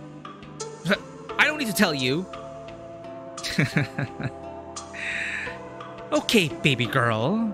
Your milk tea is here. Thank you. Milk tea. I promised Cecilia that I would work hard to repay her. I started working at the record store that she introduced to me. It took several years to save up enough money before I could open up my own video store. Several years. The original record store had eventually closed down, and Cecilia acquired the lease on the space for a good price. Home video was taking off. I thought it would be my opportunity to make it big, until Netflix comes along. When they first heard about it, my dad and my brother had their doubts about the video store. It wasn't just about money. I had my own reasons why I wanted to run a video store.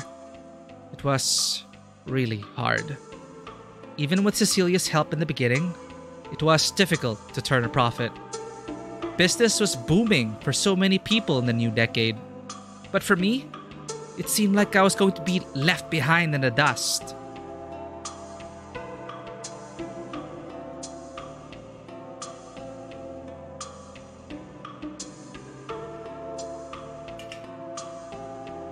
A few years later, Cecilia had turned the old funk bar into a shiny new disco. She threw a big party to celebrate its grand reopening. It was around the time I had just opened the video store. Hey, Samantha! What's got you looking so run down? I look run down? I guess I'm worn out from all the dancing. There were so many ladies keeping me on the dance floor. I finally got a chance to take a seat. You're so popular. People kept asking me the whole night, who's that sweet dancer? I thought I was supposed to be the star tonight. Huh? Really? Well, maybe now's the time you should hire me to work at your bar. I can be your star dancer. We could be famous. Huh? What's that crazy talk? What about your video store? Well, it's not like it's really doing that well. Maybe it'd be better to call it quits. Sorry, Cecilia. I don't mean to be always depending on you. How many times I have to tell you that it's not an issue? You think running a business will be that easy?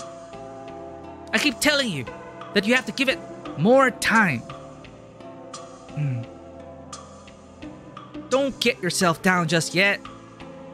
Here. Let's have another drink together. Let's celebrate tonight.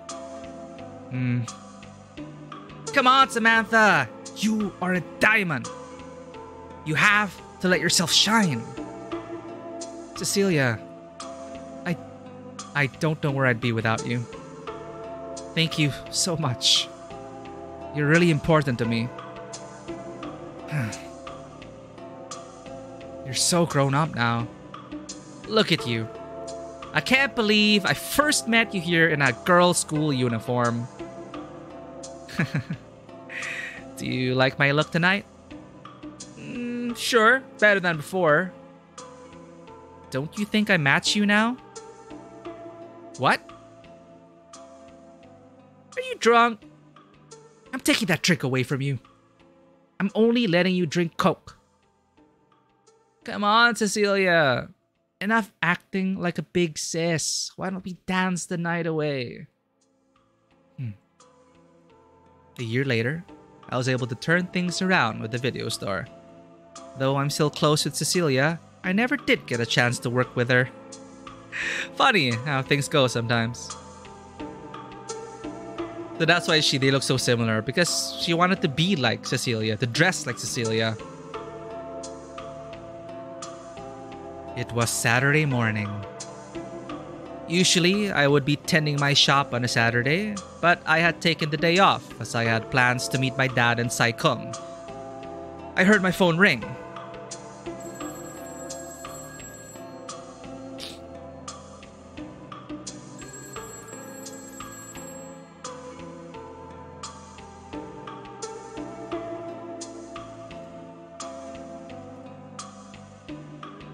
Hello? Oh, Dad? Yes, I'm on my way. Oh, Okay, I'll pick them up. You don't have to remind me. Okay, I'll see you soon. I was just about to head out when my dad had called. He called to remind me about getting flowers on my way to meet him. He didn't have to remind me. I wouldn't have forgotten, especially for such an occasion. I heard the phone ring again.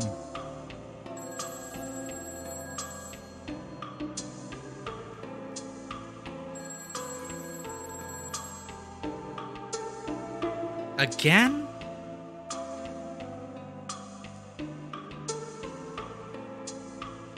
When the phone sounded the second time, I let it keep ringing. My dad had a habit of calling me back to nag me about some other thing. If anything, I was going to see my dad soon. He could talk to me when I saw him.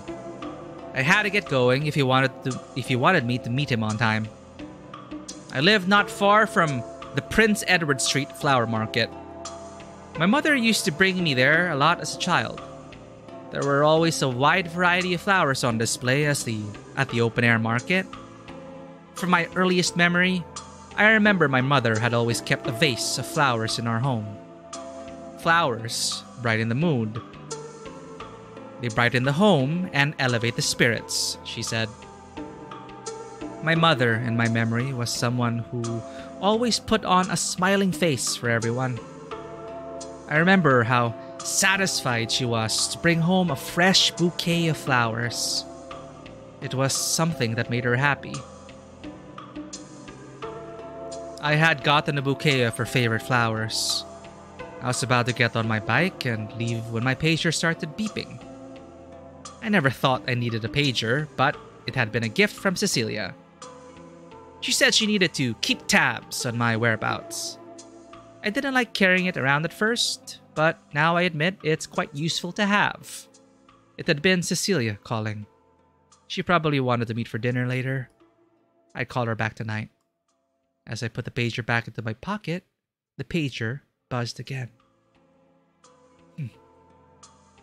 I should at least hear her message. It wasn't good to ignore Cecilia. Who knows? Maybe the shop was on fire. I dialed from the nearest phone booth. Cecilia had left me a message. So, before cell phones and texting, there were pagers. And you could actually leave a message with the operator, and this is it. You would get the page, make a call, and Cecilia had left me a message. It was about Michelle. She said briefly that she had met up with Michelle and that Michelle was waiting for me in the store. What was this? Of all the days that I actually have to be out. Oh, what should I do? I had a bit of time to spare. Oh, Mother, I'm sorry. There's something else on my mind today. Please forgive your daughter's impure heart. She can't play around with games of romance for too much longer. Please understand. She's trying her best to live an authentic life. I made my way back to the shop. I saw from afar that the gates were shuttered. Was Michelle still there? I saw someone standing alone in front of the store. Ah!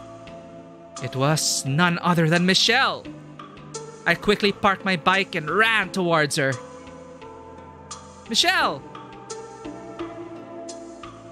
She turned around and her eyes met mine. Please, just for today, come away with me. And it happened. I had brought Michelle to Sai Kung to visit my mother's grave.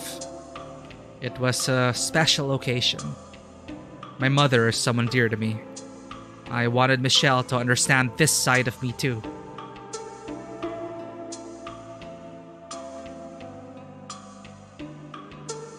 Afterwards, we had lunch in Sai Kung and we took a stroll around the town site. It was late afternoon when we had finished looking around. When Michelle pointed out the sign for stargazing, I suggested that we go to a place where you could see the stars. I didn't want to go back just yet. I wanted to prolong the time we had together for as long as I could. Once we leave this place, would she still want to meet with me? I didn't know yet what she truly thought of me. It was selfish, I know. I didn't want to let go of her. I didn't want to let go of her time just yet.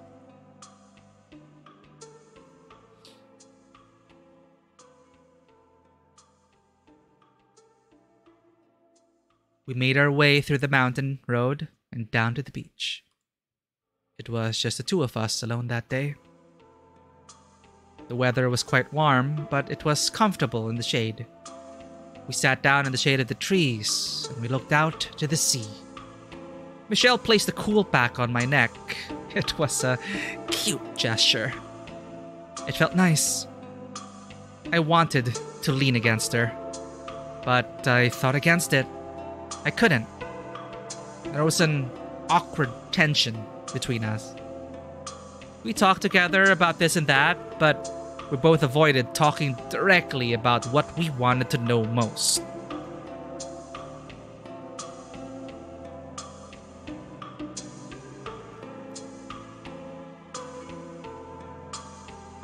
Time was leisurely. As time passed by, I felt more at ease, and so did Michelle. We talked, we listened to the waves. I felt at peace. I never felt such a feeling before with anyone. I didn't want the night to come so soon. Eventually, the sun came down slowly, and then, one by one, the stars appeared in the night sky. We gazed at the stars. Michelle was inquisitive. I wanted to share with her all that I knew, and I was curious to hear from her what she thought. Would we share the same ideas, the same dreams, the same desires? I felt Michelle lean against me. She rested her head on my shoulders. Oh, so does Michelle.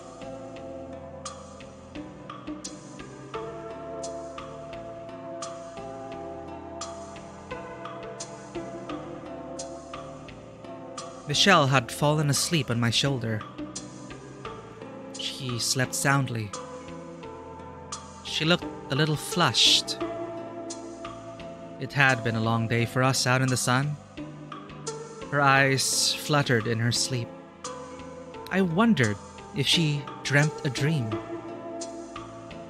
I gazed at her sleeping face and wished upon the stars a small wish. I didn't want to ask too much, but if I could be someone in Michelle's life, I'd be very happy. I didn't want to ask more than that. I just want her to be happy. The clouds soon covered up the stars. The night couldn't last forever. And then the dream. Her mom came to Michelle in the dream and sailed her back to Sam. That's sweet. And the dream would have to come to an end. It was late into the night. We had gone back to my apartment. Michelle had been quiet since we returned from the beach. A silent air persisted between us. In my limited years of wisdom, I've learned the best thing to dispel tension was to eat. It's been a long day. Want me to put on a movie, or are you hungry? We can get something to eat. There's still a lot of late night eateries open here. Sam, I'm not hungry. Oh. I wanted to know from Michelle what she felt about me. I had always been confident about my intuition, but I didn't want to ruin the already perfect day I had. I was content. I didn't want to push Michelle away like I had done last time. Sam, Michelle? I felt Michelle hold onto me from behind. I turned to face her. She asked me quietly, with anticipation in her voice, "How do you feel about me?" "Forget it.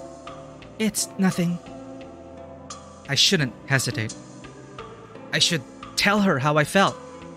I like you. What do you mean? I would like us to be more than this. More? If it's something possible with you. It's impossible. We're both... I just think... Michelle, look at me. I wanted to express what I couldn't say in words.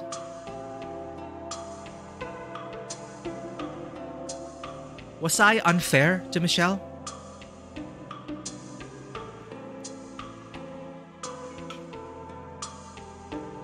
I adore Michelle. I didn't want to make her unhappy. If I could ask one more thing, I wanted Michelle to want me too.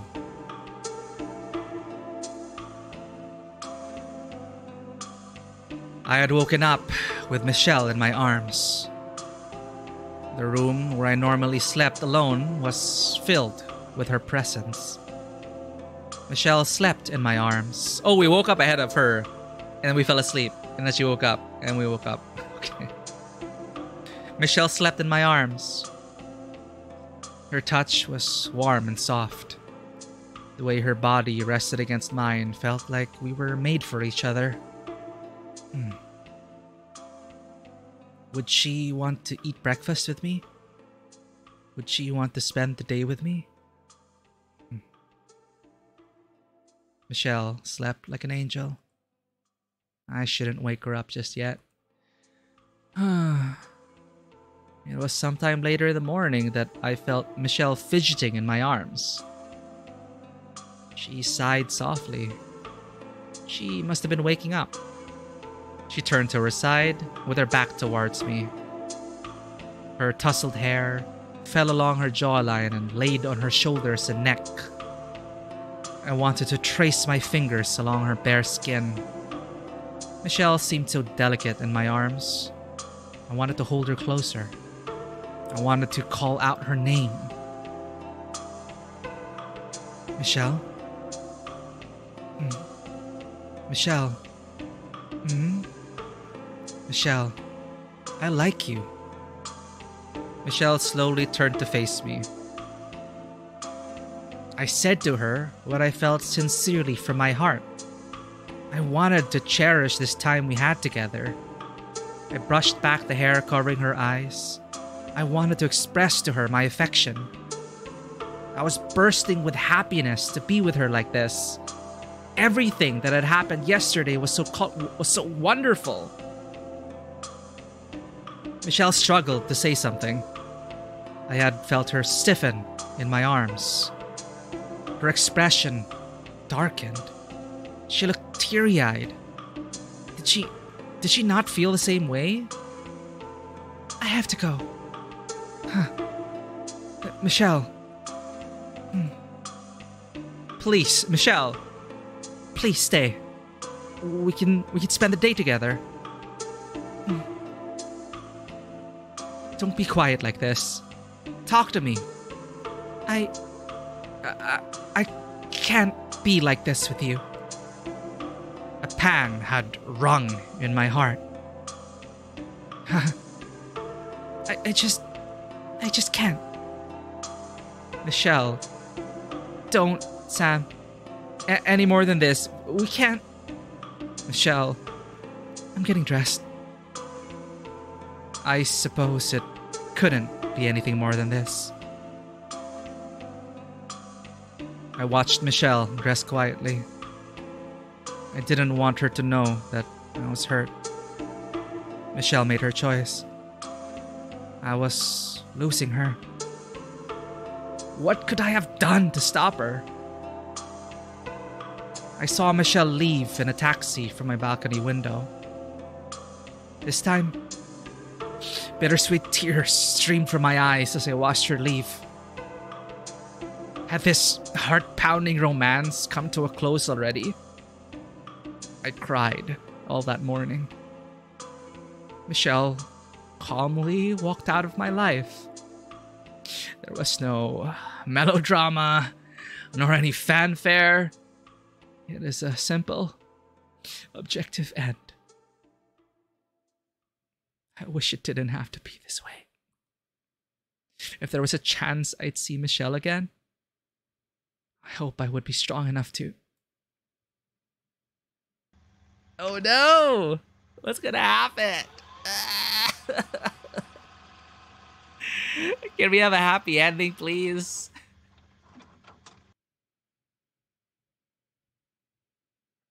No, let's hope for a good ending. A great ending. Which doesn't necessarily mean ending up together. I just want a great ending. Alright, we're back to Michelle. Fast forward in time.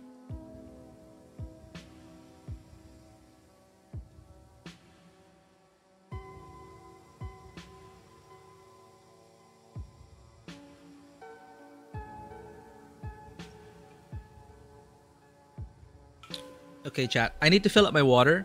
I feel like this will go on for a few more hours, so I need to stay hydrated. We're reading so much. Hope you're having a good time. I'll be right back. I'll fill up my jug with some water, and we'll continue with Michelle's side of the story after our night together with Sam. BRB.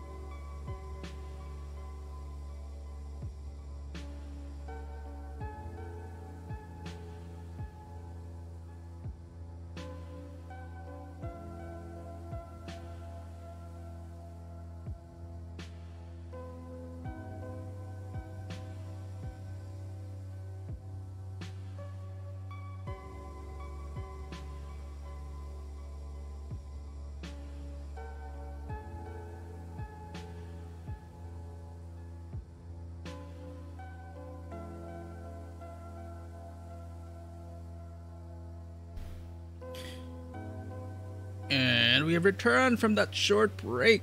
Thank you for waiting, everyone. We're back. So there's a chapter break. We got the perspective of Sam about the events of the past 2 days, and now we are going to continue to the present day as Michelle once more, as she considers what happens next. I really hope we'll get a happy ending. I'm very invested. All right, this is Michelle now.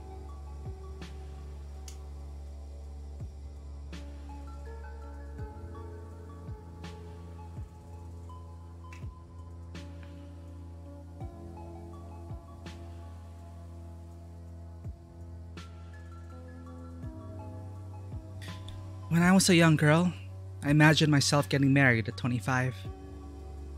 My spouse would be handsome. He would be from a wealthy family. I would have 2 children, a girl and a boy. We would live in an apartment with a view. On sunny days, I would take my children to the park to play. And on weekends, we would have afternoon tea with my mother and my in-laws. It was a picture-perfect life that I had imagined for myself when I was a child.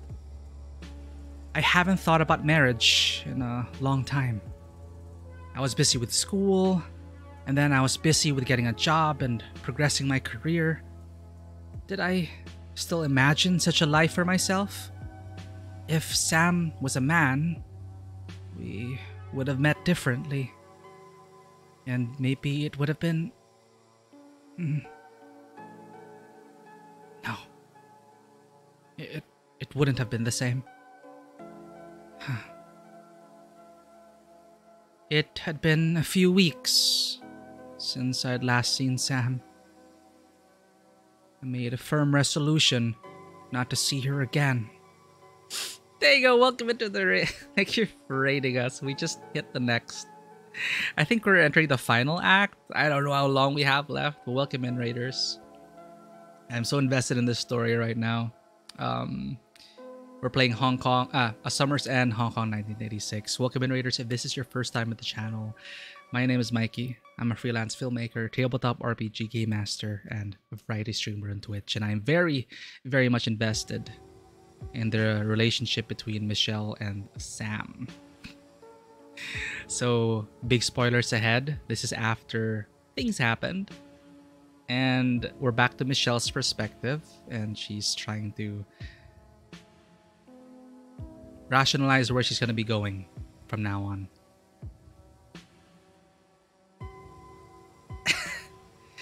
Cool, sexy ASMR way. I will take that compliment. I was so concerned about streaming this game because I wouldn't, you know, I was worried that I wouldn't be able to read things well, but I appreciate that.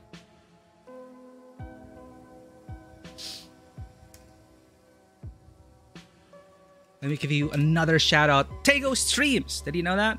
If you want great conversation, great insight, and just great people to hang out with, do check out Tego's channel. But yeah, it's been an emotional roller coaster so far. And it has been tiring in a good way. I don't know. I want a happy ending. Anyway. We just had Sam's perspective, and now we're back to Michelle, weeks after our night together.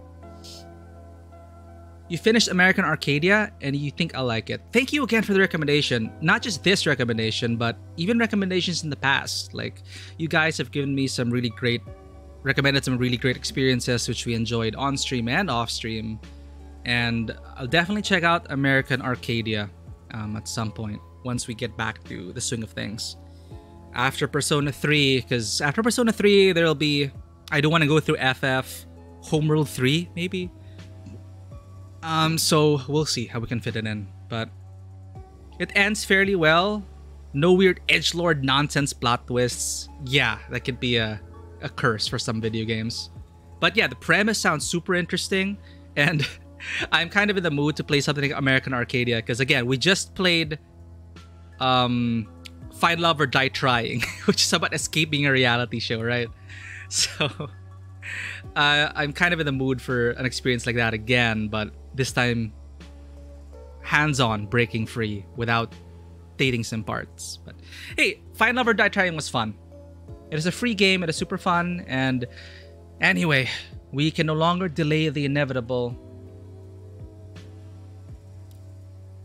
We're gonna listen to Michelle's thoughts on what happened.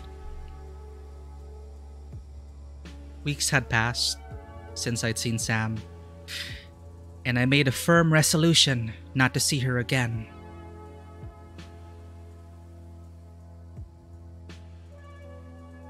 I don't know what I could even say to her if we met again. It was my fault. I know I had gone so far as to do such a thing with her, but it wasn't something I would do again. It was one of those things that happen in the heat of the moment. We lived in different worlds. If I want to keep going in my career, I have to keep my reputation. If someone were to find out about this, who knows what repercussions I could face. My mother, too. What would she do if she found out about us? I was her only daughter and her closest family. I don't want to make her sad. There's no point in thinking about this anymore. I have to keep moving forward with my own life. So, I kept working away. I put in more overtime. I needed an outlet for my energy. I might as well put it towards my work. My goal was to finish the summer quarter on top. After several weeks of long days at the office, my efforts must have been finally noticed. My supervisor came over to the desk to personally thank me for my hard work. She said I had contributed so much to the company that my coworkers needed time to catch up with my reports. She asked me to take the next day off as I've been working too much overtime lately. I protested over her concerns. Too much overtime?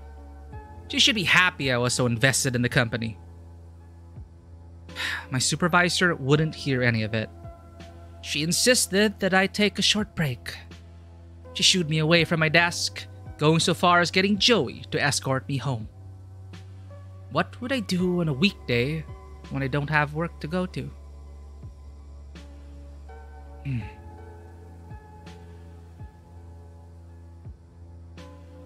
Michelle. Oh, is this Joey? Michelle, you look pretty tired these days. Are you feeling alright? Michelle? Huh? Oh, that's right. I was on the train with Joey. Hey, he has a suit now. Or I didn't remember him having a suit last time. Anyway. Oh, yes, sorry. He was an intern. Maybe he's a regular now. Maybe he's regularized. Is everything okay? Yes. Don't worry. Just something has been on my mind lately. Were you bummed about the World Cup finals? Huh? I placed a bet with my friends on who would win the final. I lost a few hundred on it. Oh, I'm sorry to hear that. It's okay. If you made a bad bet, I understand it completely. No, it's not that. No? Really, don't worry about it. If you're sad about something, the best thing for it is to go eat a good meal. That's right. Why think when you can eat? That's what I like to say. Right. Oh, yeah. There's this new beef brisket place. Have you had it yet? Beef brisket, Sam. Which one? It's near your stop. Want to have it together? It's really good. We haven't gotten around to having dinner yet. I gave Joey a look over. He's nice. He's well educated. He has a good job. He's not bad looking. He seemed like a smart and clean-cut guy that my mother would approve of. I guess I should give this beef brisket place a chance. It was on my way home, after all. I went with Joey to the restaurant. It was a small cedar restaurant that specializes in serving beef brisket noodles. There was a line out the door, but they turned tables quickly. People in groups of 3 or less were seated with other groups in shared tables to move the line faster. I didn't care either way to share or wait for another table. We decided to share a table with another restaurant patron. I didn't realize until we were seated. Oh no! That a familiar video store owner was seated at the same table with us. And this was foreshadowed in the very beginning already. You're talking about like sharing tables with strangers at the beef brisket place.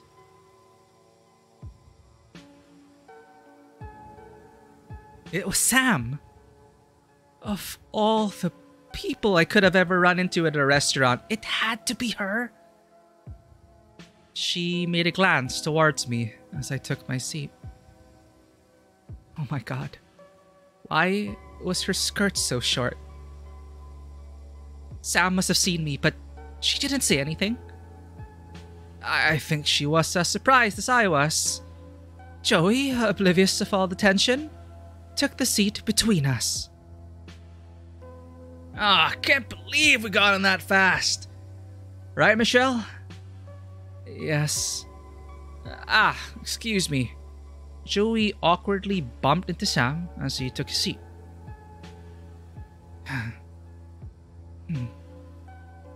I hope you don't mind sharing tables, Michelle.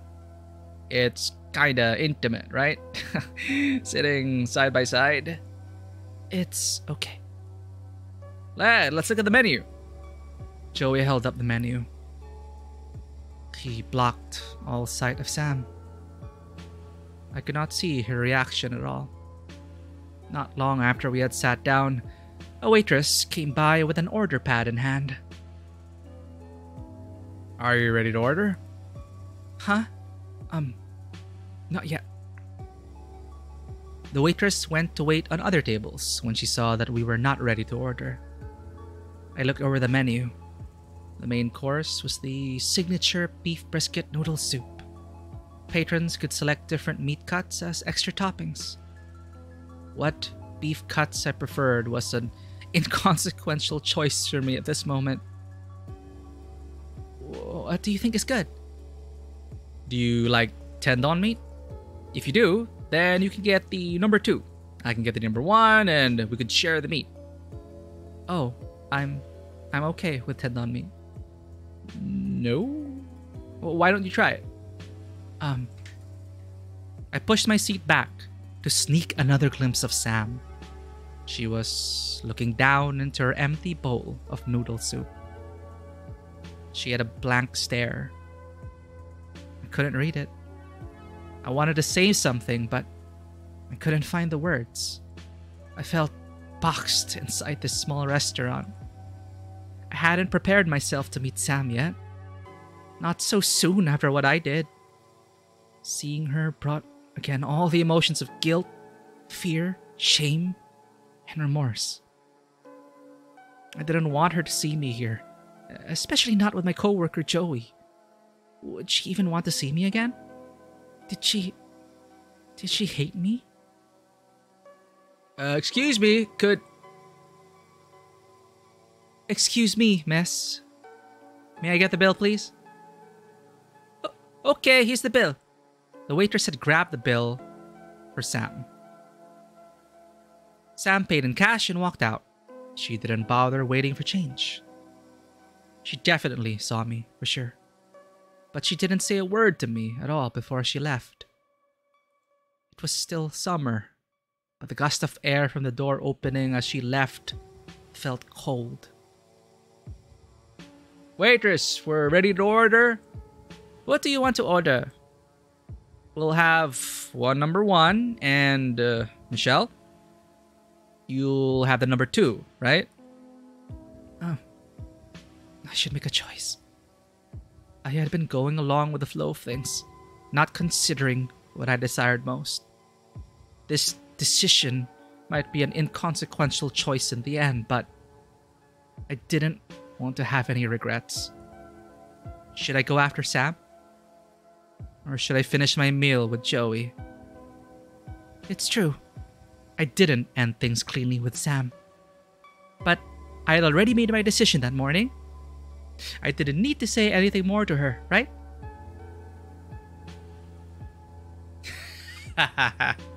Of course you're gonna go after Sam, right?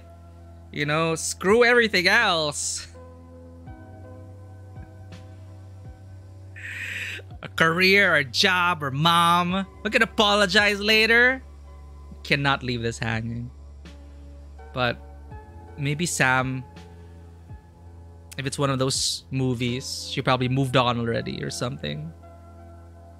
Man.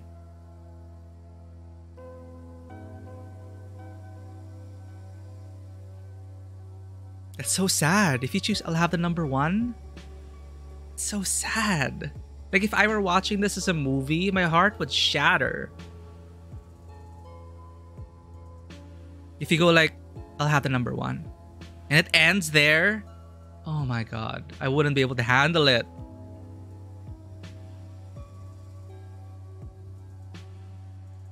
Wait. I remembered I had something important to do. Wait. Huh? I'm sorry. I just remembered I had something important to do right now. I have to leave. Oh? Was that your friend there? You two kept looking at each other. Yes. If it's something important, it's better to talk to face to face. You shouldn't keep her waiting. That's right. I'm sorry. I'll make up a dinner with you next time. Please enjoy your meal today, okay? I will. I'll see you next time at work. He's a nice guy, right? He's okay. Yes, I'll see you. Excuse me. Okay, waitress, I'll have just the number one then. Make it an extra large. And that's probably the last we'll see of Joey. I excused myself and made my way out of the restaurant. And of course it's raining in neon-lit Hong Kong. I was upset. I was scared. I was hurt. Wait, is this Sam? I was overwhelmed by emotions. It's probably still Michelle. What I did last time to Sam was awful. But to be given the cold shoulder from Sam like that, it pained me. It was as if we ceased to exist in front of each other. It was what I wanted from the beginning, but it shouldn't be like this. And there's a pattern. It's a third time. Third time's a charm. Every time she comes up with the plan for the day, Sam just like derails it. So third time's a charm. It has to be. It shouldn't be like this. I shouldn't have ended things with Sam like that. And I didn't want Sam's last impression of me to be a misunderstanding. I followed after Sam. It was dark now. Rain was lightly drizzling outside. The clacking sounds of my heels echoed loudly in the narrow roadway outside. Sam must have heard me running after her, but she didn't turn around. She got onto her bike and started up the engine. The sound of the motor was loud.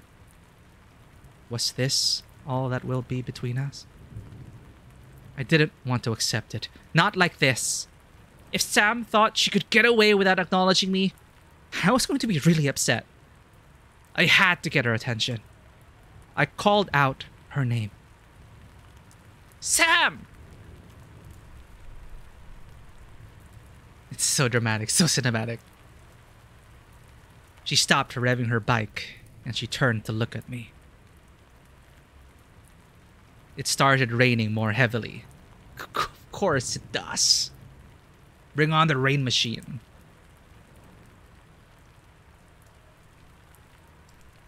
Sam! Wait! Sam. There were tears in her eyes. She rubbed them away with her hands, or she could let the tears fall in the rain. Let it be washed away by the rain. She rubbed them away with her hands. Can you talk to me? I just don't want to see it. Huh? Wait! Don't walk out on me like this! What? You're the one who walked out on me. That was because... If I was going to let go of something, I had to be resolute. Let's not do this again. I get it. I understand if this is the path you chose for yourself.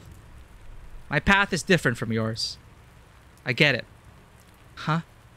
What are you talking about? Sam, what is it? I had to say it sincerely from my heart. Sam, I... The words were lost on my tongue. I couldn't speak.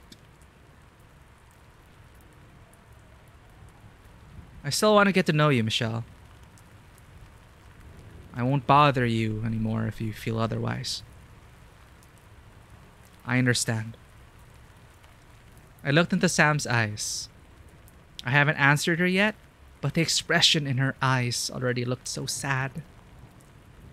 If we were to see each other again, would it be painful like this every time? It wouldn't work out between us, I rationalized. I had my own life. Sam had hers. She should be with someone that's better for her.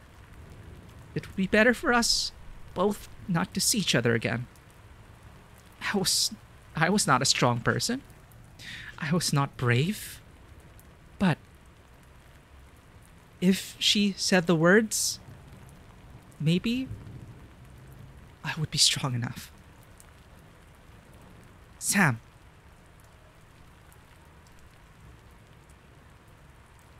The words kept drying up in my throat. I can't take this.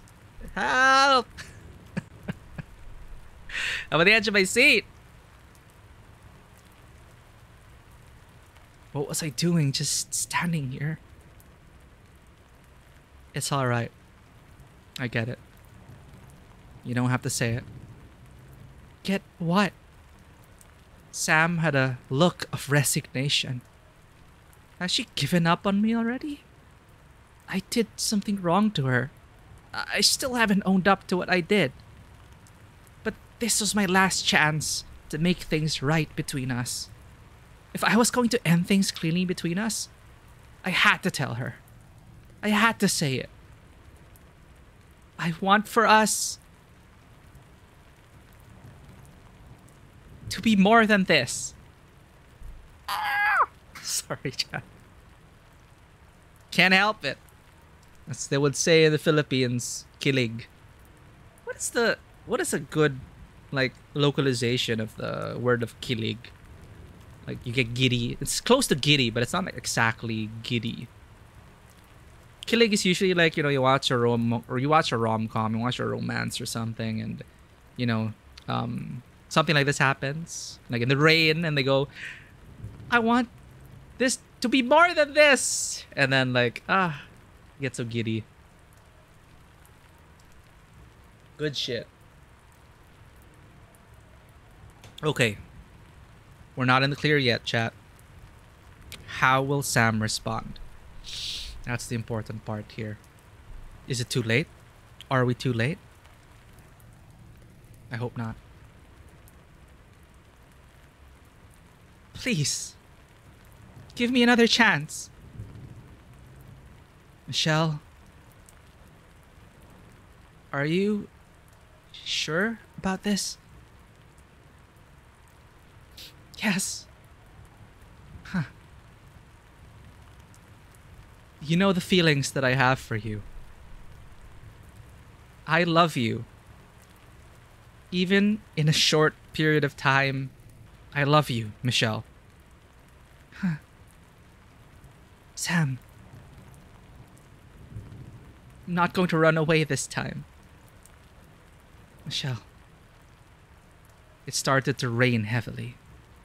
Thick rain droplets fell from the sky and pelted us both. Was it typhoon season already? It didn't matter. This was not the time for me to run for shelter.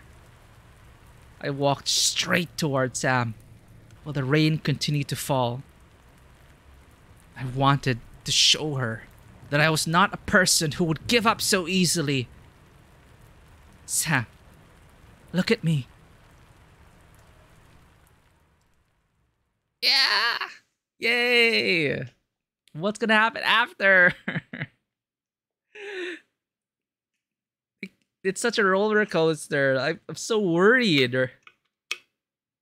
This can't be how it ends, can it? But I want it to end like this, but there might be something else.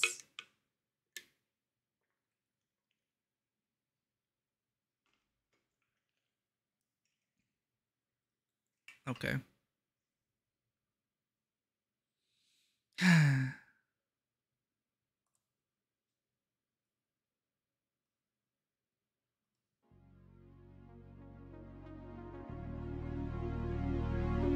I pulled Sam towards me. I brought Sam's face right up to mine. And in the torrential rain, we kissed. It didn't matter to me at all if anyone else saw this. All I wanted was to be with Sam again. I could not let her go. Not again.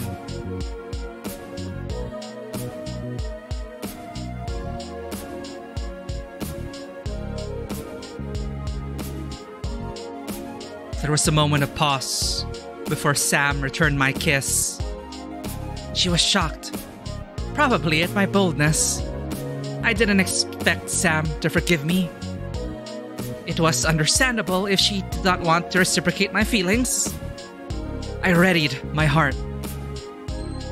But when I felt Sam put her arms around me and kiss me back, my heart overflowed with joy. I was crying tears of happiness. I never felt this happy before. The world around us seemed to pause for this moment. But of course, it never actually does. The rain continued falling on us. So much so that our clothes became heavy from the rain. It's raining so hard. What should we do? Let's get out of this rain. Would you like to come back to my place? Eh? We can talk more and get ourselves dried. It's too late. It's too late. Is this the happy ending, everyone? We can talk more and get ourselves dried. It might change into a storm if it keeps pouring like this. Again, all the clear metaphors to the rain and the gushing and, you know, everything. But it painted such a nice scene. Sam. Michelle. I missed you. I missed you too, Sam. It's a short ride, but would you mind sitting behind me? Eh? On your bike? Yes. If that's alright with you. No, it's fine. Hold on tight, okay?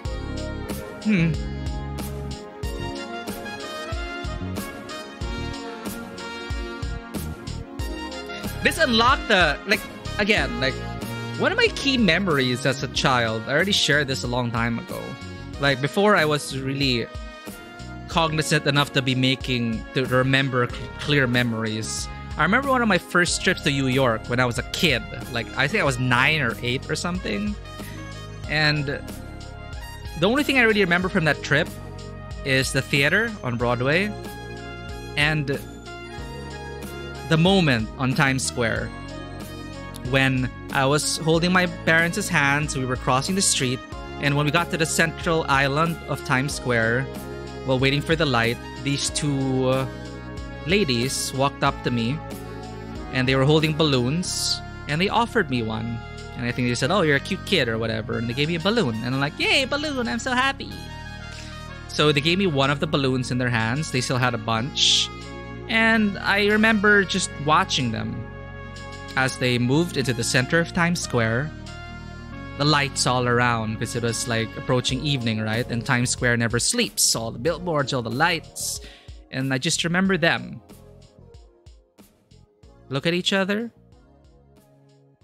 and start to kiss passionately in the middle of Times Square as they let the balloons loose into the sky. I don't know if that is a dream.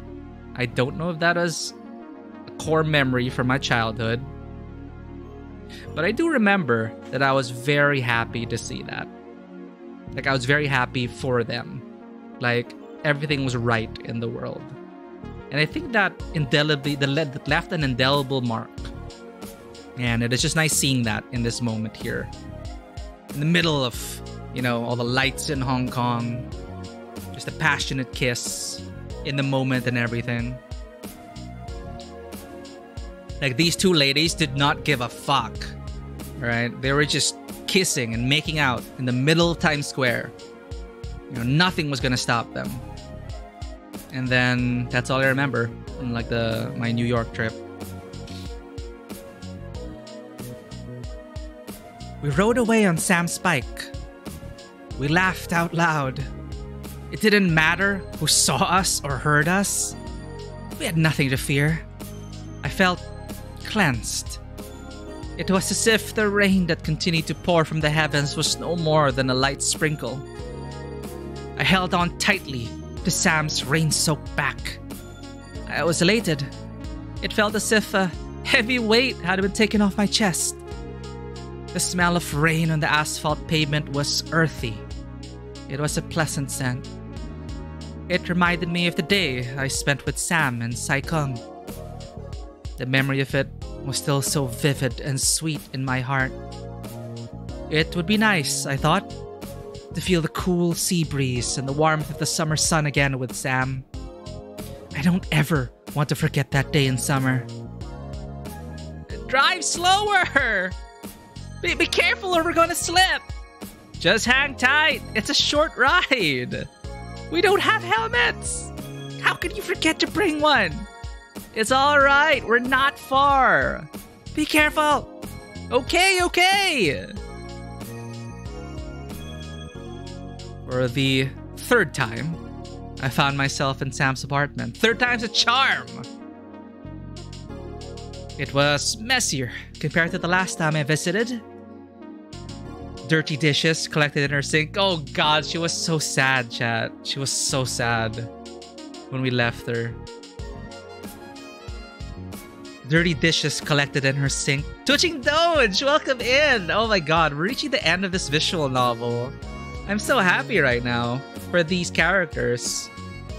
These totally fictional gal pals. Why did the shoutout not work sometimes?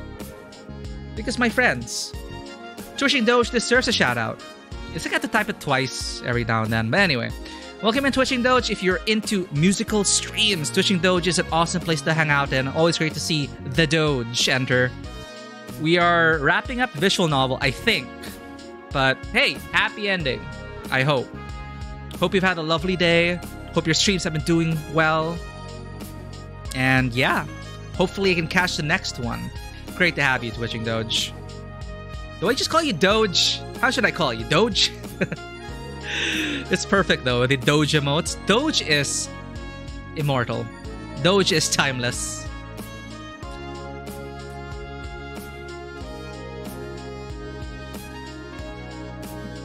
Alright, Doge it is. Alright, so a lot of things happen. Alright, but this is 1986 Hong Kong. And it's Michelle's first time. And she's never felt this way about anyone before. but we had our kiss, liberated, we're good. Now, third time in here. Let's see what happens.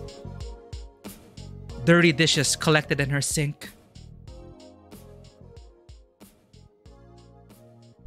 Empty takeout boxes and drink bottles were left on her table. The plants by the window had signs of wilting. Because we were confused after we spent the night together, and Michelle just left in such a hurry and said, this is like, it can't happen between us. Then she left and didn't speak to Sam for weeks. So Sam was in a funk. Has she been keeping busy? I wondered. Keeping her busy? Yeah, probably like watching all her home videos and crying over Chinese takeout. Probably. Has she been keeping busy? I wondered. Sorry, it's a little messy. It's fine. I don't mind it. Here, let me hang up on your let me hang up your jacket. I'll get you a towel to dry off. Thanks. So we're playing this for Valentine's Day. Happy Valentine's Day. If you neglect to water a houseplant, it would slowly wither and die. And if you water a plant too much, the roots would drown and the plant would rot. Since last time and now, was what was given enough? Or was it too much? Would the plant be able to flower into the new season? I hope that it would. What I was to Sam and what she was to me, it wasn't something that mattered anymore. I wanted to know for myself what feelings I had for Sam and what feelings Sam had for me. You might have to start leaving some of your clothes here if this keeps happening. Did you end up eating, by the way? Huh?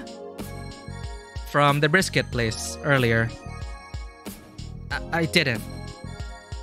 I'm sorry to have interrupted your date. It wasn't a date. You want anything then? Want what? Something to eat to make up for your dinner. I don't really want to go out again in the rain. I could make something. I'm still a little hungry. Really? You can cook? You're always so surprised at everything I do. Do I seem like someone who can't cook? No, I didn't mean that. I'll make something. Any requests? Anything goes. Alright. How about a black bean stir fry?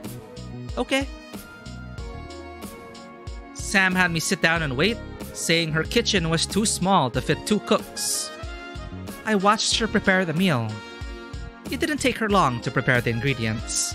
She effortlessly cut up the vegetables she had in her fridge and fried up the vegetables with some ground pork, along with some garlic, ginger, pepper, and black bean paste to taste. Her little portable stove packed heat. When she turned up the gas, flames quickly licked up the side of the wok and engulfed the entire pan. The ingredients were cooked in no time. Sam must have cooked a lot in the past. It made sense, as she lived alone. She didn't seem to flinch when the oil sizzled and popped, nor when the flames erupted from the wok. If I had an older sister, she might have cooked for me like this. I wasn't a spoiled little sibling, though.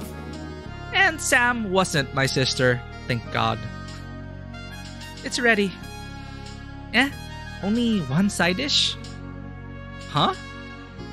It's not enough? Well, I'm used to having a variety of dishes. You have too many complaints. Please compliment me for once. How is it? Does it taste good? It's not bad. That's it. Not bad, it means it's not bad. It's a compliment. If it's not bad, then you should say that it's good. If it's good, I'll say that it's good. It's not good. It's good enough to eat every day. Aw, Michelle. Huh. Do you cook often, Sam? Sometimes. It's nice to eat home cooking every once in a while. I see. How about you, Michelle? No, my mother cooks for me at home. That's nice. I'm sure she makes great meals. Sam, I'm sorry. Why are you sorry? About my mother? It's been a long time. It's nothing to feel sorry about.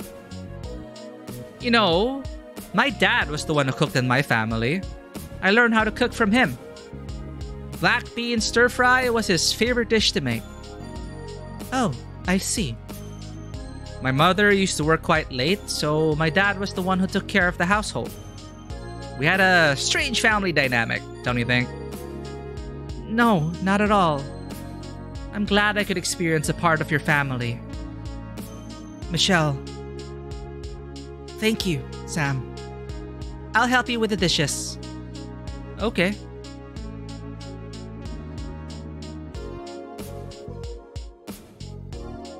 It seems like the rain has stopped now.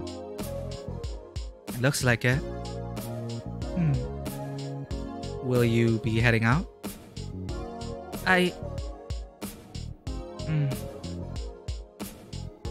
What would you like to do, Michelle?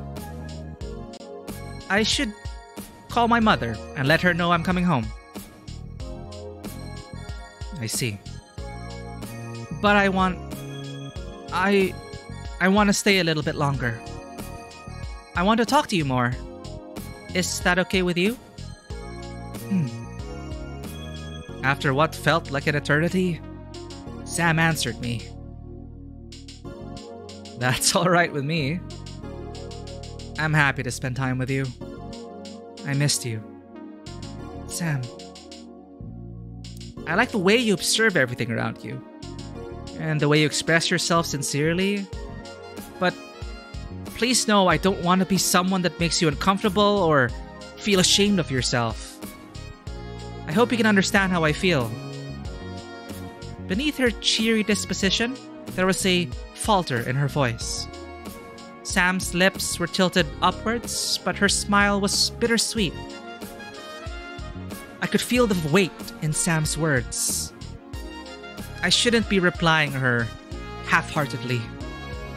Nor should I take for granted her feelings. I was the one who had given her the cold shoulder. I had hurt her. I shouldn't expect Sam to still want more than this. In the heat of the moment, I said that I wanted her. In the heat of the moment, I was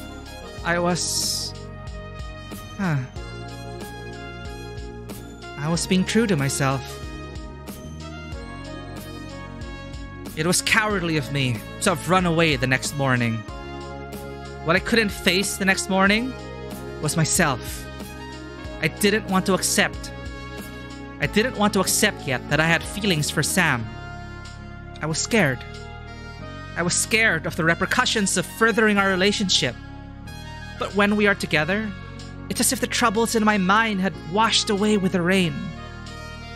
I wasn't afraid to be with her. Sam, there's so much I don't know. All I know is that I keep thinking of you. I missed you. I missed you so much. Michelle, the one thing that I'm certain of is that when I'm with her, I don't want anything else. Michelle, I know we share something special. Please, let me be a part of your life. Even after the summer's gone, I still want to be here for you. Sam, please. It doesn't matter if summer's over. Please be with me. Yay! We held each other for a long time. When we broke free from each other's arms, I saw that Sam was smiling from tooth to tooth. I felt giddy too, as if I was on the moon. I never felt this way before with anyone. one day I'd be able to properly convey my feelings to Sam in words. I couldn't find the right words just yet. What I felt for her was more than an affection between friends, and deeper than mere physical attraction. I wanted to learn more about Sam and the world around her, and for her to learn more about me. The vocabulary would come to me soon, I know.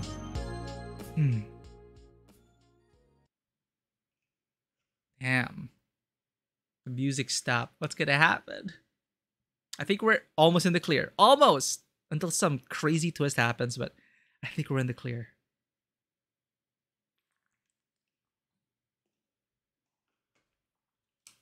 I'm pretty sure we're in the clear. We're good, chat. We're good. We're good. Tabletop! What's up, Ponder? Oh my god. What do you mean we have to talk? What's wrong? Oh my god. Wait. We're here at the end of the visual novel. Things are happening. I have a baby and it's yours, Lo. Don't do it like that. We're live. There are people watching. I promise to provide full child support. I'm not the type to, like, you know, fuck off and run. Welcome in, Ponder Guy. Happy 9 months to you as well. Thank you so much for your support and subscription. Even more than 9 months ago. Cannot believe. Okay, the command, I have to type it like twice. Or maybe it's because I accidentally put a space bar before the space. But my friends, I need to do this correctly. Ponderkind is one of my absolute favorite streamers. And he's one of the reasons why we are continuing to stream. He's considered... I love the community he's in. I love his community. I love him as a streamer. And always inspirational. Always great times. So thank you for being here, Ponder. Thank you for the 9 months. The baby subscription. I will be sure to try and provide the best I can do for that 9 months of labor. Wait, no, labor isn't. Never mind. You get it. But thank you, Ponder, for being here. We are here at the end of the story. I hope. And it is such a roller coaster. Can we just have a happy ending, please? All right. But God, can I just say, when like Sam said she was a Capricorn, I was like, of course. Anyway, good times. Happy ending. Are we here? You know, screw tomorrow. What matters is today, right now. All right? We're with Sam, and we're happy. That's what matters. Happy Valentine's Day. Hope you had a great day. Later into the night, I asked Sam to put on a movie for us to watch. She dimmed the lights and put on a video. We watched the movie on her bed. It was a light and funny movie. Sam laughed candidly. She leaned her head on my shoulder. Her hair smelled nice, I thought.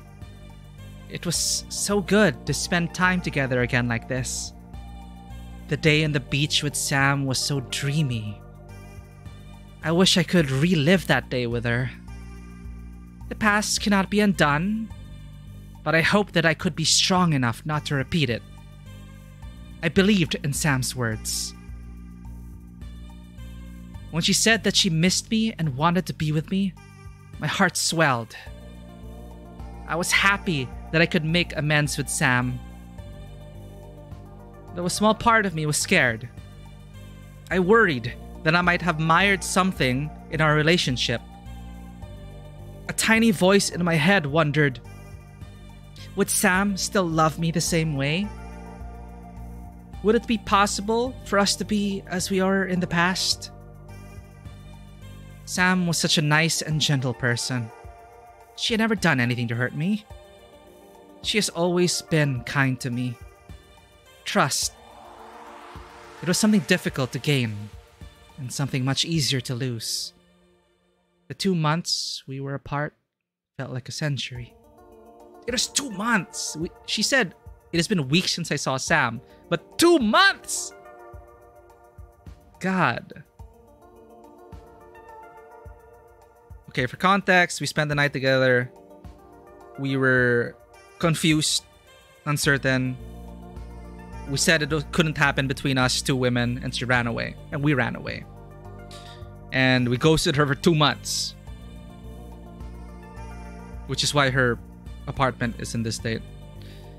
I looked for Sam's glances during the movie. I wanted her to look at me the same way that she did before. But there was some reservation in the way she was around me. I could never really read Sam that well. I wanted to know how she truly felt. I leaned back against Sam's shoulder, and she automatically wrapped her arm around me. Her hand rested on my thigh. Sam moved her palm up and down the creases of my skirt slowly, as if it was her own idiosyncratic habit. Oh God. I shifted my leg and fidgeted in my seat. I felt guilty that I couldn't really pay attention to the movie. A movie could be saved for viewing at another time. Tonight, what I wanted was to affirm the love that we have one more time. Alright, get ready, chat. Adult patches on. Sam? What is it, Michelle? Would you mind if I stayed the night? Of course I don't mind. Okay. Sam. Your hand. Sam's hand was stroking my outer thigh. Her fingers would run up and down the length of my pantyhose. Ayo! It tickled and made me feel hot. It is embarrassing to tell her. I turned away from her. Sam pulled me closer. Her hand was around my waist. I made a sound. Just imagine what sound that is, chat. Michelle, your voice. I'm sorry. Don't apologize. I love the sound of your voice. I missed being with you like this. Sam, I missed you too. She held me close. I rested my body fully in her arms. My face felt flushed. I felt shy to be this close to Sam. Sam brushed back the hair covering my face, and she kissed me on the forehead. And then on my ear and cheek. They were innocent and sweet kisses. Michelle? She kissed me again on the lips. Her kisses were slow and gentle. My eyes fluttered.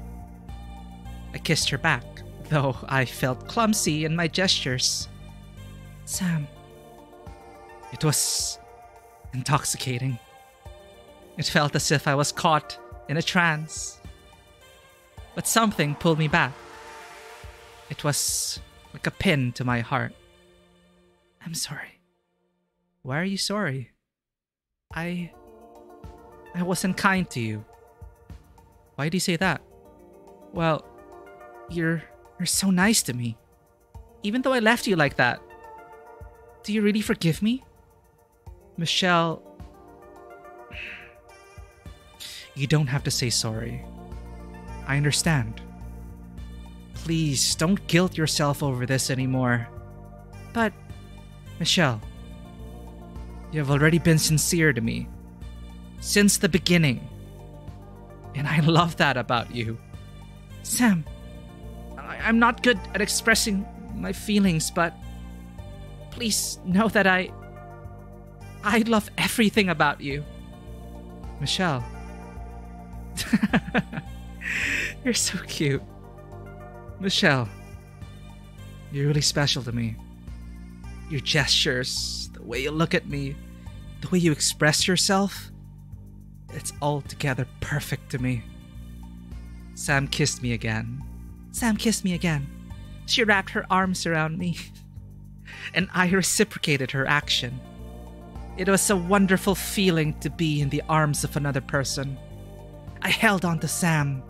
I wanted to contain her warmth. My heart was pounding. Was this the feeling of desire?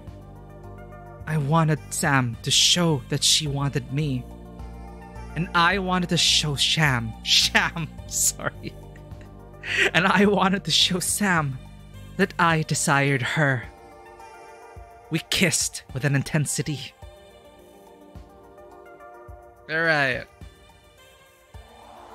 Let's go. It's like she's biting us as a vampire, sucking her blood.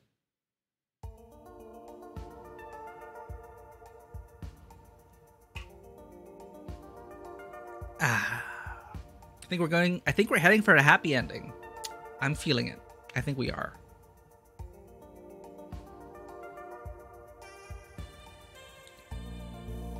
Okay. Sam! I embraced Sam. I missed her so much. I wanted Sam to hold me tight and take away the heavy feeling in my heart. I felt Sam pull me into her arms.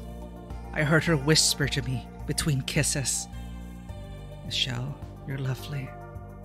Sam. I'm trying to act, chat. I'm sorry. I miss you so much.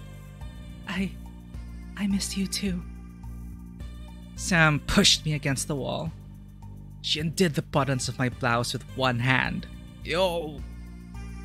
Her other hand glided from my neck, down my spine, and to my leg slowly. Her touch made me shiver. Every motion of hers made me feel as if my heart was going to leap out of my chest. Sam continued kissing me. She moved her lips down, nipping at the skin of my neck. I let out another moan. You know, as Hannah said earlier, this is a very instructional video. Instructional game. Educational game. Sam knows her shit. She's good. I let out another moan. She bit my lower lip lightly and parted my lips with her tongue. She kissed me more deeply. I felt her tongue inside me. I whimpered and moaned. Every action of Sam had an effect on me. Sam, Sam bit me on the neck. This time much harder than before. Sorry, Chad, it's just so hot. Sam. Sam's hand switched from stroking my side to teasing the area between my legs. She moved her hand slowly towards the center, her hand stopping short of my undergarments. My heart pounded in anticipation. But she took away her hand. Suddenly, Sam's so good! I'm sorry, Sam's just so freaking good. But she took away her hand suddenly. That's all Michelle can really say right now. Sam! Please! Sam! Are you upset at me? I want you, Michelle. I'm sorry. When you make such a face, how could I hold myself back? Sam! Michelle, are you mine? She's such a big top energy. Huh? Sam caressed my chest. She used the tips of her fingers to tease the edge of my skin. There was an urgency in her action. I tried to hide the sound of my voice, but Sam continued to provoke a response from me. I couldn't keep quiet. Sam. What? Sam. Sam, please. Was it a mistake to turn on this adult patch? We're being respectful, chat. This is a respectful scene. It's very wholesome. Very intimate. Very wholesome. Why are you teasing me like this? Michelle, You were so adorable. Sam kissed my neck and chest. We're doing it! We're doing it! Come on! We're learning, you know, again, as you said, Hannah, you can really learn a thing or two from Sam. She pushed up my bra with her hand, and she played with my bare chest with her tongue and her mouth. She licked and sucked on my breasts. Every touch sent shockwaves of pleasure to the rest of my body. It was such a strong feeling she gave me.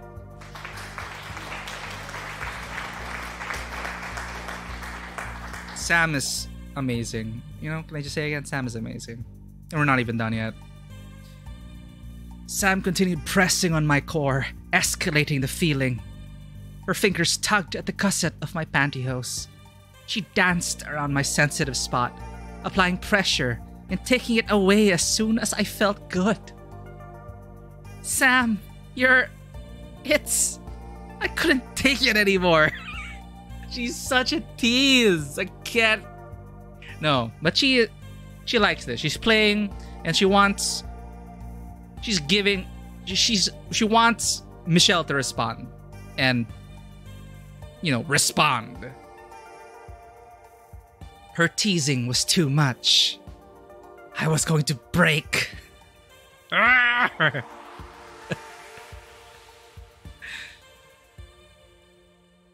Oh, did she flip?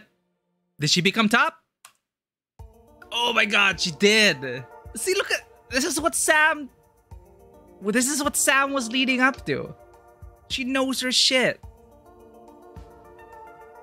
I pushed Sam down and pinned her onto the bed with my body.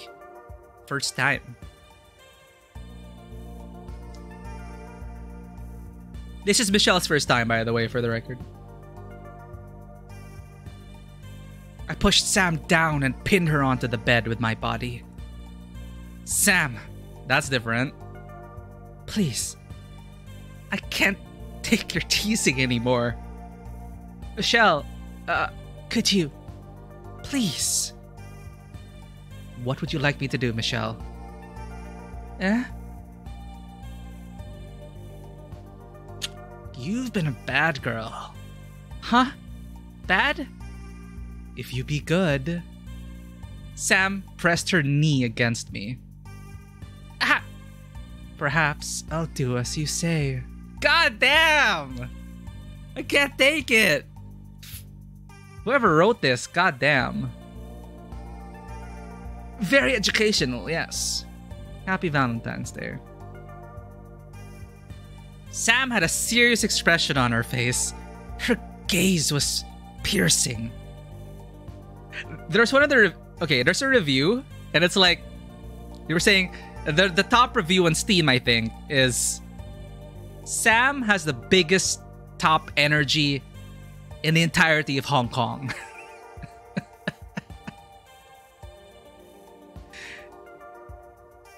Sam tonight was... a little bit different. I didn't mind the sight of her. Oh, there we go. Sam read my emotions and responded to me with action. And see, it's a back and forth. She consent. As long as you're comfortable with each other. She knew what I wanted, yet she continued to tease me. It pained me, almost to the point of tears. I wanted Sam to fulfill me, but how could I utter it in words to her? Where do you want me, Michelle?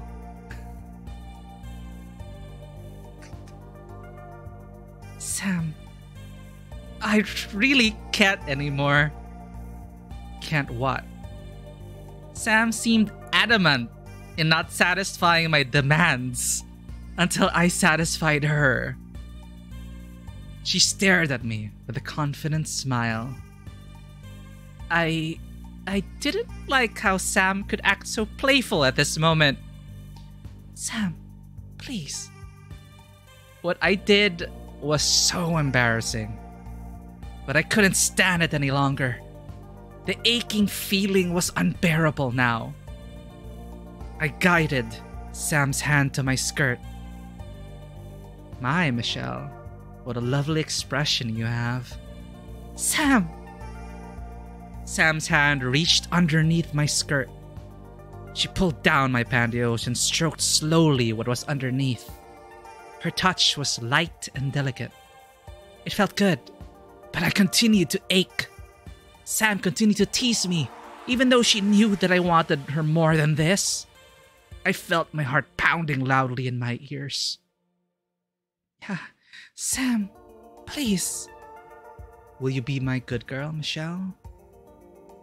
Huh? What do you mean? Sam used the tip of her finger to press against my flesh. I cannot take this. That's it? You're converting to lesbianism? Yeah, no sad lesbians here, chat. We're all happy lesbians now. Tonight, we're all happy lesbians. I moaned. It felt as if I was going to buckle over. Sam, please. I'll let you feel more. If you listen to me. Oh my god! This is just like, I got the go signal? Alright. This is me. Sam sexual, hell yeah. Huh? Sam? Michelle, you are so wet. I let out another cry when she eased her fingers inside. It made me feel as if I had been hit by a thunderbolt. She stirred her fingers inside me. I gripped onto Sam's shoulders. I was on the edge of tipping over. I needed Sam to release me. Sam, please, more. Michelle, do as I say. Huh? Ride yourself on me. What? That's... I'm waiting, Michelle. I straddled Sam's hand and moved myself against her body. I don't know why I could do such a thing, but I couldn't take this halfway feeling anymore. Sam looked at me with anticipating eyes. I wanted to please her. Sam continued to move her fingers and made a circular motion with her thumb. Her rhythm was good.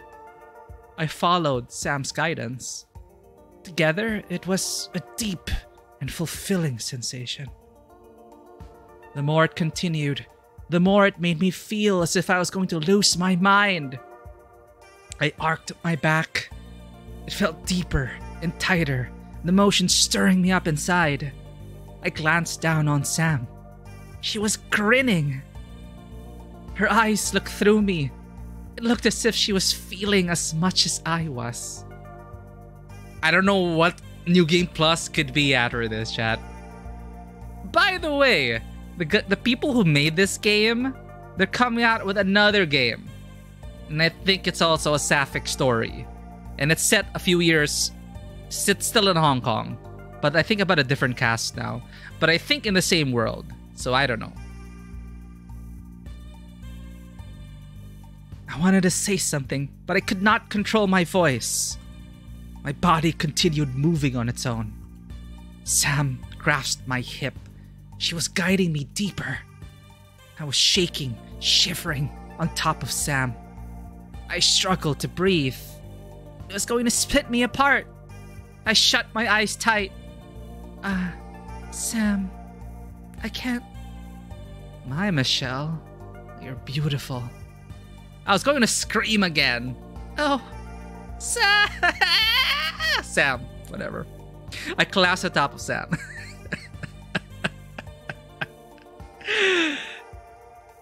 I was out of breath, panting. Sam pulled me into a tight embrace. Michelle, you did well. Huh. I'm sorry, Michelle. You're so adorable when I tease you. I couldn't help myself. Sam, you were too much. I missed you so much, Michelle. I wanted to see how you would respond to me and how you desired me. I love you so much. That's all. That's not fair of you to say it like that. I missed you so much too. Will you tease me like that? It feels like I'm the only one who wants it so badly. Sam, please, I want you. Please take me more than this. Michelle. Round 2? Okay. God damn. That was so well written. For the record, I've never read stuff like this on stream before. So hey, first time for everything. The dating sims that we play, there's always a twist to it. It's a horror game. It's a reality television show. But it never gets... This is the first, like, adult visual novel that we read. And it is very well written. There was something incredibly indulgent about waking up late on a weekday that made it almost seem criminal. I had stayed over at Sam's place. It was late morning by the time the light of the sun streamed through the window blinds, its warm rays landing softly on our bodies. It gently woke us up from slumber. Hey, it's this song! I need to find out what the hell the song is, but it's a cover of... It's a Cantonese cover of a known song in the West. If anyone could tell me the name, just... I mean, it's probably in the soundtrack. But I swear, I've heard this before. But maybe it's original, I don't know. But I don't think so, because they did name the singer. So it's a Cantonese cover.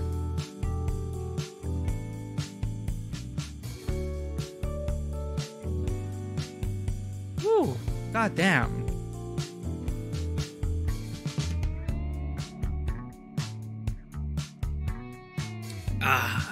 Educational. It gently woke us up from the slumber. We took our time getting out of bed. The world outside had already been long awake. I could hear the sounds of cars and the activity of people outside while we still comfortably laid on the bed. I felt Sam drawing slow circles on my back. I turned to face her. She was beaming with a radiant energy. It was dazzling. I felt shy. I wasn't used to being with someone like this. I buried my face onto Sam's shoulder.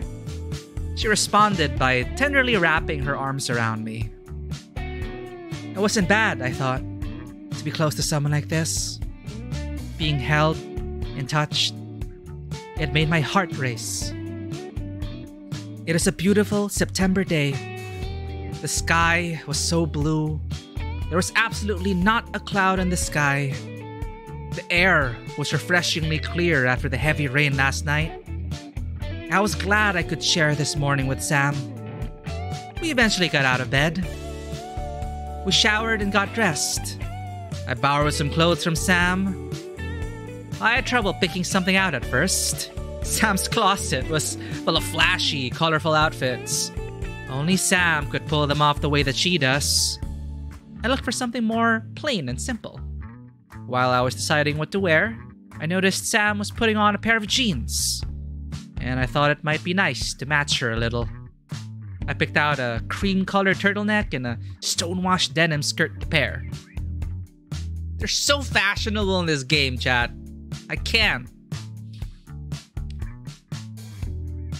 What do you think? You look great. You could be Miss Hong Kong. Really? Is that a compliment or an insult? It's a compliment. I'm saying it from the heart. You're beautiful.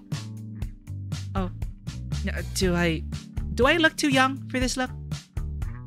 I don't want people to mistake me as your younger sister. Eh? I think the clothes look really fashionable on you. You look like the cool and independent woman that you are. Really? I hope I can match you. You look really stylish today. Aw, Michelle. I think we look perfect together. Huh. Your hair. It looks good this way too. Oh. Thank you. Will you be heading to your shop later today? Not today. Today is my break day. Really? I didn't know that. How about you? You don't have to go into the office today? No, I don't. I was given the day off. Our supervisor... It's all because of our supervisor, chat. The true hero is our supervisor. Our supervisor was the one that recommended the cobbler who was her father, who was Sam's father, because our heels broke. So our supervisor, Mrs. Tam, said, go to Mongkok, go to this nondescript place, go to this cobbler in the middle of Mongkok and get your shoes fixed there. And it was amazing. And then we met Sam, we met all that. And then today, we only caught Sam at the beef brisket place because our supervisor said, day off, that's an order. So, hell yeah. No, I don't. I was given the day off. Well, why don't we go somewhere then? Where? There's so many places we could go to. How about Ocean Park? It won't be too busy on weekdays. I don't really like amusement parks. Aw, really? Are you scared of the rides? I'm not afraid. They aren't exciting enough to be worth the lineups all day in the sun. You're quite amazing not to be excited by amusement parks. Is that so? I just think we're a little too old for them. You're never too old to enjoy something. I suppose. It's just today, I want to look good in front of you. Michelle, I feel the same way. I want to show you off today. What would you like to do then, Michelle? Anything is fine. Anything except for the amusement park. Yes.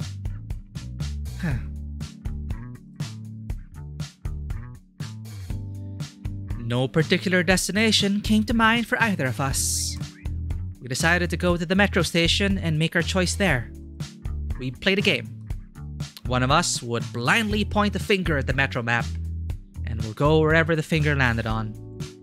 It was decided by rock, paper, scissors. And I was the lucky loser. I approached the metro map. I closed my eyes and spun around. My finger pointed to Tsim Shat Sui. Hey, okay.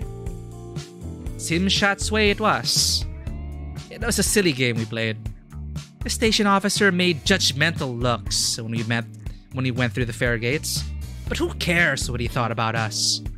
We hopped on the southbound train. The late morning train was so much more relaxed compared to the early morning train. We took our seats. We were able to get adjacent seats without effort. As soon as the train started moving, Sam leaned onto my shoulder. She gave out a slight yawn. I thought to myself, would she enjoy working an office job? She normally has her shop open till late. It would be a major change of pace for her. And would I enjoy working as a shopkeeper? I would be less reliant on my coworkers and more on myself to manage the business. It must be difficult in its own way too. I can't believe I would have never met Sam, if not because of a broken shoe. If it wasn't due to a fluke accident, we probably would have never crossed paths. Despite how different our lives were, we were able to understand each other. It's funny when I think about it. The next station is Tsim Shat Sui. Doors will open on your left. We arrived at our shop shortly. Our destination wasn't far. We didn't have anything planned, but with this good weather, I'm sure anything would be enjoyable.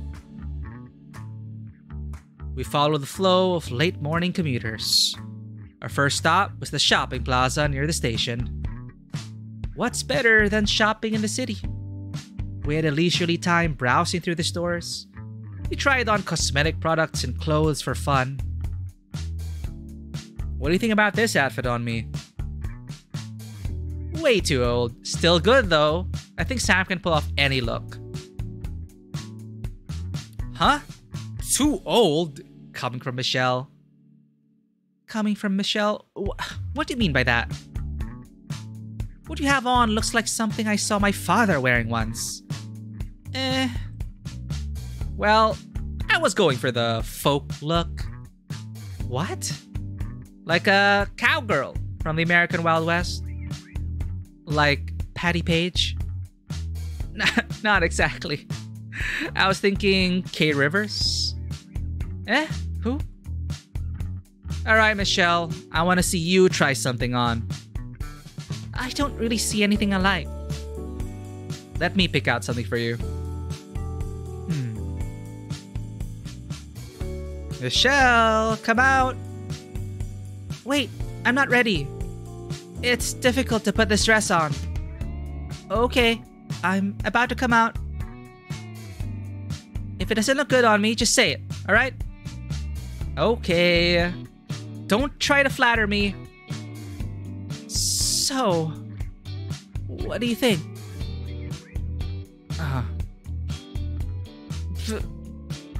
What? Are you holding back your laughter? No, I just think you look really sexy. Stunning. I think it's perfect on you. Huh. Really? Yes, it's a very modern look. No. An open back dress is too revealing. Not at all. My underwear is totally see-through. I'm changing out of this. Michelle! Don't forget to try on the other outfit. I picked out something to match too. Ready, Michelle? The artist had such a blast with this, probably. I'm ready. So, what do you think? Huh. You don't like that? You don't like this one? No. You look good. Really? I think you look stunning in this one too. We're ready to hit the disco. You look ready. But I don't know about this one for me. It's flashy, and the top is tight around the chest. It's a little uncomfortable. Is that so? The silhouette is quite fashionable. I think you should show your appeal sometimes. It's stylish, but I don't think this is my look. Don't get me wrong, I think you look glamorous. You're always so fashionable and eye-catching. More than any pop star I've seen. Michelle, I think I should pick out my own outfit to try this time. I want to match you in my own way. Aw, Michelle. Well, I look forward to seeing what you'll wear next. Don't expect too much. So usually it's like in these visual novels, they don't have much art for like different outfits. Or I haven't played that much, but you know, they have limited its budget constraints. But they decided to have all these different outfits for them to try on. And Sam has worn, I think, a different outfit each time we saw her.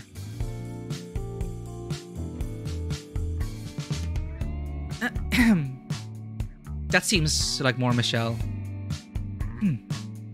What? You look exceptionally cute. Like a plum blossom in the snowy mountains. Huh? What do you mean by that? The look is so fresh. I can feel the spring breeze.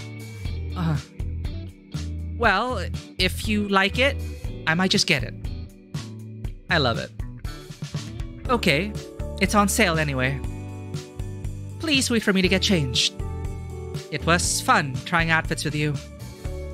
Yep, I had fun too. No, why do I feel like something bad's gonna happen? Are we even almost done? I don't know. Let's keep going. it seems like, yeah, you're right. Like it's at the it's at the midpoint. Feels like it's the midpoint of the story. Everything's going on with the relationship, and then something will throw a wrench in the works. Well, we'll see. Because it's pretty like they could pretty much end like on a happy ending, and we're good, right? We walked out of the shopping arcade and followed the signs for the pedestrian footpath. We walked along Victoria Harbor as if we were tourists in our own city. It was a wonderfully sunny day. I haven't seen such blue skies and white clouds over the city for so long. It was nice to simply admire the harbor skyline on days like today. Michelle, close your eyes. Sam placed a white hairband in my hand. Huh? For you. When did you get this? When you were trying on the clothes. You didn't have to get me anything. It's a small thing. I thought it'd look good with what you're wearing today. You think so? Can you put it on for me? Of course. Sam placed the hairband on my head. Heart, appear! How do I look? Perfect. You compliment me too much. Please be honest with me. Flattery will get you nowhere. I am being honest. You've caught my eye since the beginning. And I don't say that just to flatter you. Huh. It's quite a clear day today. Isn't it? It's nice after it rains. The air is fresh. When people say that, I cannot help but think of the movie Parasite. The Korean film. The South Korean film. Because the gap between the rich and the poor, right?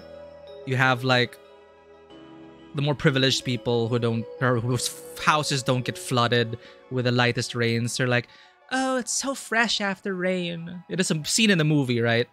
And the driver of the poor family was there. And the contrasts between, the rich family and the poor family, it's like, you got to check your privilege once in a while. But, that's not the point. Here, okay. It's Sam. It's Michelle. It's a great day. But that really left a mark for me for Parasite. Yeah, great movie. But it's just hard because this is exactly what the rich mom said. It's nice after it rains. The pollution is swept away. The air is fresh. And she was talking on the phone while her driver, his family, was suffering from the floods. Anyway. It's not Parasite? Let's go. It's nice after it rains. The air is fresh. It is. I should get a photo of you. No, thank you. Huh? Sam? Chotto mate? What? What? Really gave you a lot of respect to that movie, yeah. For sure. For sure.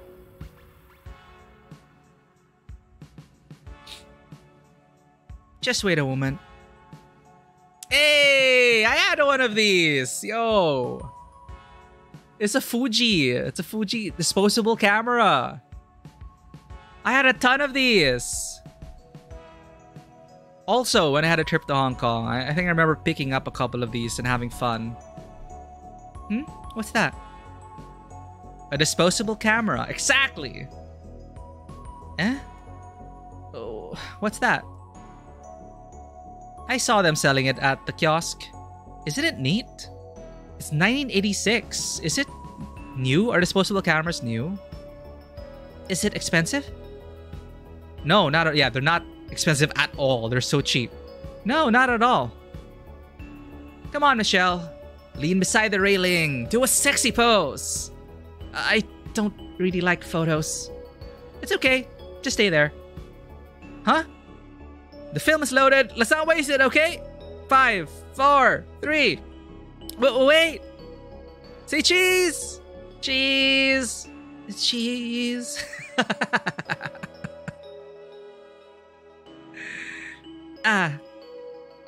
Shoot! I left the flash on. I wonder how it'll turn out. There's a switch there that you can turn on or off the flash, but it's daytime, it's fine. And yeah, how will it turn out? You have to have it develop. But that's where they earn their money. They sell you cheap-ass disposable cameras, and then you go back to them after you're done with it, and then you pay for them to develop the pictures for you, the photos. Shoot, I left the flash on. I wonder how it'll turn out. Probably terrible. Throw it away. No way! I'm gonna use up the whole roll today. I'm going back in the mall. It's getting too sunny. I can't take the glare. It's not at all. It's our first date together. It'll be an important memory for me. It's nice to have something as a memento. Don't you think so? Oh my god, you could... Why would... The few choices here, we're not on a date? After all that? We can always make more memories. This sounds so... I suppose so, but...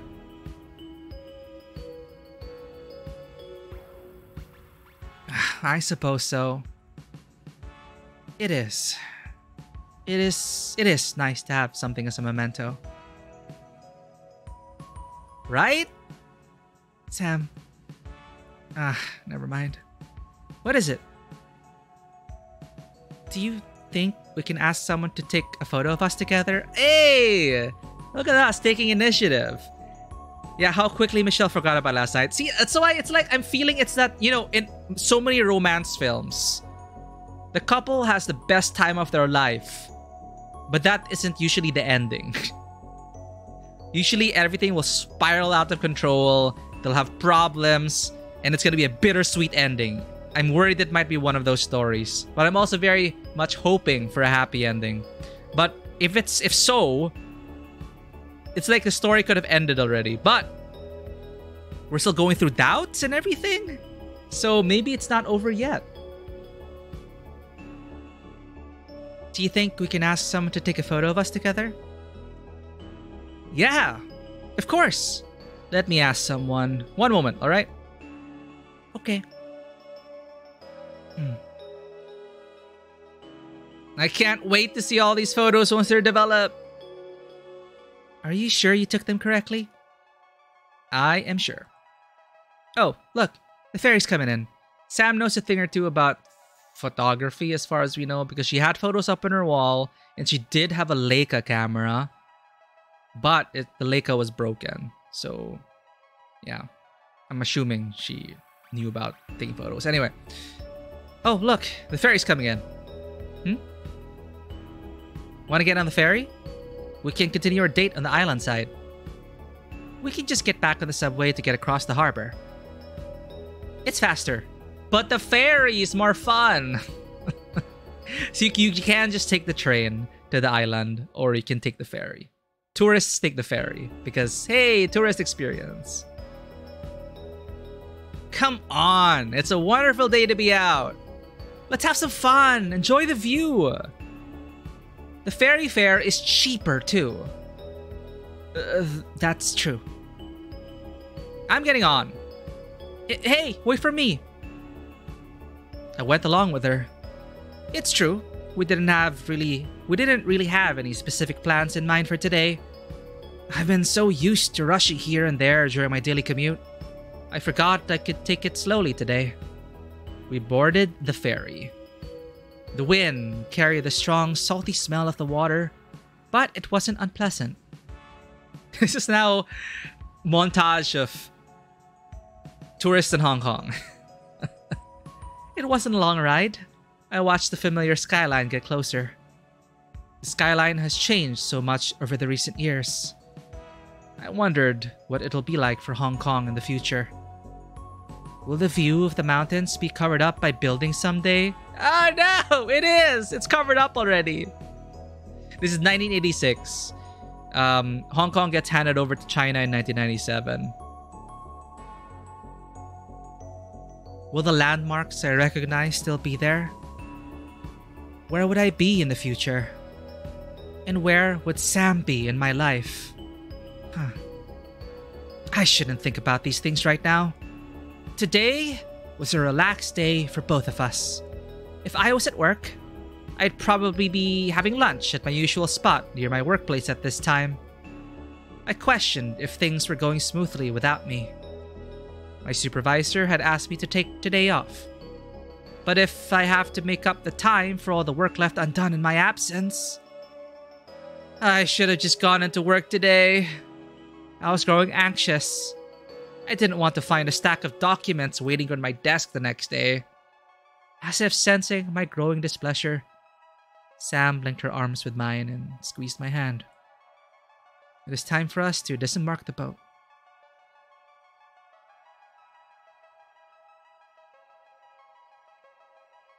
Look! There's a ding-ding tram waiting for us. Hurry! We have to hop on and make our escape! We're not in a movie. It always happens in the movie. Especially in Hong Kong action flicks. They gotta hop on that ding-ding train and have an action sequence on it. Please humor me. Okay. Oh no! The tram is starting without you, Sam. Hurry, let's get on. Ah! Stop the tram! We got on whatever tram that was stopped near the port. I forgot to check the tram number. It didn't really matter to us where it was heading. I looked at all the buildings that passed us by. I saw my office building in view. I told myself that it would be alright. My coworkers were more than capable of filling in for me during my absence. I will not think about work today. Sam tapped my arm and pointed to something outside the tram window. It was a weird advertisement for bug spray. Hey, don't stick your hands out the window. My father once told me that he saw someone lose his arm on the tram. Does that actually happen? It did, and it could again. Really? The tram moves so slowly.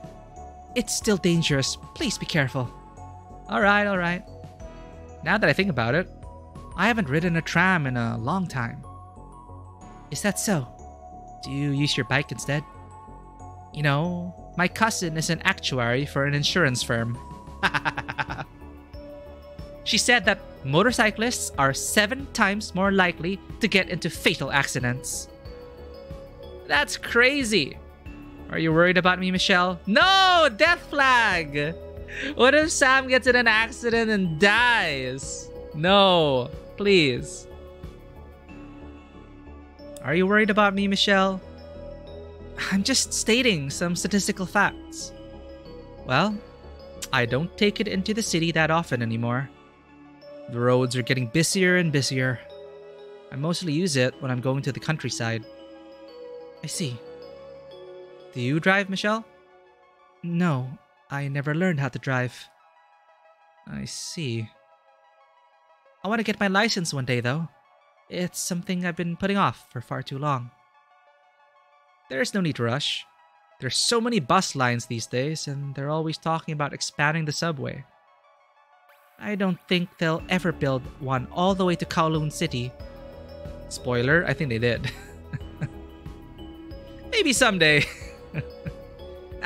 You know, I'd like to go on a road trip someday. A road trip? I think it's exciting to be able to go anywhere the road will take you. Really? Do you travel a lot? Not much at all. I'd like to if I had more money.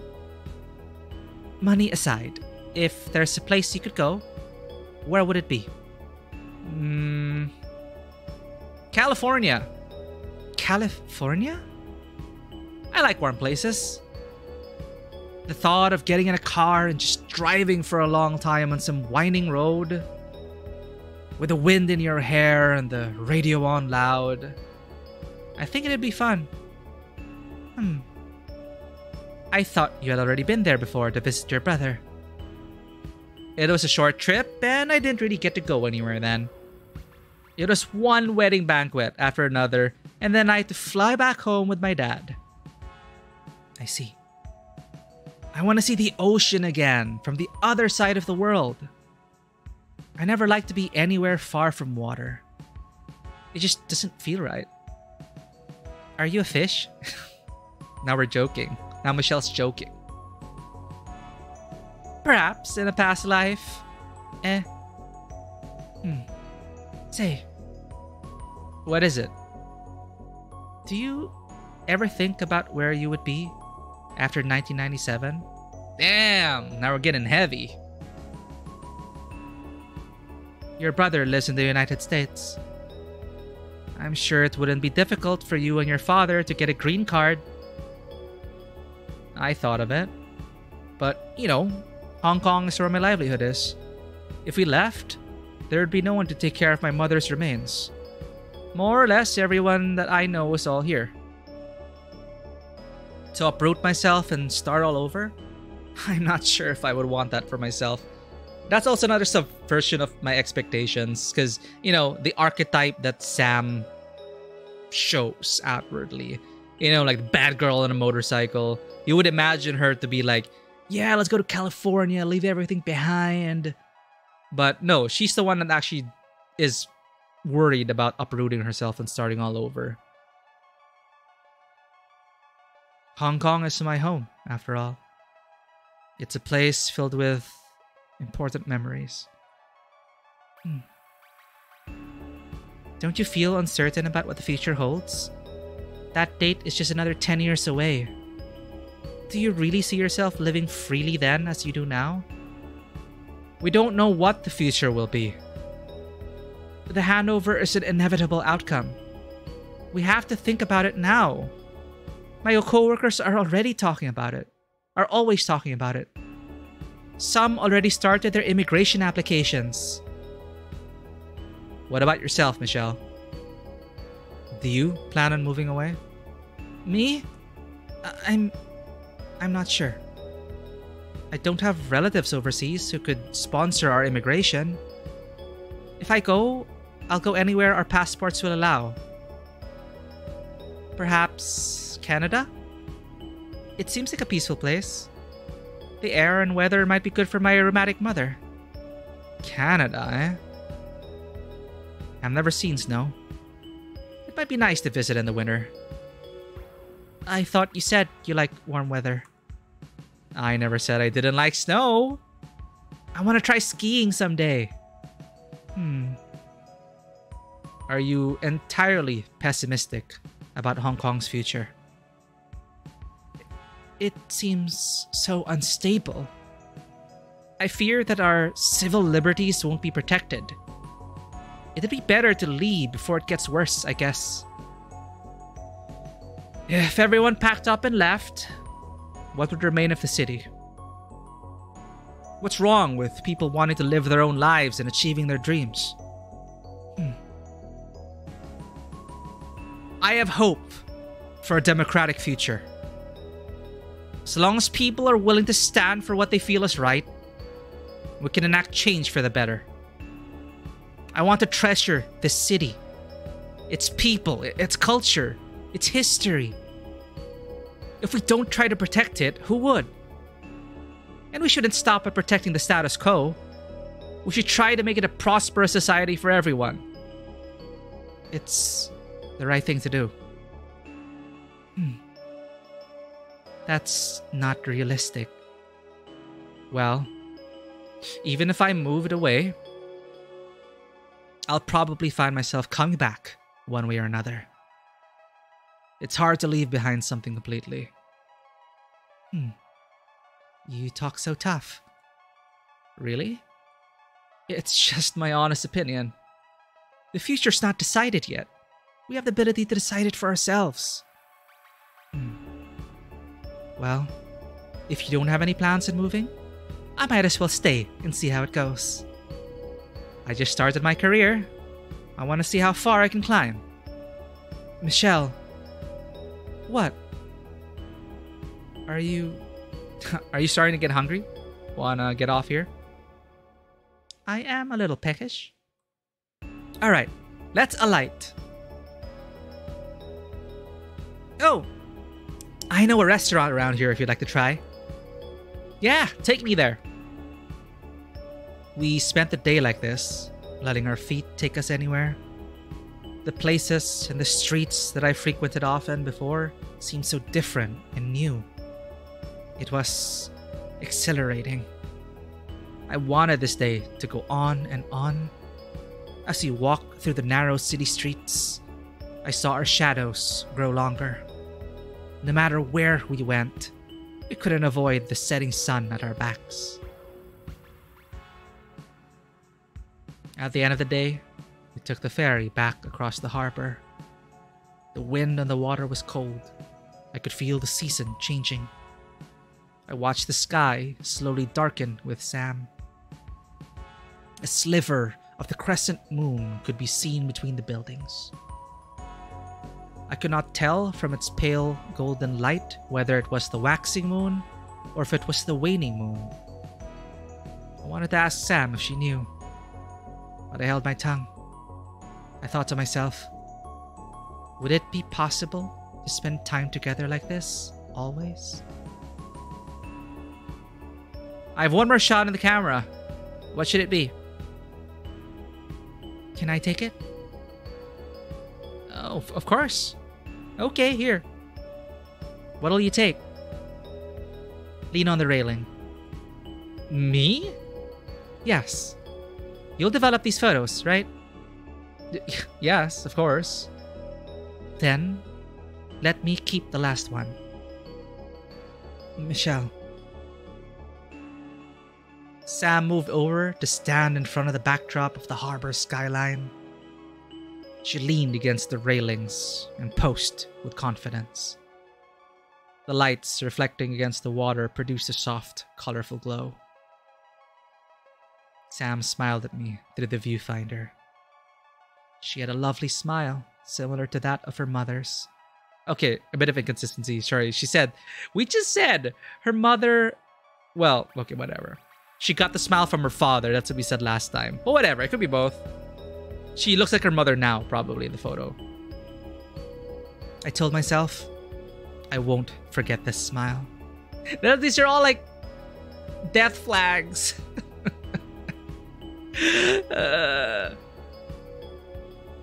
It's like it's too good to be true. No, we can't be that shaded. We have to have hope for these two. I told myself I won't forget the smile. And then if it's one of those movies, right, where the couple breaks up and then 20 years later, she'll find like the photo in like a shoebox or something and like reminisce or whatever.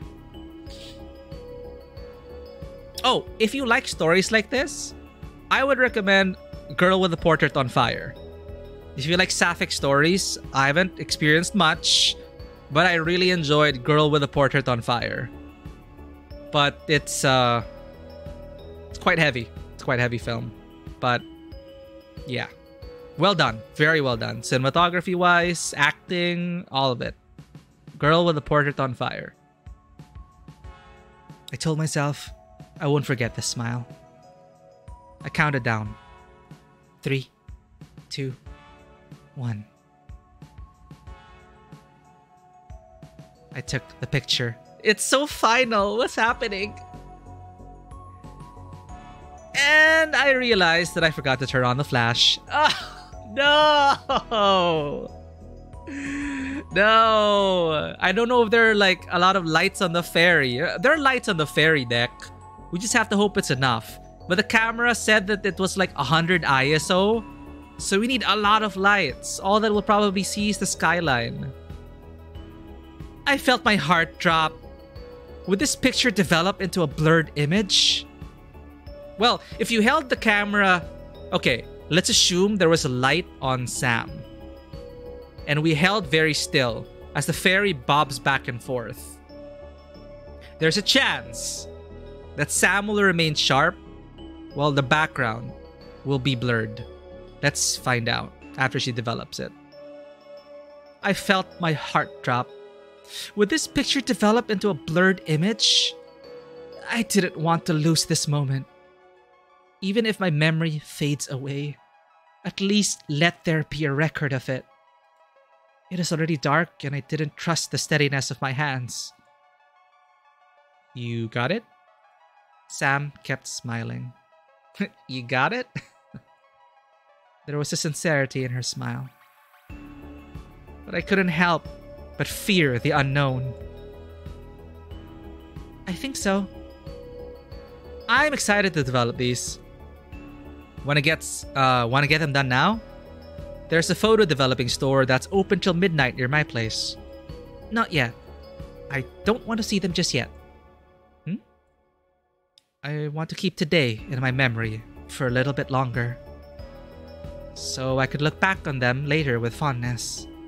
Aww. Michelle.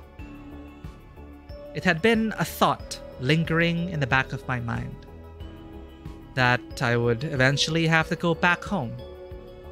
I was courageous when I was with Sam, but I feared that once I returned home, I would go back to my old way of thinking.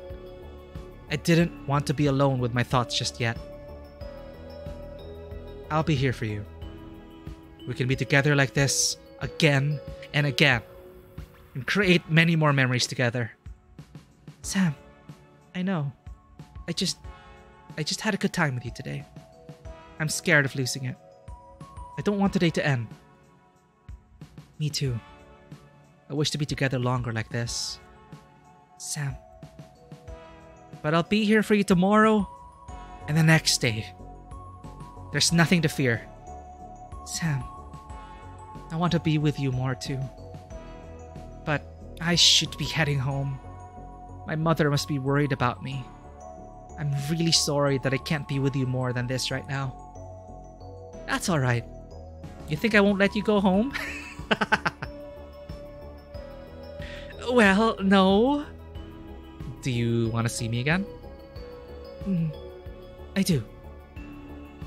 I want to see you again. Me too, Michelle. I want to see you again. Sam, I feel ashamed. Not because of what we've done, but because I have to hide something. You're a good person. That's why you feel this way. Sometimes, the truth can hurt someone more than a lie. And other times, it hurts more to lie to yourself than it does to pretend for another person. Whatever you choose to do, the most important thing is your own happiness. Sam? Can you accompany me home? I'll feel better if you can stay with me longer. Of course.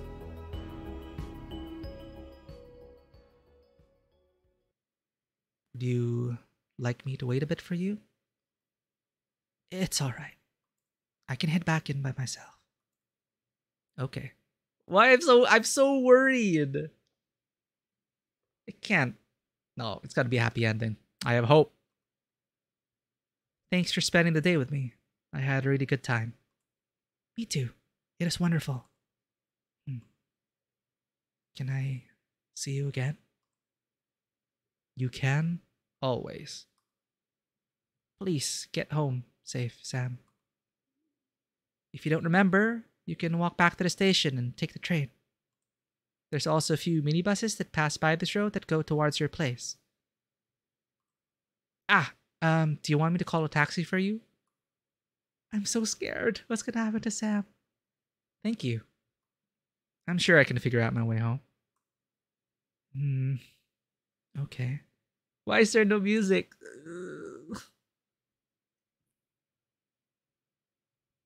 Michelle? Are you sure you don't want me to wait around? No. I'll be okay. I'll visit you tomorrow, if that's okay with you. Of course. I look forward to it. Then, I'll head in. Good night, Sam. Good night, Michelle. It was inevitable. I had to go home at some point. I wondered what my mother would say to me. She must have been worried. I had spent an entire day with Sam without thinking much about my mother at all. I didn't mean to do anything wrong. I want her to understand that I wasn't a little girl anymore.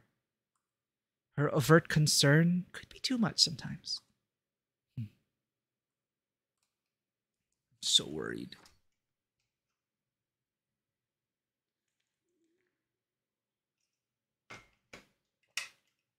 I am so worried. Lips are so dry, damn.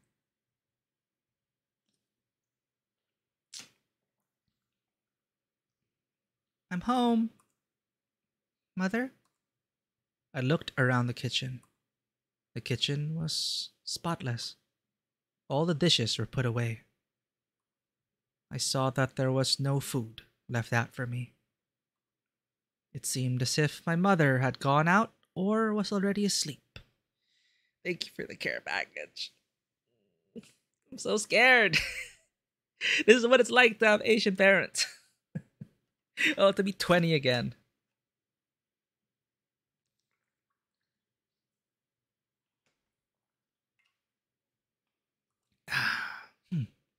She usually would be watching her dramas at this time. I hope she wasn't too worried about me. A door opened. My mother came out of her bedroom. So scared. She did not look pleased. Oh no.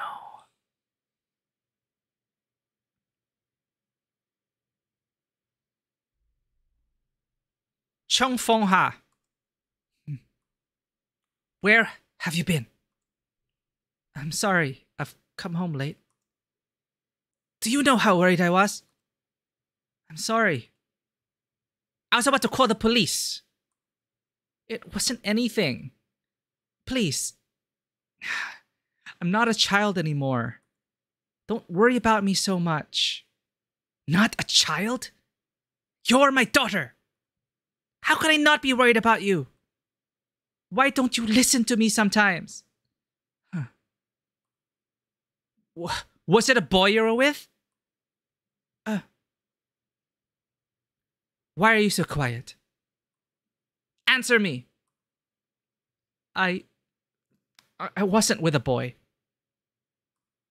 Then what is it? What made you become such a misbehaved girl these days? What? It's nothing. Nothing? You never used to be like this. Where did you get those clothes? Oh my god, I feel like I'm talking to my mom, sorry. If my mom's on stream, this is what it's like.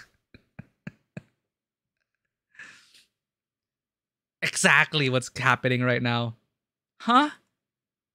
I borrowed them. Borrowed? I'm still the same, Mother. It's just they're... What is it? I can't tell you. Huh. Your Father in heaven would be disappointed in you. I can't see it, but he can see what a second-hand woman you've become. Second-hand? Why can't you mind your own business? What? You're talking back? Ah! More flashbacks, help. I wanted to trust you, but I know you have been lying to me this whole time.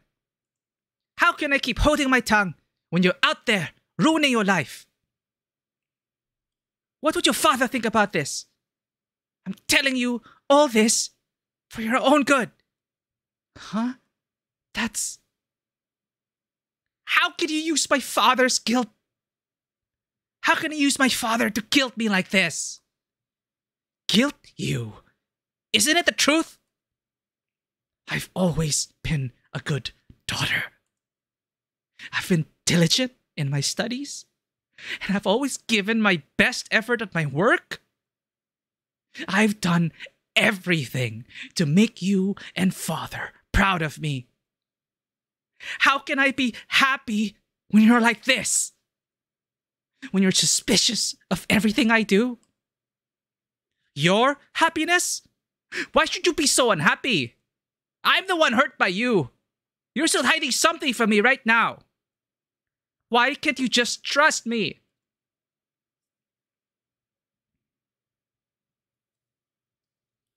Why do you have to control what I do?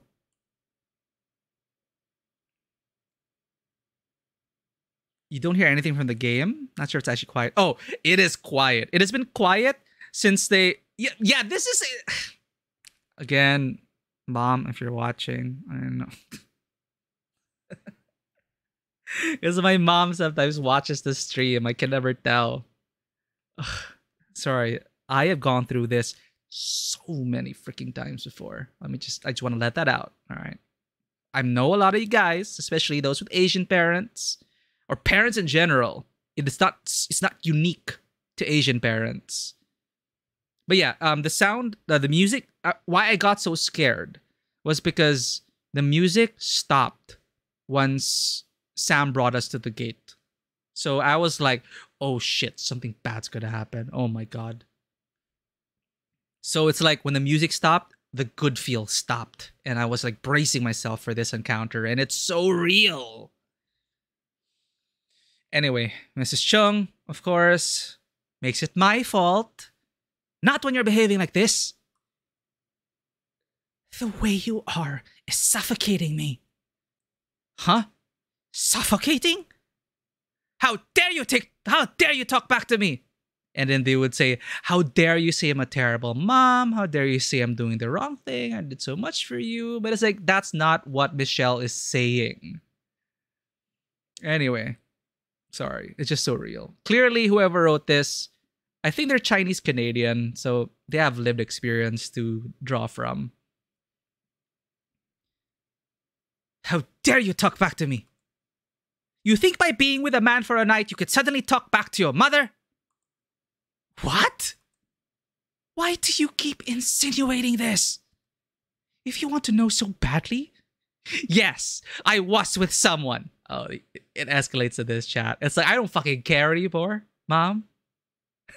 I was with someone. Is someone you want to know? It wasn't a guy. It was a girl. Okay, I'm so excited, chat. Let's see what happens. This is drama, all right? If you want to know so badly, yes, I was with someone. Tell me, who is he? What's he like? Is he educated? What?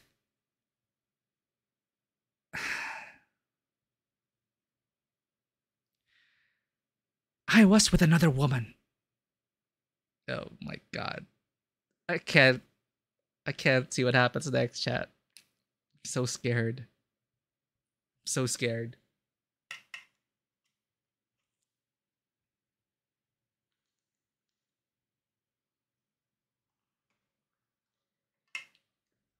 All right.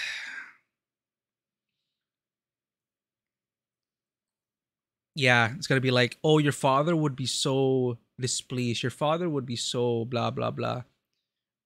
I'm gonna be so mad if she pulls that card. Our father is just dead, okay? And I think for Michelle, based on the little we know about her father would probably be the one who would come around first to accepting that Michelle was gay.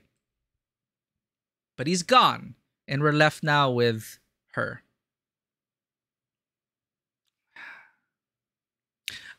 I was with another woman. Another woman? What? Is he married? An affair? She's still...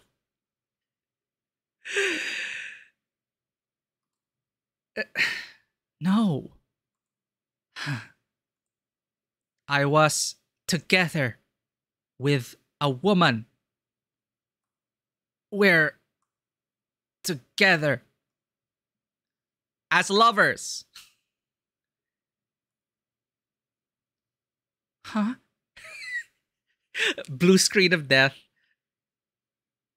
404 page cannot be found. We broke her. We broke Mrs. Chung, chat. Mother, I'm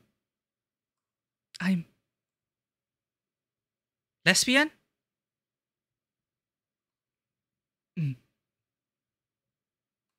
Yeah.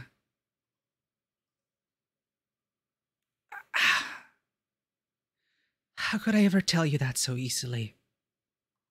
That I'm... The words choked in my throat.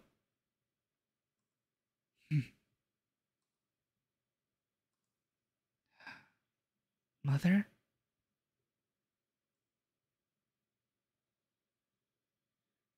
Was it HKU? Was I a bad mother? What did I do to make you turn out like this? Mother? I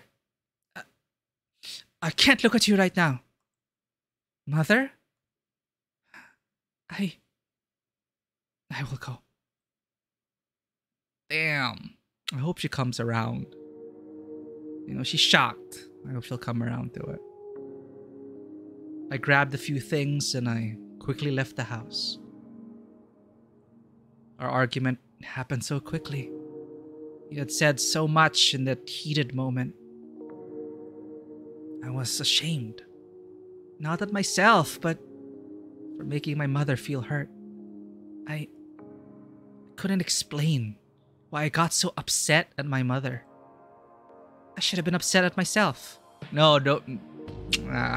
You know. I was honest to Sam, but I couldn't be honest to my mother. I kept lying to her. That was why she was so hurt. But I'm not sure if I could ever go back to my mother. I'm not sure if it was the right thing to have told her the truth. She was in such a shock. My mother's heart is so old and traditional.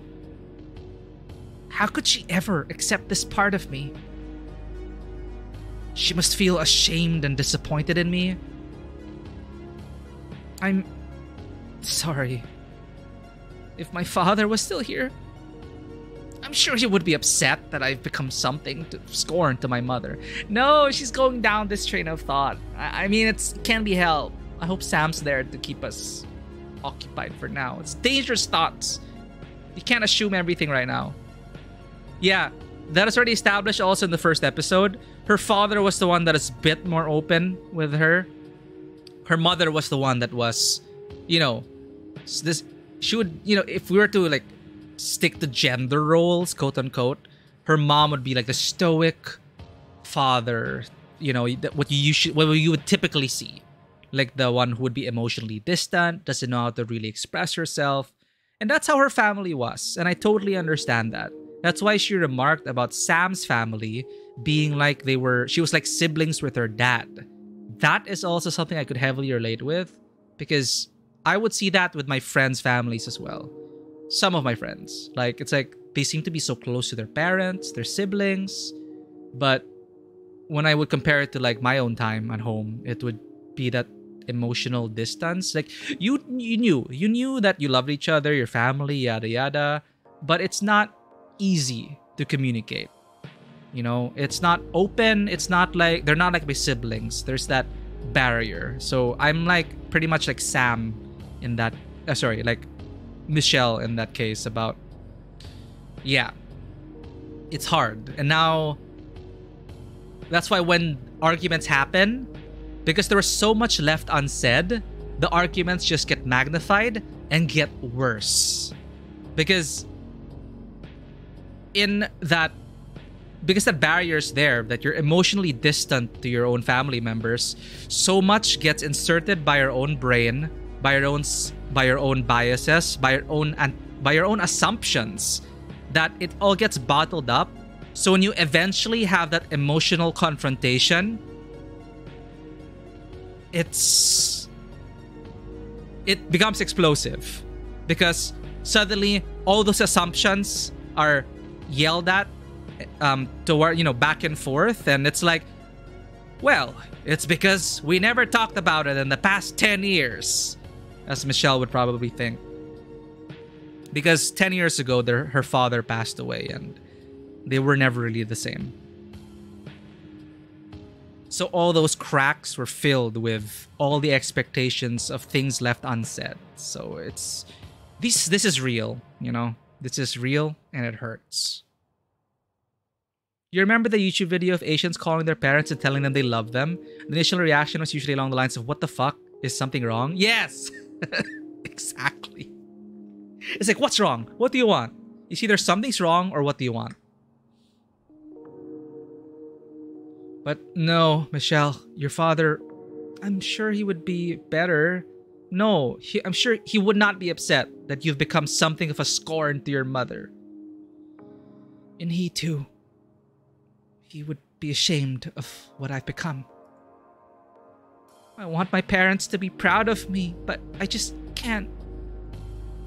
I can't be everything for them. I can't be the daughter my mother wanted. I can't be the one who will make her proud. Meeting Sam and being apart from her made me realize that I couldn't go back on the love that I found. I was happy when I was with her. I was truly myself. I couldn't go back on that. I shouldn't have to hide what I did for the sake of my mother's comfort. I couldn't leave Sam again. I thought of my mother's words. It repeated in my mind. How she treated me was much too harsh. Instead of anger or resentment, what I felt was a bitter sadness. Hot tears poured from my eyes. And see, that nuance is so important. It's like she wasn't angry or anything. Like, take note what her mom said. Was I a bad mother for you to turn out this way?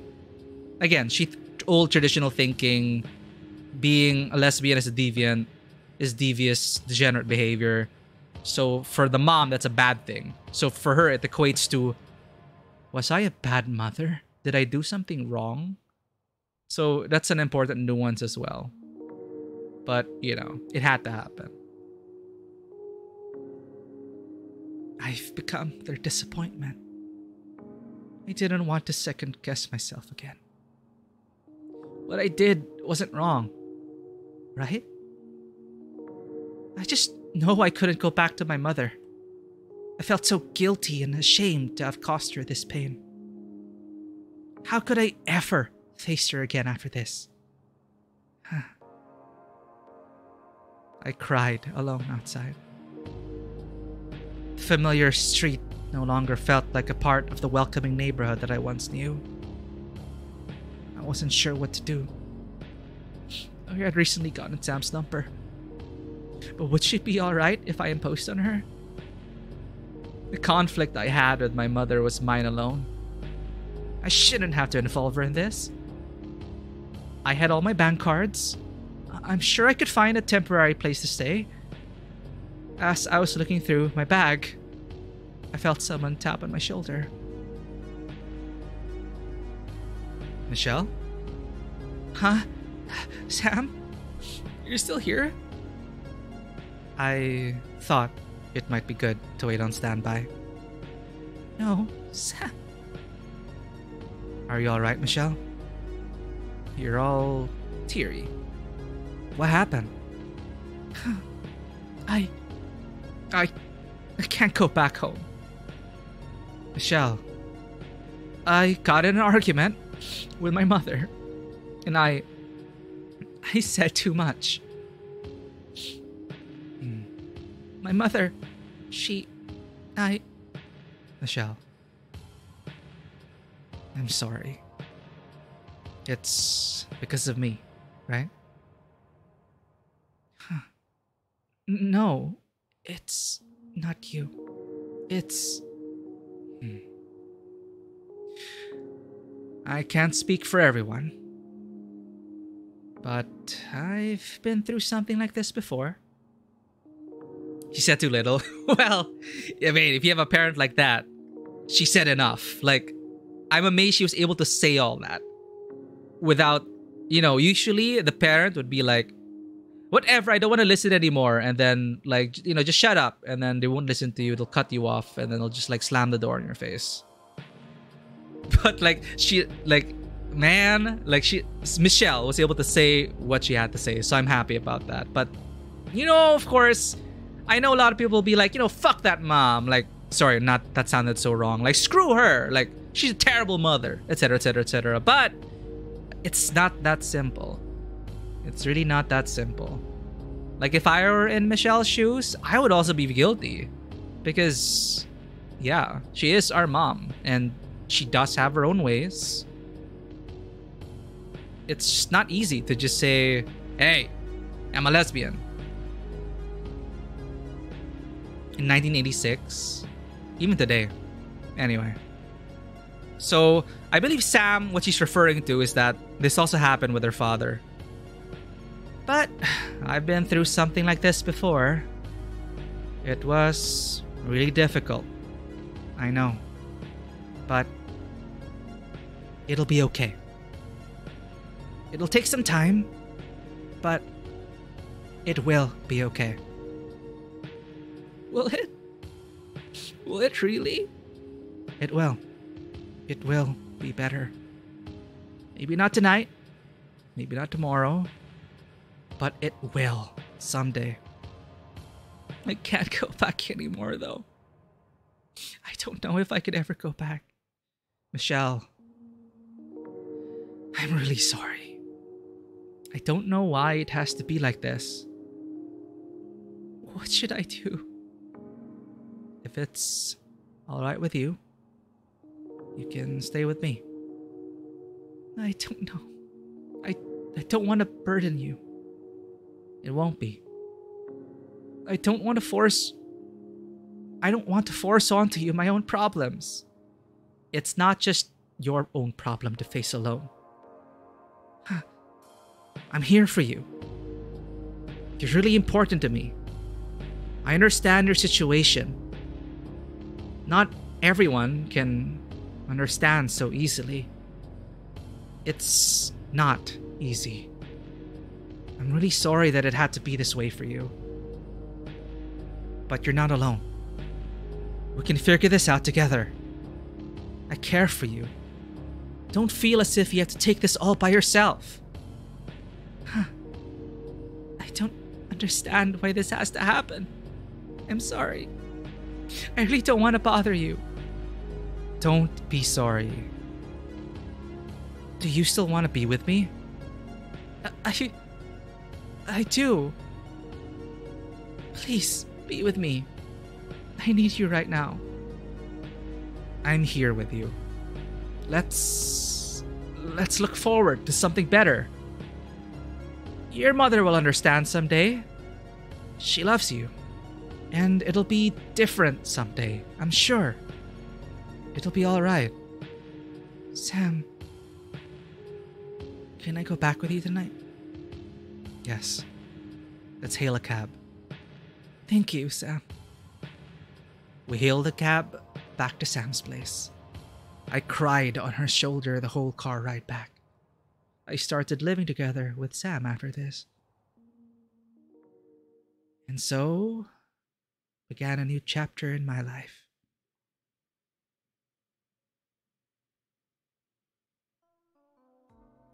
Oh, okay, there's more. But we skipped several months. Okay. Several months have passed since I had that confrontation with my mother. I tried a few times to call her, but every time I heard the phone sound, I found myself hanging up after the first ringtone. I couldn't bring myself to speak to my mother yet.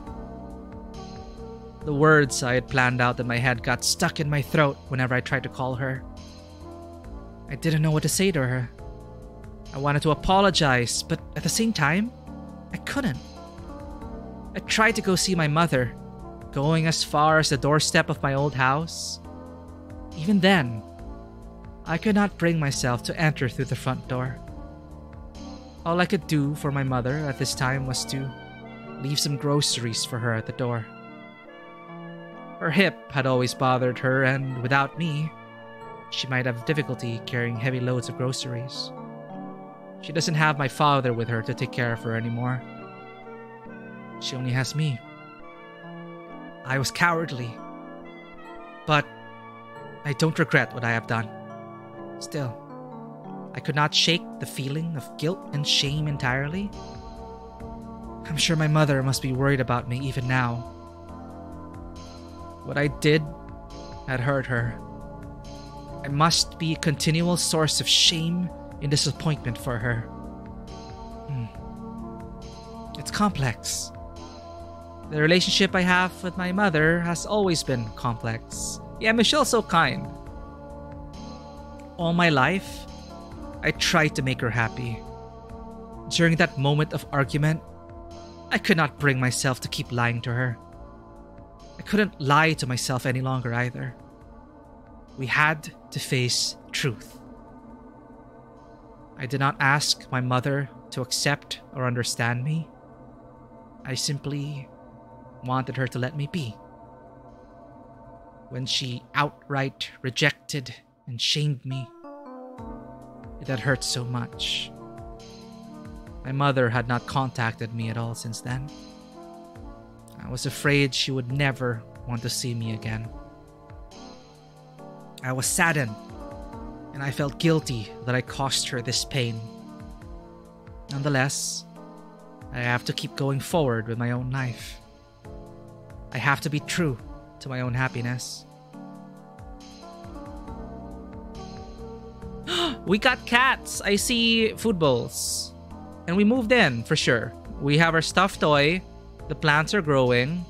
Things are tidied up.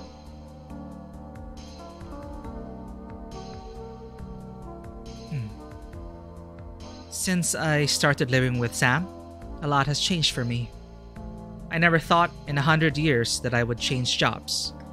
But with Sam's encouragement, I applied for an editor position within the same company where I worked.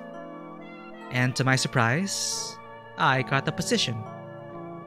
My coworkers and boss were all supportive of the change. Writing was something I wanted to do since I was in school, but I didn't have the confidence to pursue it then. It can be quite challenging work at times, but I enjoy the creative freedom that comes with my new work.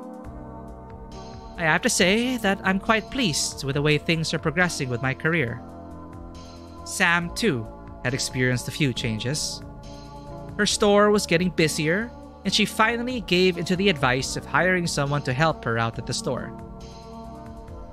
It has given her more time to work on her personal projects with film archival. The past week, she was able to get a local theater to screen an older French film, Olivia.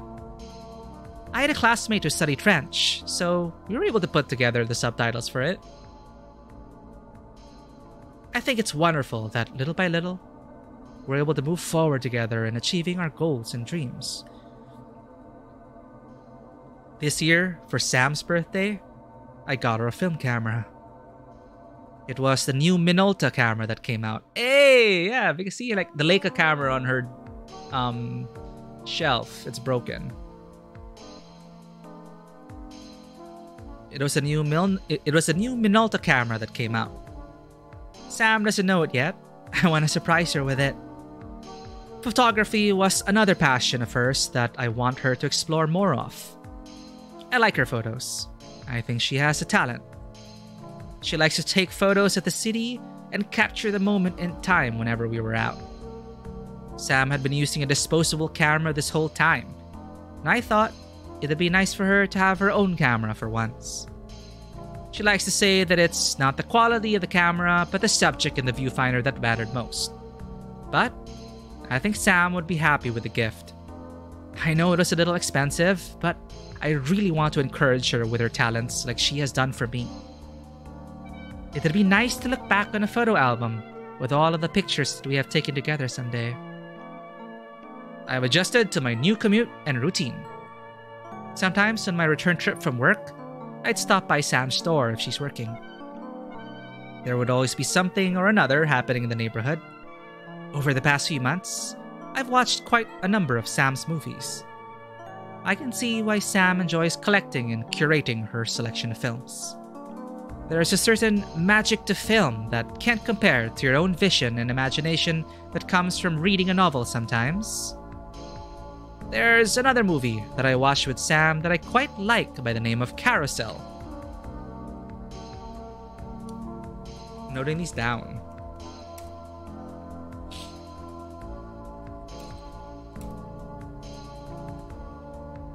"1956 musical fantasy.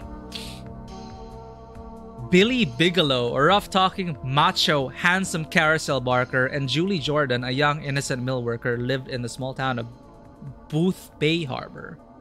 What is the other film we watched? Olivia, a 1951 film.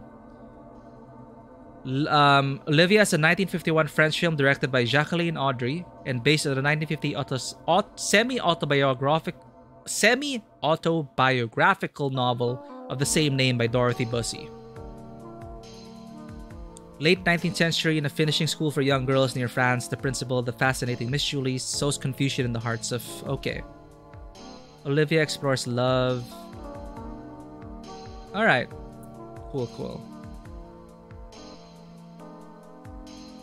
There's another movie that I watched with Sam that I quite like the name of. By the name of Carousel. I've cried just about every time I've watched it. I had asked Sam to put it on so much, she said the tape would wear out any day now. I think she just doesn't want to watch it anymore with me though. I've tried a lot of new things with Sam. I gave it another chance and I went dancing with Sam. I became friends with a few girls from Ruby. I can understand why Sam respects and looks up to Cecilia so much. She takes good care of her staff and her friends. I learned a lot from her too on how to manage professional business and personal affairs. I've hiked a few of the local mountains with Sam. I had even camped on the beach with her. Even if our schedules don't quite match up sometimes, we do our best to make up the time somehow. What I'm looking forward to now is to make it past the busy Christmas season. I almost forgot to mention. One thing that came as a surprise is that we recently started taking care of a kitten. I saw the dishes. It's funny how we got our cat. I had arrived home early from work. Sam was not yet back. And I noticed a cream-colored cat on the balcony. Oh, they even drew the cat. Justice for cats. They even drew the other stray cat. We met a stray cat in earlier part of the game. And it's a calico. It looked like Maya. She was a lanky, lean-faced cat, not yet big enough to be considered an adult cat. She appeared to be a stray. She had no collar, and she appeared quite famished. A neighbor of ours liked to dry fish and tangerine peels on their balcony. I figured the cat must have gotten stuck on our balcony while looking for food. The little cat looked at me from outside and stared at me with her beady little eyes. How could I ignore her pleas for help? We lived on the 5th floor, so a fall from such a height could be quite dangerous for a tiny kitten. I carefully approached the balcony, setting a bowl of milk down by the door. I opened the sliding door slowly. When the cat ventured into the house, lured by my milky invitation, I quickly shut the door behind. Sam came home not long after. She was quite surprised at the sight of a cat curled up on my lap. Oh, good kitty. After I explained what had happened, Sam was bewildered. She said I should let the cat back out. I expected her to go along with me. I thought Sam liked cats. But Sam didn't like the idea of taking in a stray cat. She said that I was trapping the poor kitten inside. I argued that a little kitten would benefit from an indoor environment. I mean, there's just so much traffic and danger outside. That's true.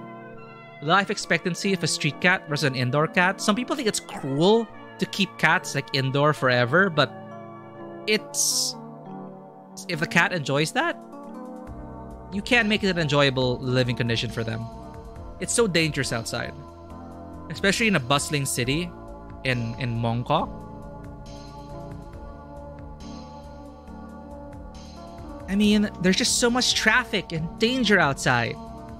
But when I opened the door to let the cat back out, she didn't scurry away. She purred and rubbed my leg instead. It was decided. We were going to take care of her. Aw, thank you so much, Bonner. Hope you're having a good time. But yeah, staying in, playing Baldur's Gate 3, watching your streams, good times, safe and happy. But aw, kitty. We named her Little Cream. I wonder what that is in Cantonese. Sam picked that name for her after a cartoon character we saw on TV. Can I see? What if you Google Little Cream cartoon character?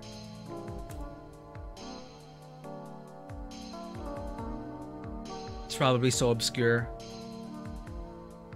Little Cream Hong Kong cartoon character. 10 iconic Hong Kong comic characters. Is it here? Old Master Q, I remember that. Lao Fuza. McDull. Wang Xiaohu. Cowboy. Hero Wa. Miss 13 Dots. Q-Boy, Panda, Little Horse. Okay. I don't know. Maybe just something fictional.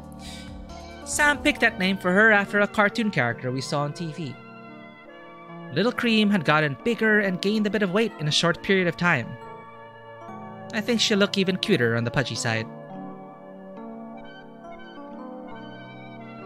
The days leading up to Christmas came and went by like a flash.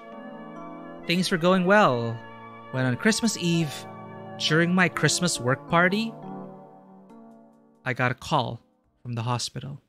No! This is what happened to her dad. Wait, it's either Sam or the mom. Please! We were just talking about motorcycle accidents, right? No, they can't do that to us. No! I got a call from the hospital. It can't end like this. Okay, it is the mother. What? I sounded so relieved by that. Still no! Still sad. The mother just like wasted away. Okay. I'm relieved it's not Sam, but it had to be either Sam or the mother. And I really doubt they would just rip Sam away from us like that. You know, let the lesbians be happy. But mother, still sad. It was regarding my mother. Okay, and for context, we couldn't get to our father in the hospital in time. He passed away alone. So, I think we're going to try to make time for our mother. We have to. It is regarding my mother. I was told by the nurse on the phone that she was hospitalized. She had collapsed on the street. A passerby had found her fallen on the street and called an ambulance for her. The nurse said it was a severe case of pneumonia. I was beside myself with guilt. Was my mother suffering from sickness this whole time, while I was happy and having fun with Sam? Of course, I didn't have any idea about her well-being, as I couldn't bring myself to see or even call her this whole time. I left a brief message on Sam's pager and immediately went over to the hospital where my mother was admitted. Mother? She's sleeping. Okay. They showed us an empty bed and I got so worried.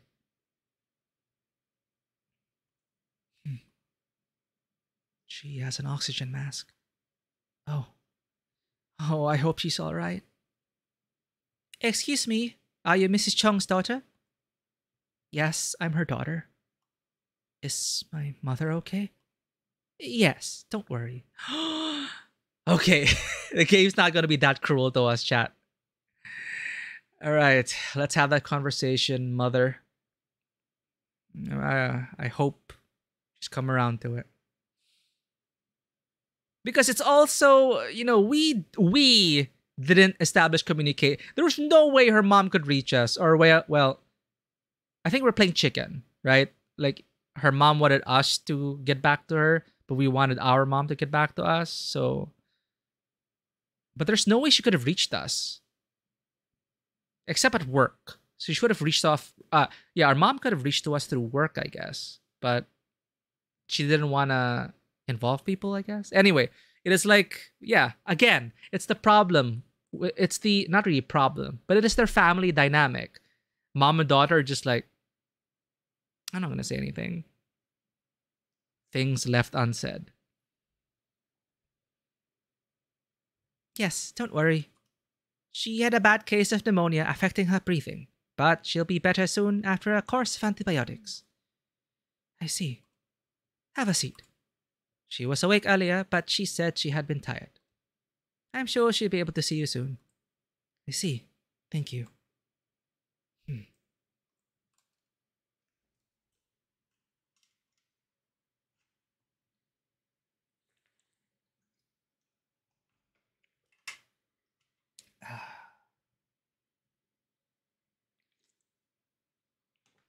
When my mother had collapsed on the street, she must have been alone.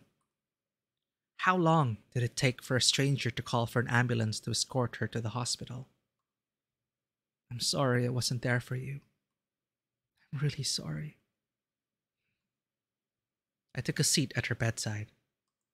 My mother slept soundly. I looked at my mother closely. She appeared older than I last remembered. It was undoubtedly my mother asleep in the hospital bed. Even asleep, my mother had a stern expression. I could recognize my mother alone by seeing her pursed lips. My mother had a natural frown, but it wasn't because she was a harsh person. She was diligent. She was prudent. She was a serious person. Years of work made her that way.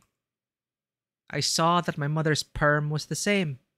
She had worn the same hairstyle for as long as I could remember. But it surprised me how sunken my mother's eyes were. She had more wrinkles on her brow than I last remembered.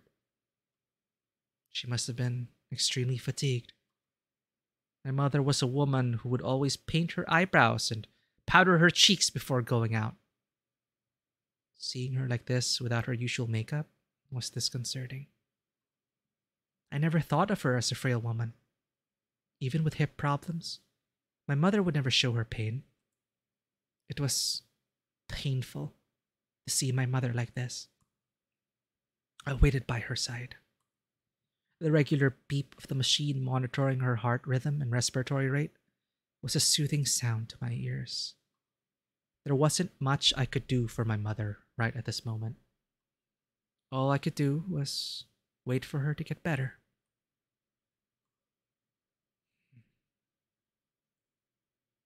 Michelle? Excuse me. Sam? Why are you here? I came as soon as I heard your message. Is everything okay? You didn't have to come. It's late now. Of course I'll come. How is your mother? The nurse says she'll be all right. She's been sleeping since I came, though. I see. I'm sure she'll be awake to see you soon. I brought flowers. I hope your mother will like them. Thank you. Have you eaten? Not yet. I left work as soon as I could. I'll get you something from the cafeteria. That's okay. We can get something to eat later, if that's fine with you. Could I ask you to get me a coffee instead? Of course. I'll be right back. Oh. Sam? Have you eaten? Is the Asian I love you. Exactly. And they got that correctly here. Not even not like I love you, but even just a term of, a way to like break boundaries, be friendly. Like all the characters here would always, all of them ask, have you eaten yet? Have you eaten? Have you eaten? You want to eat? Have you eaten? All the characters. Dad, mom, coworker, everyone. Oh, Sam. Sam had already left. I wanted to ask for some cream with the coffee. There's something about hospitals that make you feel quite exhausted. Perhaps it was the lighting or the atmosphere that drained away your energy. Oh well. I'm sure Sam would remember how I take my coffee. I wanted to be alert. I planned to stay as long as possible at the hospital, at least until my mother was awake. I heard a whisper.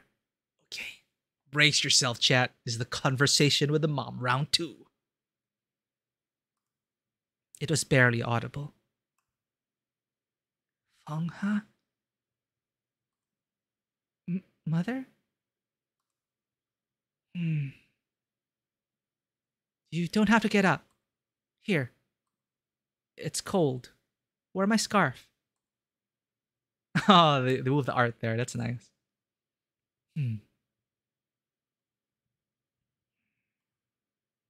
My mother cleared her throat. She spoke again. Her voice was thin but clear. There it is, Ponder. Have you been eating well? You look thinner. I have. Don't worry about me. Please, rest. You don't have to sit up. See, the first thing she asks, have you eaten? Have you been eating well? That's true love right there. Well, it's complicated. Complicated Asian mom love. Please rest. You don't have to sit up.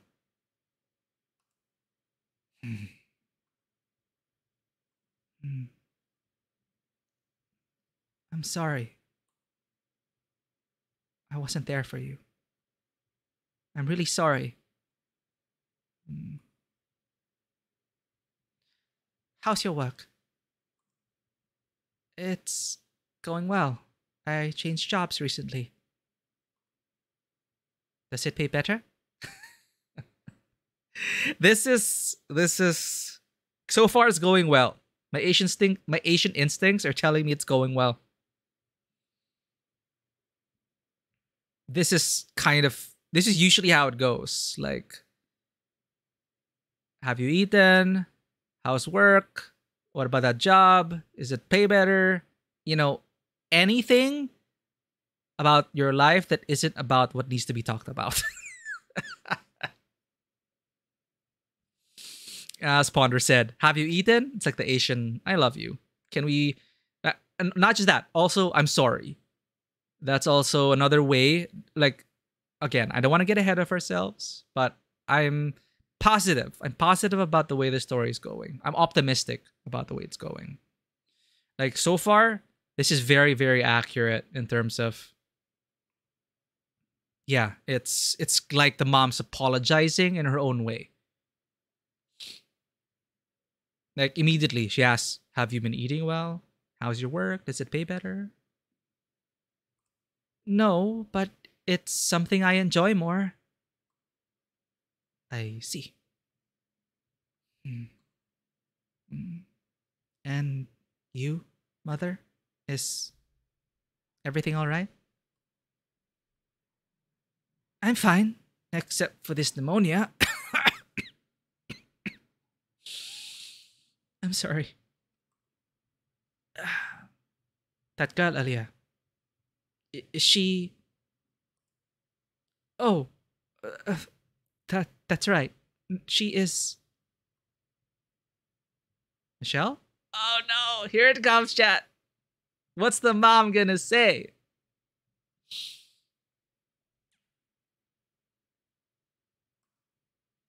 I got coffee, but they only have milk instead of cream. She remembered. She remembers how we take her coffee.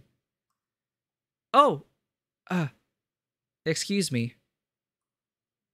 Ah, Sam. Oh no. Mother? This is Sam. She's my friend. Oh no, he said friend. My okay. My girlfriend. Ah, there we go. Ah! Why you do like this game? Yeah, saved it. Saved it. No, but it's good. It hasn't even been a year, right? So it's like makes total sense that Michelle would be like so nervous in this moment, and several months of radio silence with her mom. And of course, like my girlfriend, probably like she corrected herself, like my girlfriend. She was about to revert back to I don't want to hurt mom, but you know, we had to let it all out now. My girlfriend. Is that music? Is that music?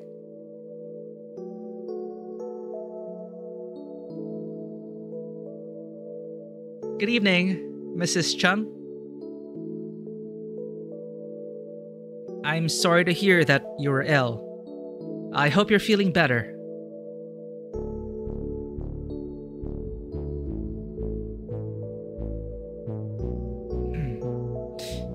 Do you two live together? Yes, we do. So what do you do? Me? For work? Yes. Mother, you don't need to ask. You should be resting your voice. I'm only asking a simple question. Don't worry about it, Michelle. I own a video store in Mongkok.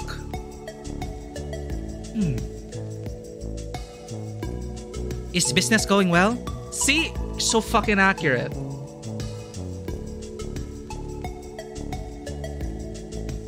Of course, she's asking about the business. Yes, it's doing quite well right now.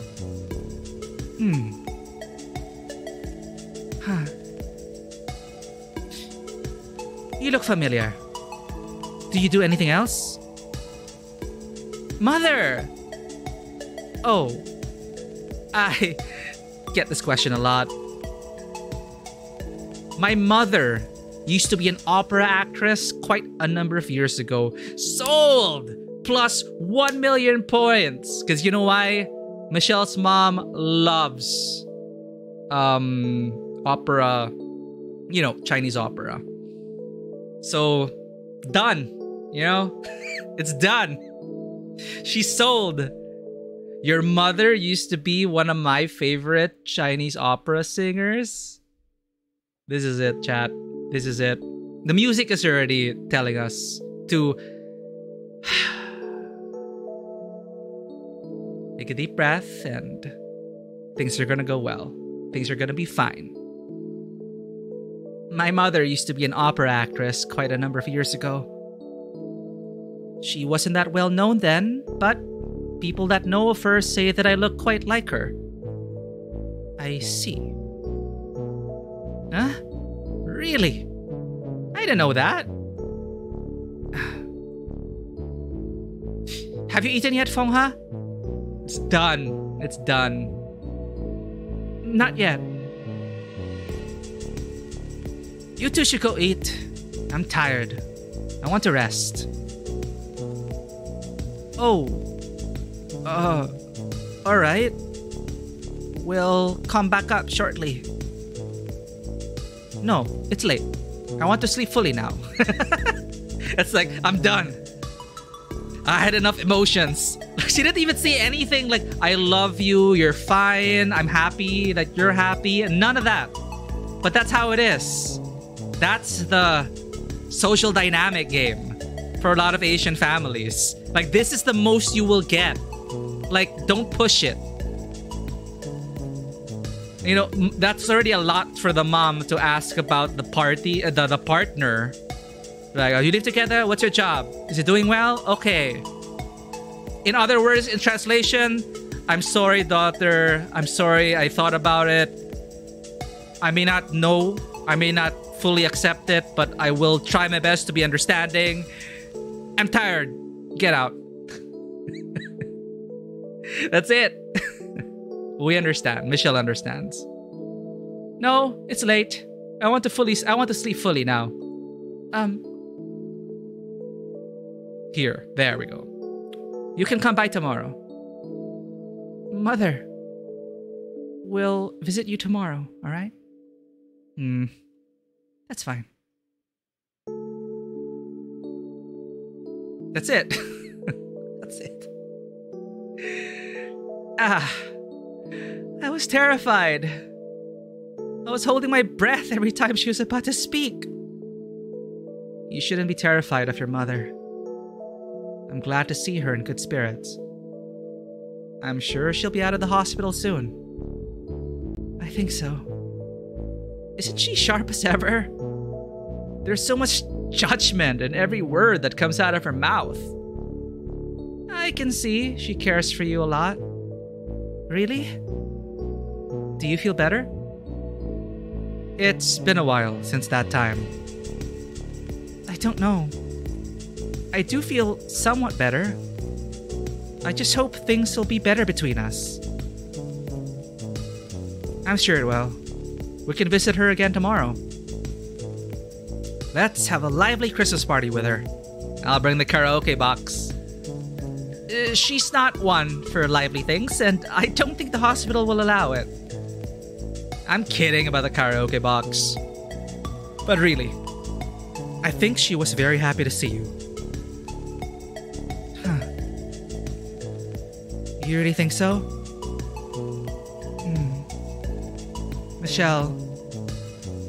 Michelle, don't cry. It'll be alright. Sam, we can visit her more often from now on. Do you think she's okay with me? I'm not sure. But she seems to have taken an interest in you. Especially because her mom was an opera singer. It's like, plus points. I like you. My mother doesn't usually ask about other people, so I think it's not a bad start. That's good. Much better than you were thinking, right? I suppose so. I'm sorry I let her ask you all those things. I got scared and froze up when she asked those pointed questions. Don't worry about it. I'm sure those were things she wanted to know for a while now. She was just concerned for you. Please don't dislike my mother too much. She's just like that. I don't mind at all. My dad used to have such a bad temper with me. I can hardly believe that with how relaxed he is now. Right? I think you and your mother are alike in some aspects. Huh? Really? Really? Oh, what's that again about your mother being a theater actress? You never mentioned that to me before. Oh, it never really came up in conversation. Where did she perform? She was a traveling Cantonese opera singer for many years. Though her dream was to become a film actress. She did end up starring in a few films in the 50s.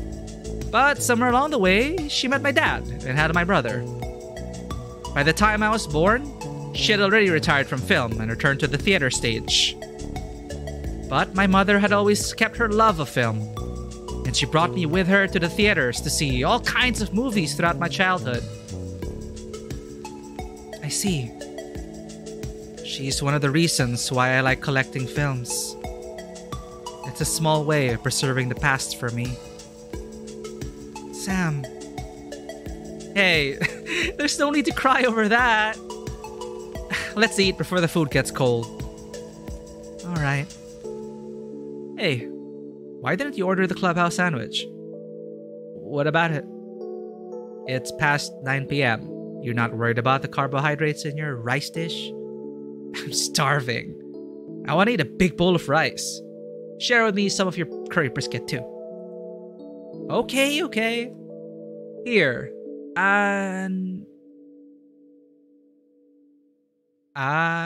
What?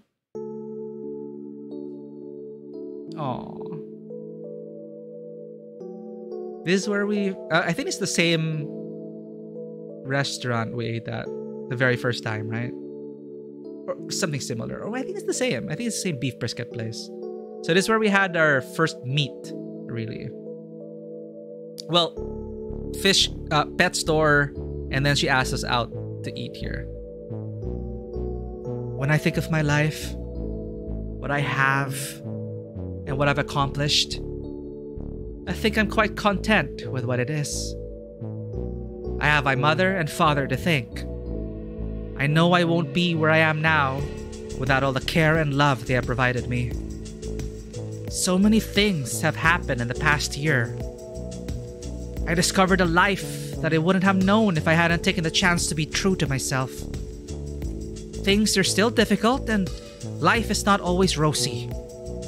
What my mother feels about my relationship with Sam, and how others will come to terms with my living situation, they are things beyond my control. I know I cannot expect everyone to be understanding. It is a continual struggle to feel truly accepted by everyone. But I'm ever hopeful. I have my own pride and dignity. If I betray myself first, then what meaning would integrity have at all for me? Gossip, scandals, and rumors are things that can destroy a person. We go back to Ruan's legacy. Ruan was an actress who was tabloid bullied to committing suicide. Because of gossip, rumors, everything. But I can't let the influence of others affect my individuality and personal happiness. I didn't mean to hurt anyone. My actions were not malicious. All I want to do is to live freely, without guilt and shame. I know if it wasn't for Sam, I couldn't be at all like this. I'm glad to have met Sam. Since meeting her, she's brought so much color into my life. I want to experience more new things with her. I want to see the world with her. I can't help but wonder what the new year will be like for us. I'm sure things will be alright for us both. I know there will be uncertainty ahead of us, but it is the life that I have chosen for myself. If my father is in heaven watching over me, I hope he can see this and be proud.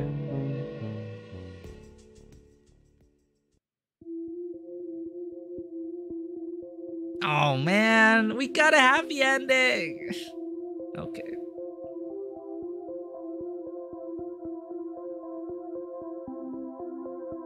Nice.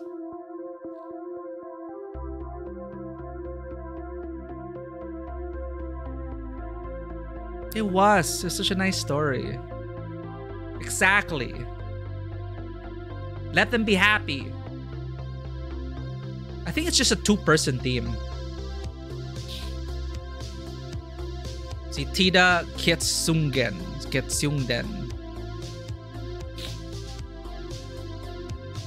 Quality assurance. There's a whole team of that. But it is a two-person effort with, of course, Time Cop, amazing music, amazing art, the kitty. They even got a cat. That's perfect. Oh, that's our mom with an opera singer. Was that Sam dressed up as an opera singer? That's Cecilia. Cecilia was there for Sam. Cecilia was like the older sister.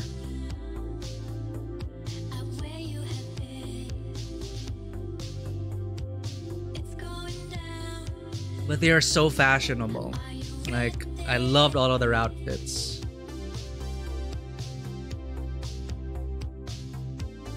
Interesting. Very nice. I'm looking forward to the studio's next game. They already announced it. It's gonna be a different change of pace. I think it still features 2 women, but I think it's gonna be a very different story. But still set in Hong Kong, but a few years after this. So it might, I'm guessing it might be a bit more, you know, as it comes closer to handing over Hong Kong to China. You know, they set it in 1986 for a reason. And I like how all the elements just kind of mesh together. It's like, you don't know what the future's gonna hold Hong Kong-wise. The backdrop of Hong Kong as something that is in the middle of a transition, that in 10 years time it would be from the UK to China. It helps wrap this relationship in a good way. Like, it really fit Michelle trying to come to terms with what she really feels like, the fear of the unknown, stuff that are out of her control. Who do we really owe our happiness to? Is it like, are we responsible for other people's, like, you know, it's, yeah, it's a lot. It's a lot. Man, I don't even want to see the second ending. I do not want to see that. If the second ending is bad, I don't know. I want to let this steep. I want to steep in this ending for as long as I can.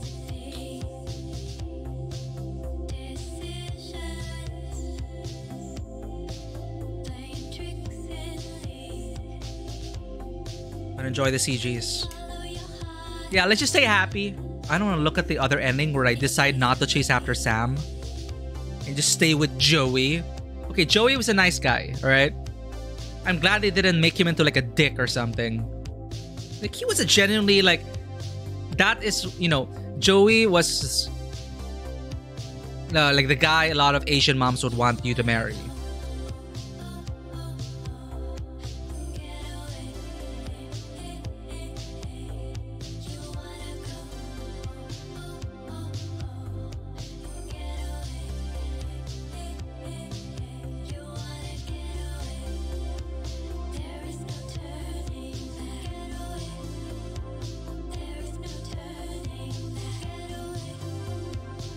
Sound effects. Original sound recordings by Oracle and Bone.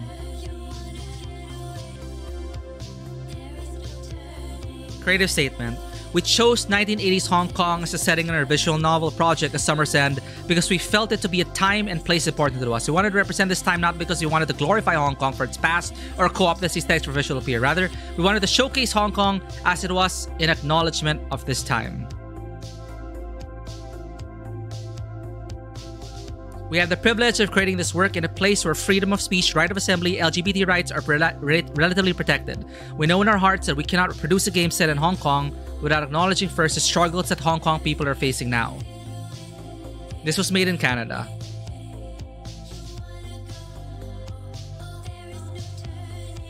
We hope our readers can recognize that there exists an existential and constitutional crisis in Hong Kong, and that freedom of speech and freedom of assembly does not come anywhere without a price. When all has been said and done, we hope Hong Kong will not be remembered as a caricature of its past, but as a diverse and vibrant world city, and that her vitality still lives on today, and in the people fighting for the future that they believe in. Sorry, I had to write that fast because it is pretty. It disappears fast. Thank you.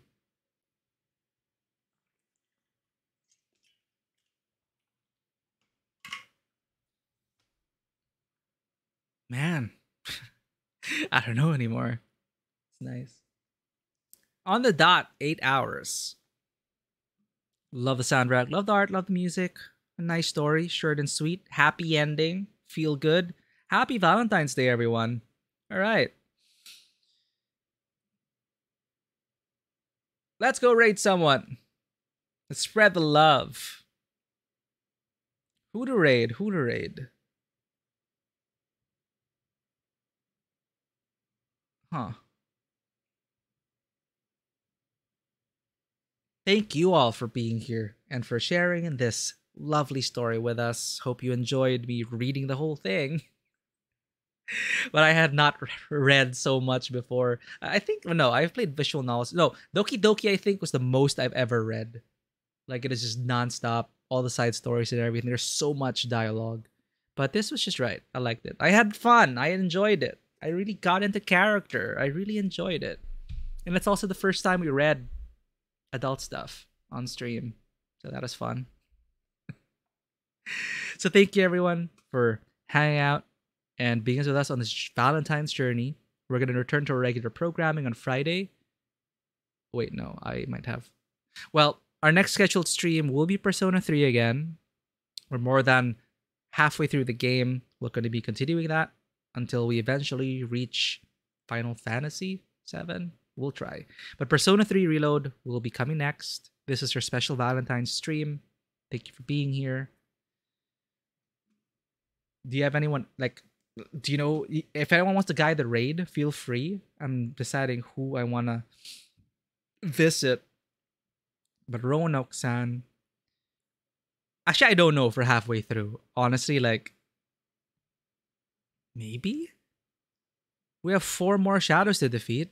So, out of 12, 4 shadows to defeat. But I'm pretty sure they're like, you know, twists and turns and all that.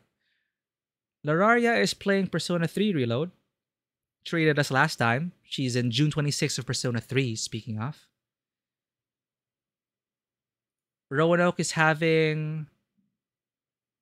playing Resident Evil 5 with someone else. Shooting zombies for a date. Resident Evil 5 is fun. Buddhisman is playing Resident Evil 2. Twitching Doge is playing music. Valentine's Day Love Vibe. Okay, actually, yeah. I want to show you all Twitching Doge. Twitching Doge has been stopping by for a while. It's been a long time since you rated Twitching Doge. But Twitching Doge plays bass. Plays bass very well. So let's, we've had amazing soundtracks in this, but so let's kind of chill with some bass and music. So thank you again, everyone, for being here. If you enjoy this content, please consider hitting that follow button and checking us out on our socials, Twitter, Instagram, YouTube, and hey, we also have a Discord. That's the wrong one. Let's go ahead and rate Twitching Doge. Say hello. Spread the love. Spread the Valentine's Day love. Thank you, everyone, for being here. We copy that message, and we'll be on our way. Thanks, everyone. I'll see you on Friday for Persona 3 Reload. I love you all. Happy Valentine's. I'll see you all on the other side. And as always, welcome to the table. Have a great day. And I'll see you on the next love story. Bye-bye.